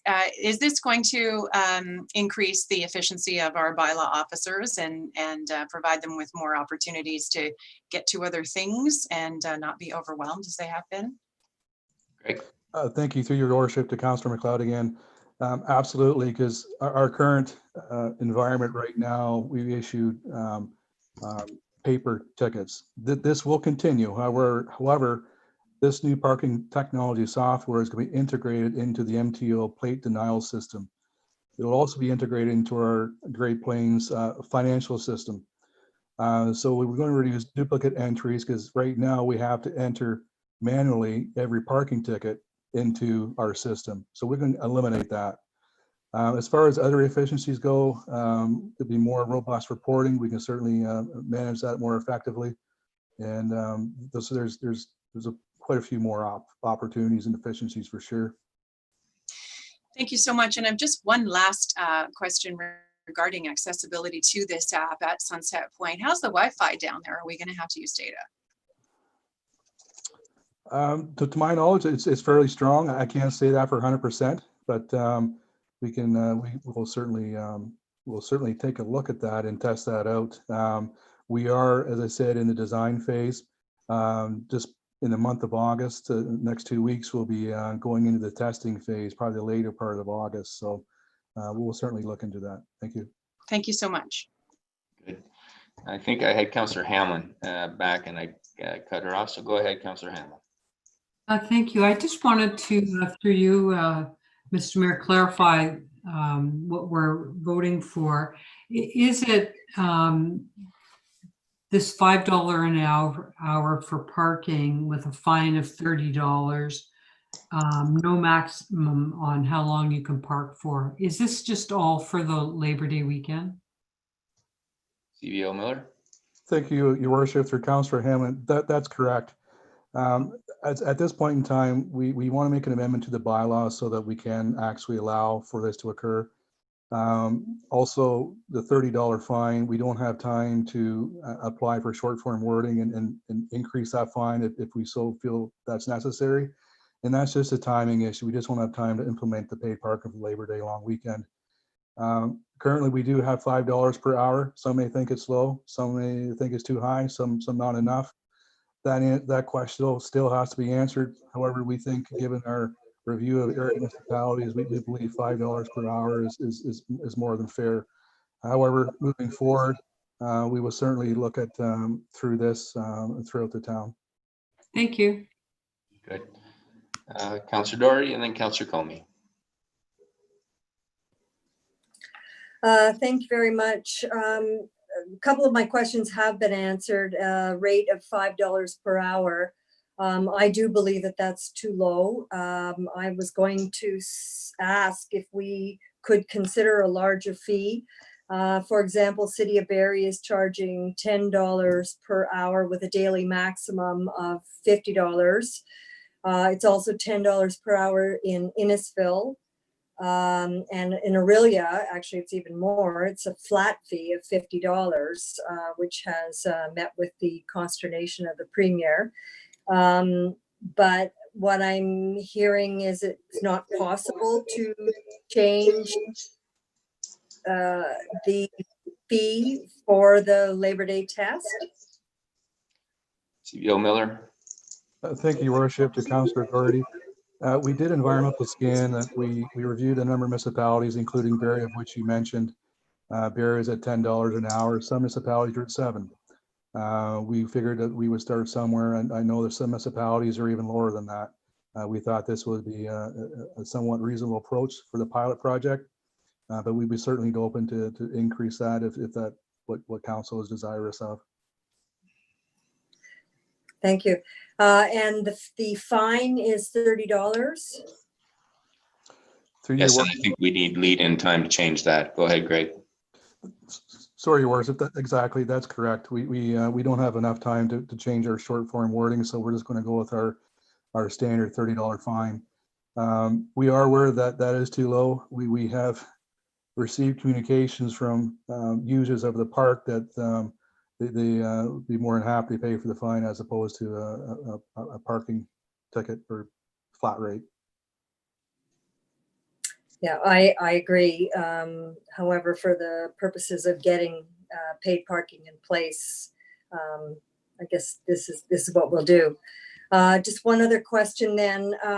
What if the visitor does not, for whatever reason, have a phone and unable to access the parking digitally? Greg. Thank you, through your worship, to Councillor Doherty. That's a great question. We will certainly provide accommodation for those people that do require alternative payment options. How would we do that? Through your worship, that's a good question. We'll certainly speak with the respective departments about how we can manage that. Great. Okay, because I suspect that there are still people out there who don't. I know my mother doesn't, so there you have it. Okay, and those are my questions. Thank you. Good. Thank you, Councillor Doherty. Maybe you can drive your mom down because you have a phone. Councillor Comey. Resident. Thank you so much, Mr. Mayor. Through you to CBO Miller, please, and pardon my ignorance on this subject. It was kind of already addressed. Speaking of parents, I know my father has the disabled parking tag, and it's always been my understanding through him that if you have a disabled tag, you're exempt from parking fees. Is that correct? Greg. Through your worship, we can certainly make that accommodation for this pilot project. Absolutely. Okay, thank you. So that's great to hear, especially after we're in the middle of our accessibility plan update. We know we have a lot of seniors who go down there, so I thank you for that. And then it was through here, Mr. Mayor, was Councillor McLeod raised an interesting point that just caught my ear, and I don't think it was quite right. She mentioned Wi-Fi down in the Sunset area. Again, correct me if I'm wrong, I don't think we have a public accessible Wi-Fi system down in that area. I think it would probably depend on phone coverage for the individual. Well, Wi-Fi is different than data. So one's two totally different things, Wi-Fi and cellular data. That's sort of my jam. So I just wanted to clarify. We're talking about people would need to use data, obviously, to access this app. Okay, thank you so much. Okay, that's all the questions. Wonderful news on the disabled tag. That I think that's a nice little touch. Thank you so much. Good. All right. I think we've had good discussion, so I'm going to call the vote. All in favor? And that is carried unanimously. Thank you, Council. Next up is the Ignora Glass proposed battery storage facility, and I'll look to staff just to give an update so that you don't have to listen to my clock. So this item, apologies, this item was forwarded to, can people hear me okay? Yes. Sorry, I've just lost sound for a second. I apologize. This item was approved to be expedited directly to council at the committee meeting at the request of staff. This project it's a site plan proposal by Ignora Glass. Could you go to the next slide, please? The property is located on Mountain Road, and they're proposing a compound very similar to a previous site plan that came before council that would be about 3,300 square feet and enclosed battery storage units. The concept you've heard before is for the company to purchase power from the grid when costs are low and then use that power when costs are high. And having this installation can provide significant cost savings to the manufacturing plant. The reason it was brought forward directly to council was because the targeted time frame for installation. It didn't coincide with council's schedule. As many people know, council doesn't sit in August. And so the recommendation that's being brought forward here is for the council to approve the site plan to the satisfaction of the Director of Planning and Building Services position to address a number of matters. I need to emphasize that we're quite confident in this project proposal.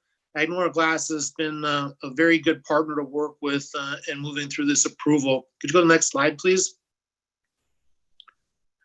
Because the property is located adjacent to Mountain Road, and this installation will have some exposure on Mountain Road, there is a need to do some landscape screening. Next slide, please.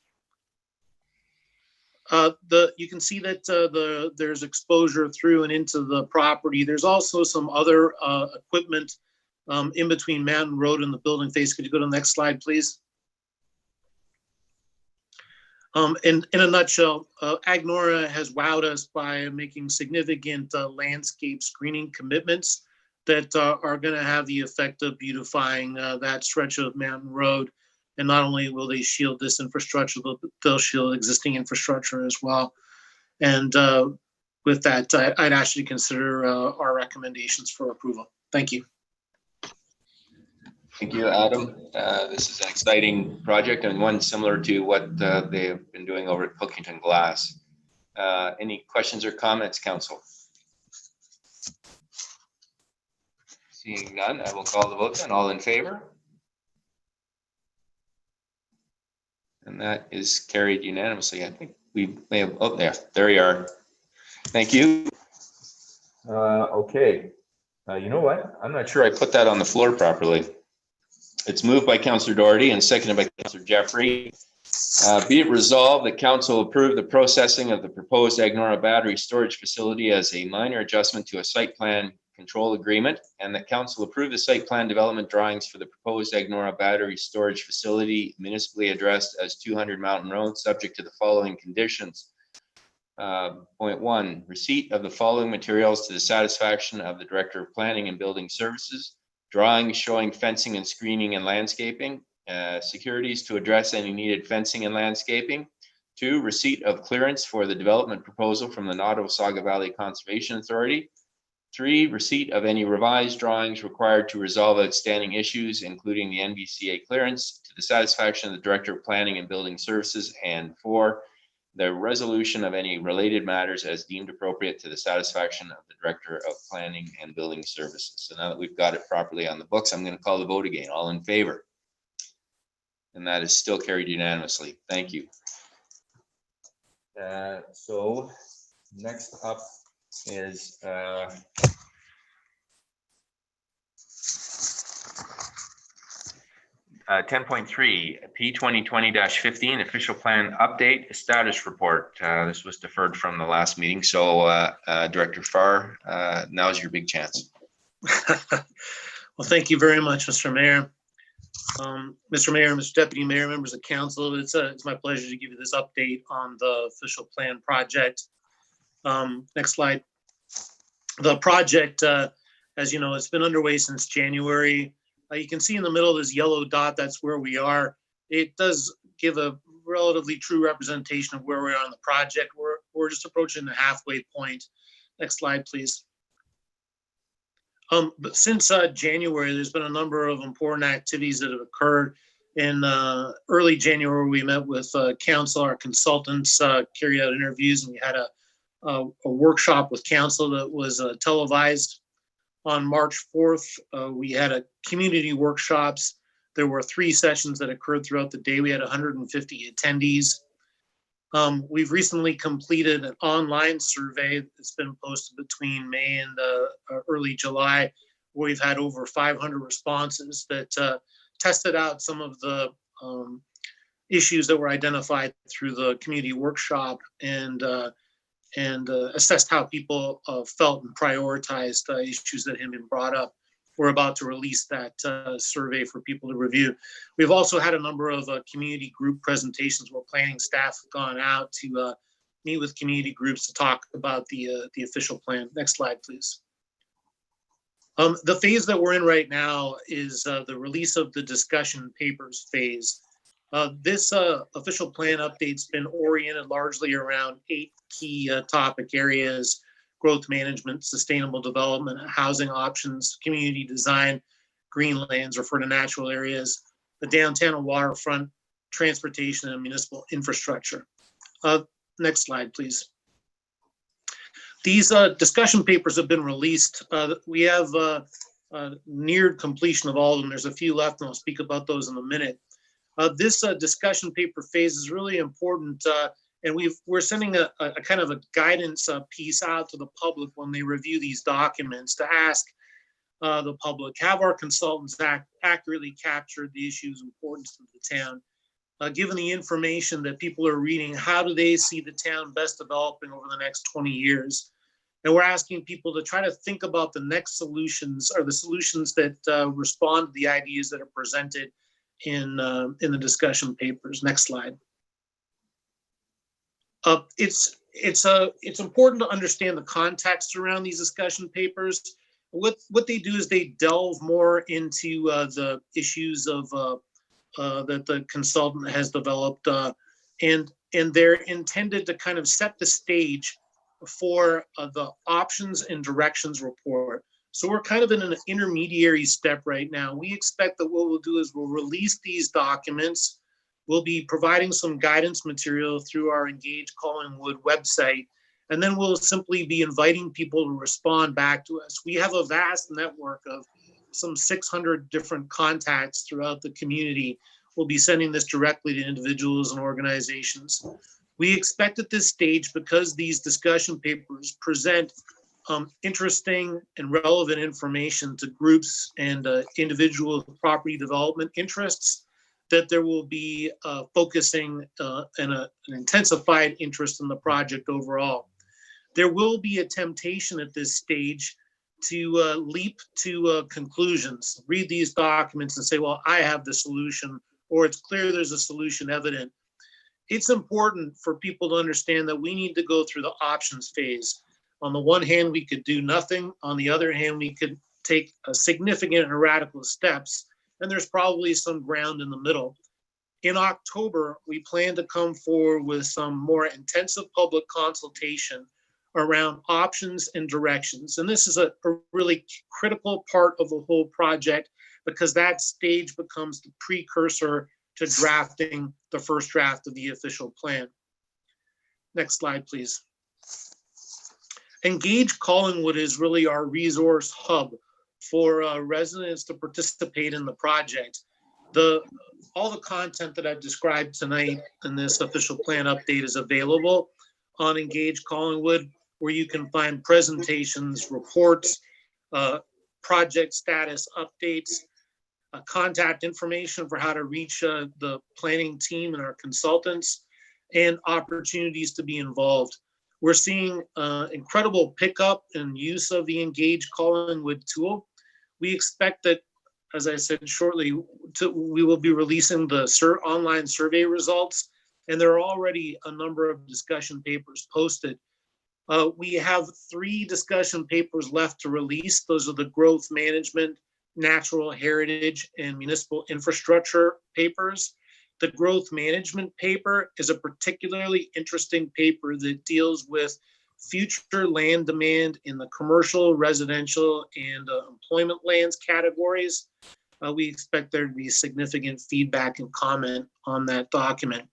I need to add also that really our public consultation, although offices and everyone across the world was impacted by the onset of the pandemic, even though we closed, our consultants continued to work, and we're working and preparing those discussion papers and putting that survey together through that period of time. So we're looking forward to seeing that information. I would like to also add that I've gotten a look at the survey results. There are a couple of areas that we're interested in promoting. Next slide, please. With that paper, we see that there's a significant participation of community members who would be, say, over the age of 35 up to about 60, 65. There is very little participation from youth in the community. So our team is planning to reach out to local schools to try to stimulate some interest, and we're hopeful that this is a good time to do it in advance of the upcoming school year. It would be very helpful and valuable to our planning team if any members of the public with family members who are involved in the education system made them aware of this interesting project. The way we intend to try to connect with youth is to ask them some simple questions about how they see their community in the future, and then step back and see what comes forward. Additionally, we've initiated First Nations engagement on this project, contacting First Nations with records of historical occupation, harvesting area lands and waters. This area, as many people know, was occupied for many millennia. We have archaeological records that stand and support first contact written records indicating that there were thousands and thousands of people living throughout this area. It's a fascinating history, and we're looking forward to further contact with First Nations communities on this and what contributions that they can make to the plan today. Otherwise, we're going to continue meeting with community, business, and other groups, organizations, associations, and seek interesting and new ways for public consultation. Next slide, please. I need to make some noteworthy comments here. As much progress as we're making on the plan, we think we are making great progress. I wanted to let you know that we're monitoring some important information. It's important to council to hear this, and also to the public as well. As many people know, the province of Ontario has been making changes to the provincial planning legislation over the last year or two. Most recently, in the middle of June, the province announced that they were making amendments to the growth plan that was adopted in 2020 to introduce the notion of 2051 planning horizons. What this means is that communities all across Ontario will need to begin to position themselves to consider additional growth in their communities to the 2051 growth estimates. This is relatively new, newly proposed legislation. It's still in the commenting period. Like I said, the announcement was made on June 16th. The commenting period closes on July 31st. We're not certain what the full implications of this will be in terms of numbers or timing or details. I can tell you, though, that Simcoe County is watching this very closely, because Simcoe County, as the higher order of government in this area, will be tasked with incorporating any changes into their municipal comprehensive review. For those of you who don't know, municipal comprehensive review is the county's precursor exercise to the update of its official plan. We will need to fall in line with the outcome of the municipal comprehensive review, but I just wanted to make council and the public aware, in particular the public that's interested in the growth trajectory of this community, that staff are paying close attention to this and working to better understand the implications, and we will report back in the future on it. Next slide, please. So to close, I just wanted to remind you of our schedule. We've been through the startup phase, through consultation. We're about to release the discussion papers. We're really interested in people beginning to shift their ideas to what kind of options there are for the community in the future. That's an important exercise that's coming up in October in the fall, and that's the precursor to the first draft of the official plan. Once we get that draft plan through the process and put a final draft plan in front of council for their consideration, once council decides to adopt that plan is then forward to the county for approval. And I just want to remind people, as I do every time I talk about the official plan update, that the official plan update will not come into effect until the county has approved whatever council has recommended and approved to them. In addition, if there are any appeals after the county decision, the plan can be further delayed. So just as a reminder, and this is what we've always expected through this process, we hope to be complete at the local level with the plan by spring, summer 2021. And we would expect that at the earliest, this plan would be approved by the county in early 2022. And that depends partly on any appeals that might be filed against that final document. And with that, I end my presentation and take any questions if you have any. Thank you for that exciting update. There's lots of work that's been done and lots to come. I will put the motion on the table. For tonight's purposes, we are just receiving this report. So it is moved by Councillor Jeffrey, seconded by Councillor Hamlin. Be it resolved that Council receives staff report 2020-15 official plan update status report for information purposes. Are there questions or comments, staff, council? Councillor Hamlin. Yes, thank you. Through you, Mr. Mayor, to our planning director. Firstly, I just wanted to say how pleased I'm sure all of us are with the progress that's being made on this project. And also the fact that so many of our community members have gotten involved through the survey. Who would have guessed? And then now I also have a question though. I'm becoming more aware of the UN Sustainable Development Goals, particularly number 11, Sustainable Cities and Communities, because of course, that's the nature of the conference that we're partnering and hosting in the fall. And I understand, and really, as I'm not an expert in this, this comes from someone who is an expert in these goals, that more and more communities are incorporating the Sustainable Development Goal number 11 into their official plans. And I am told that most of the communities, sort of, I'll say in the GTA and surrounding areas, are doing that. So I find this is a very exciting opportunity for us to be melding our involvement with this conference with our official plan, and just wanted to, I guess, ask whether this is something that's in your radar. I can see from the presentation you made today, a number of these goals are in yours, in your presentation, but not all of them. So I just wonder if it's something that staff could have a look at as you move forward on this. Thank you. Director Farr. Through you, Mr. Mayor, to Councillor Hamlin.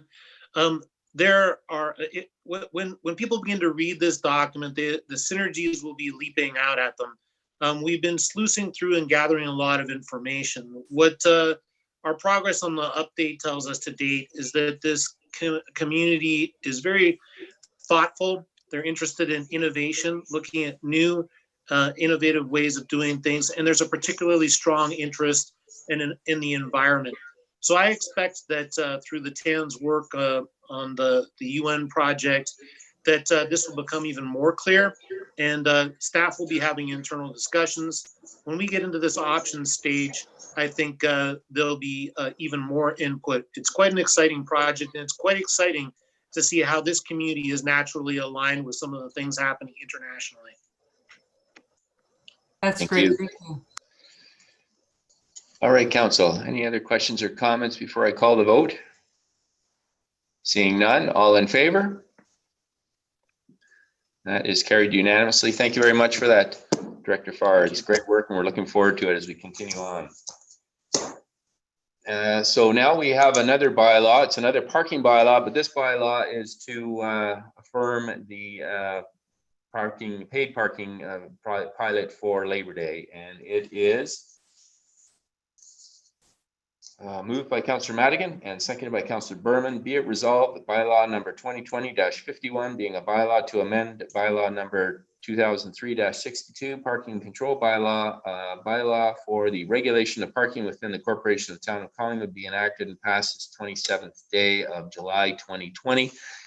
I will call the vote. All in favor? And that is carried unanimously. So that puts in place the pilot project for the Labor Day weekend.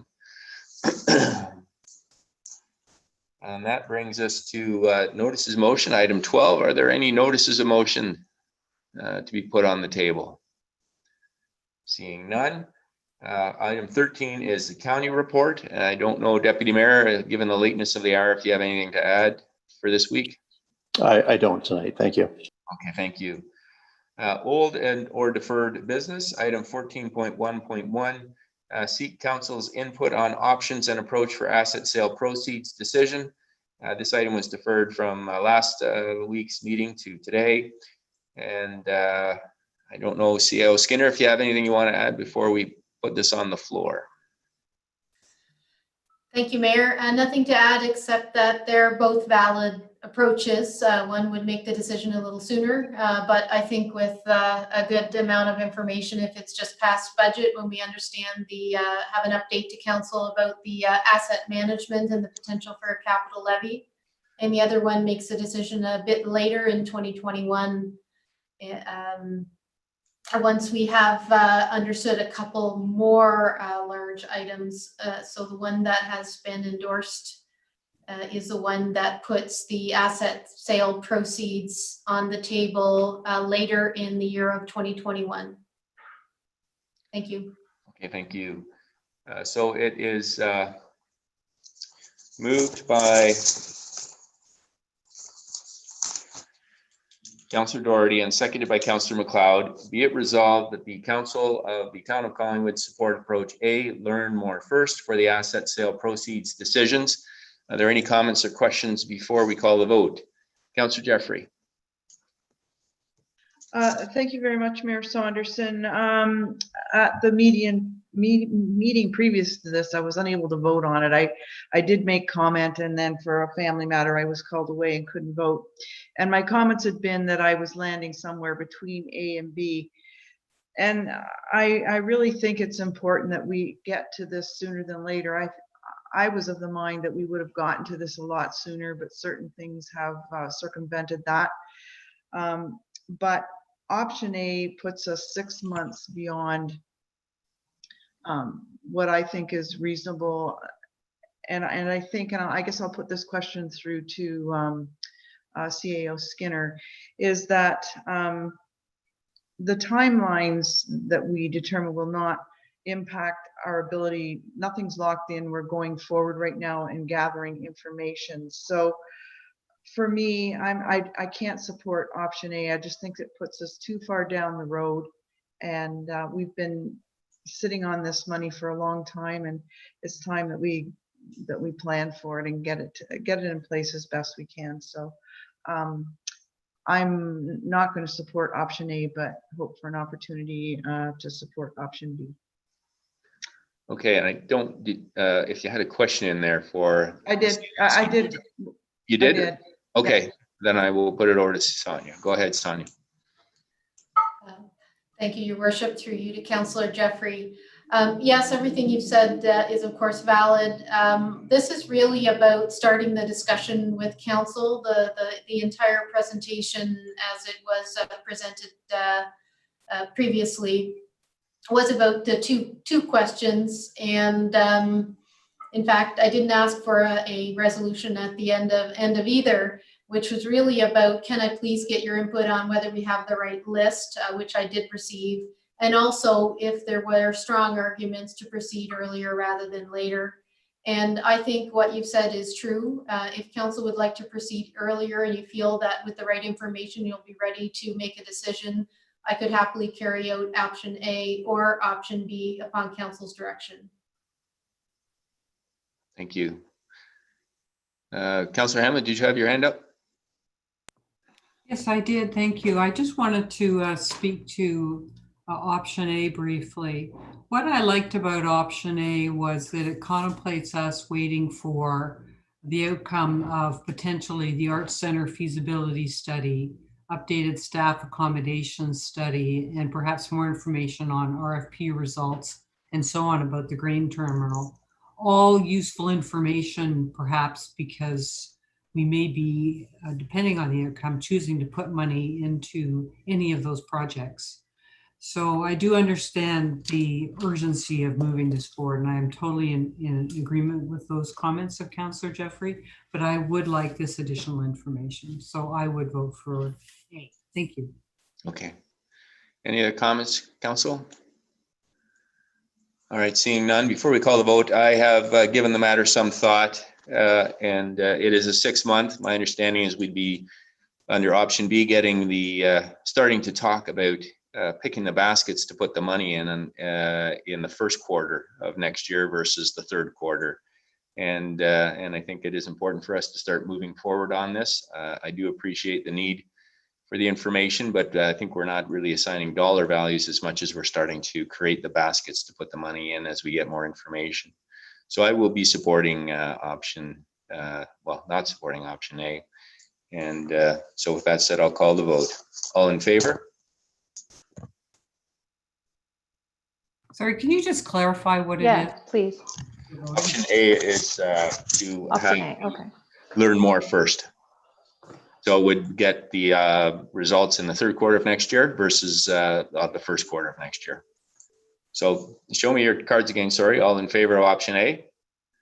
Okay, opposed?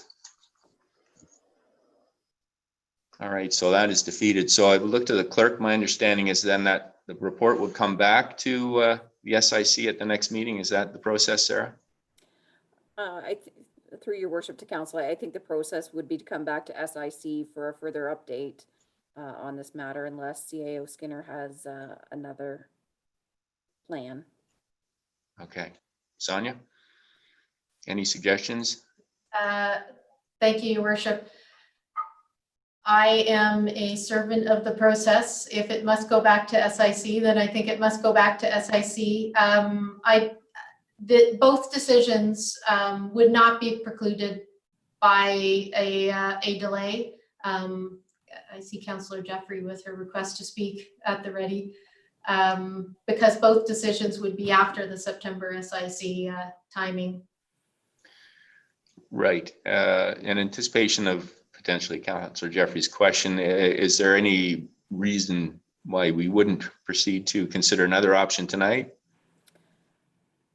Sorry, and my apologies. It is a late hour, Yes. And we were contemplating it last week, but given we have full council here right now, and if this keeps getting deferred, if we don't have a full council, it may be prudent should council wish to proceed at this point with the alternative. All right. I'll look to council then. Is there anyone that would like to put option B on the floor? Councillor Jeffrey, and it's seconded by a number there. So with that being said, unless there's other comments or questions before I call the vote, I will call the vote. All in favor of option B then, which is the first quarter of 2021. Opposed? Thank you. Duly noted. Thank you. The next item on the agenda is 14.1.2, support for fairness for Ontario Spirits campaign, and it's a notice that I provided, so I will look to the Deputy Mayor to chair this portion of the meeting. Thank you, Mayor Saunderson. I apologize. I don't have the mover and seconder, so I know it's moved by you, but who is the seconder, or do you have a seconder? I don't have a seconder right now, so. Okay, I see several. All so right. Councillor McLeod, you'll second this. Thank you. Okay. All right. And yep, go ahead. If I may, I'll just I'll table it, and then I'll let you quickly speak to it, and then we'll call the vote. Moved by yourself, seconded by Councillor McLeod. Whereas distilleries have been a part of the Collingwood community for almost 50 years, providing good local jobs and products of world-class reputation, and whereas the viability of these industries depends on the thriving beverage alcohol sector in Ontario supporting equal and fair retail access for all Ontario-made spirits. Now, therefore, it be resolved that Council of the Town of Collingwood supports the Ontario Federation of Agriculture and other supporting organizations in their petition to the provincial government for the Fairness of Ontario Spirits campaign. Would you like to speak to this first or last, Mayor Saunderson? You know what, I'll speak to it first, Deputy Mayor, to give some context to this discussion, and there is some history here. So we've been approached by the Fairness for Ontario Spirits campaign, looking at including spirits in grocery stores along with those that carry wine and beer. And this is not the first time actually that this issue has been before council, and Council Doherty will remember back in August of 2015 we had a similar motion to support this initiative at an earlier stage in this process, at that point in time, Collingwood had one distillery, which was the Canadian Mist, and now we have 3. So I see this as an opportunity for us to support our local industries and employers in an initiative that I think has merit. They know from the experience in Quebec, where spirits did not get the same leg up as beer and wine, their sales plunged dramatically. So their market shares did dip. And so I think that given the opportunity, we've been approached again by the Fairness for Ontario Spirits campaign to speak up on this issue. And I think it's an important initiative, and that we should definitely be supporting our local industries and employers. So with that said, I will pass it back to the Deputy Mayor. Thank you. Is there anyone else that would like to speak to this matter? Councillor Hamlin, Councillor Comey. Thank you. I would just say I'm a very big supporter of all our local businesses, and I'm so grateful at the number of distilleries and breweries that have called Collingwood their home. But I'm not going to support this motion, as I feel that I don't have enough evidence to support why selling hard liquor in our grocery stores is good for our community. And I totally agree with the mayor's comments on all of this. But the other side of it is that clearly when the province introduced the selling of wine and beer in the grocery stores, there was a reason why they didn't include hard liquor. And I just don't know what it is. And I know that CAMH has weighed in on this issue over the years. I looked at the website for the Fairness of Ontario Spirits campaign, and they show retail access by province to spirits across the country. It doesn't appear anyone selling them in grocery stores. Those who are selling it privately are Alberta, who sell all their liquor privately, and Saskatchewan, who have, they're not selling it in grocery stores, but they have other means of getting it out through restaurants and so on. So just, I'm sympathetic to it, but I just don't feel I have enough information to support it. So thank you. Okay, thank you for those comments. Councillor Comey. Thank you so much, Deputy Mayor. I appreciate Councillor Hamlin starting off those comments with the exact same outcome that I found, because I didn't have much to go with. The group, this Spirits Canada group, did not come to council. So we were left with, not much more than finding their website. So best I could piece together is the Fairness Campaign lobbies for the sale of spirits in grocery stores, but based on my research, didn't provide me with any new research or best practices that countered the province's decisions. So then conversely, similar to what Councillor Hamlin touched on, I went to our local district health unit, who actually has a very interesting alcohol report that they put together. And I think this is worth mentioning as we consider this. This is quoting the Simcoe Muskoka District Health Unit alcohol report.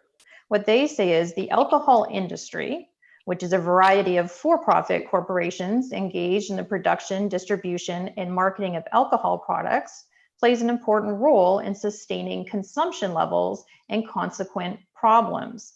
This is not only through their obvious role in supplying and marketing, but also as political actors seeking to sustain and increase alcohol sales. The report goes on to make a number of recommendations, which include a complete review of the health and economic factors associated with alcohol before any further changes to current policy are made. So I will not be supporting this motion, and that's because I feel strongly that alcohol sales and public policy should include thorough research and best practice recommendations. And I think we have an obligation to always consider our most vulnerable populations, and especially here locally. And I just did not see any compelling research in this campaign that made me think we need to, lobby the province at this time. Thank you. Okay, thank you. Anyone else with comments, question? Okay, seeing that, then I will call the question. Those in favor of supporting the motion? Those in favor? 1, 2, 3. Those opposed? And so noted, it's carried. Thank you. And I'll turn the chair back to the mayor. Yeah, thank you, Deputy Mayor. So the next up was item 14.1.4, update on traffic common policy work scope and progress. I note due to the lateness of the hour, staff did suggest that perhaps we defer this to Wednesday. So I think that that's a good plan. So that brings us to item 14.2, other business. Are there any items under other business tonight? Seeing, oh, go ahead. Oh, Director Skinner. I had my note down. I can't read my writing. Go ahead, Sonia. Thank you. I was asked by several folks if it was felt that we needed another meeting of any type through August.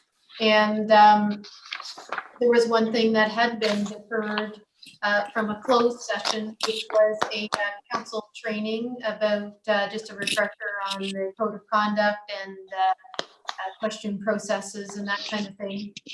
So we were going to seek a date potentially during the day, sometime during in August for maybe an hour-and-a-half meeting or so for that.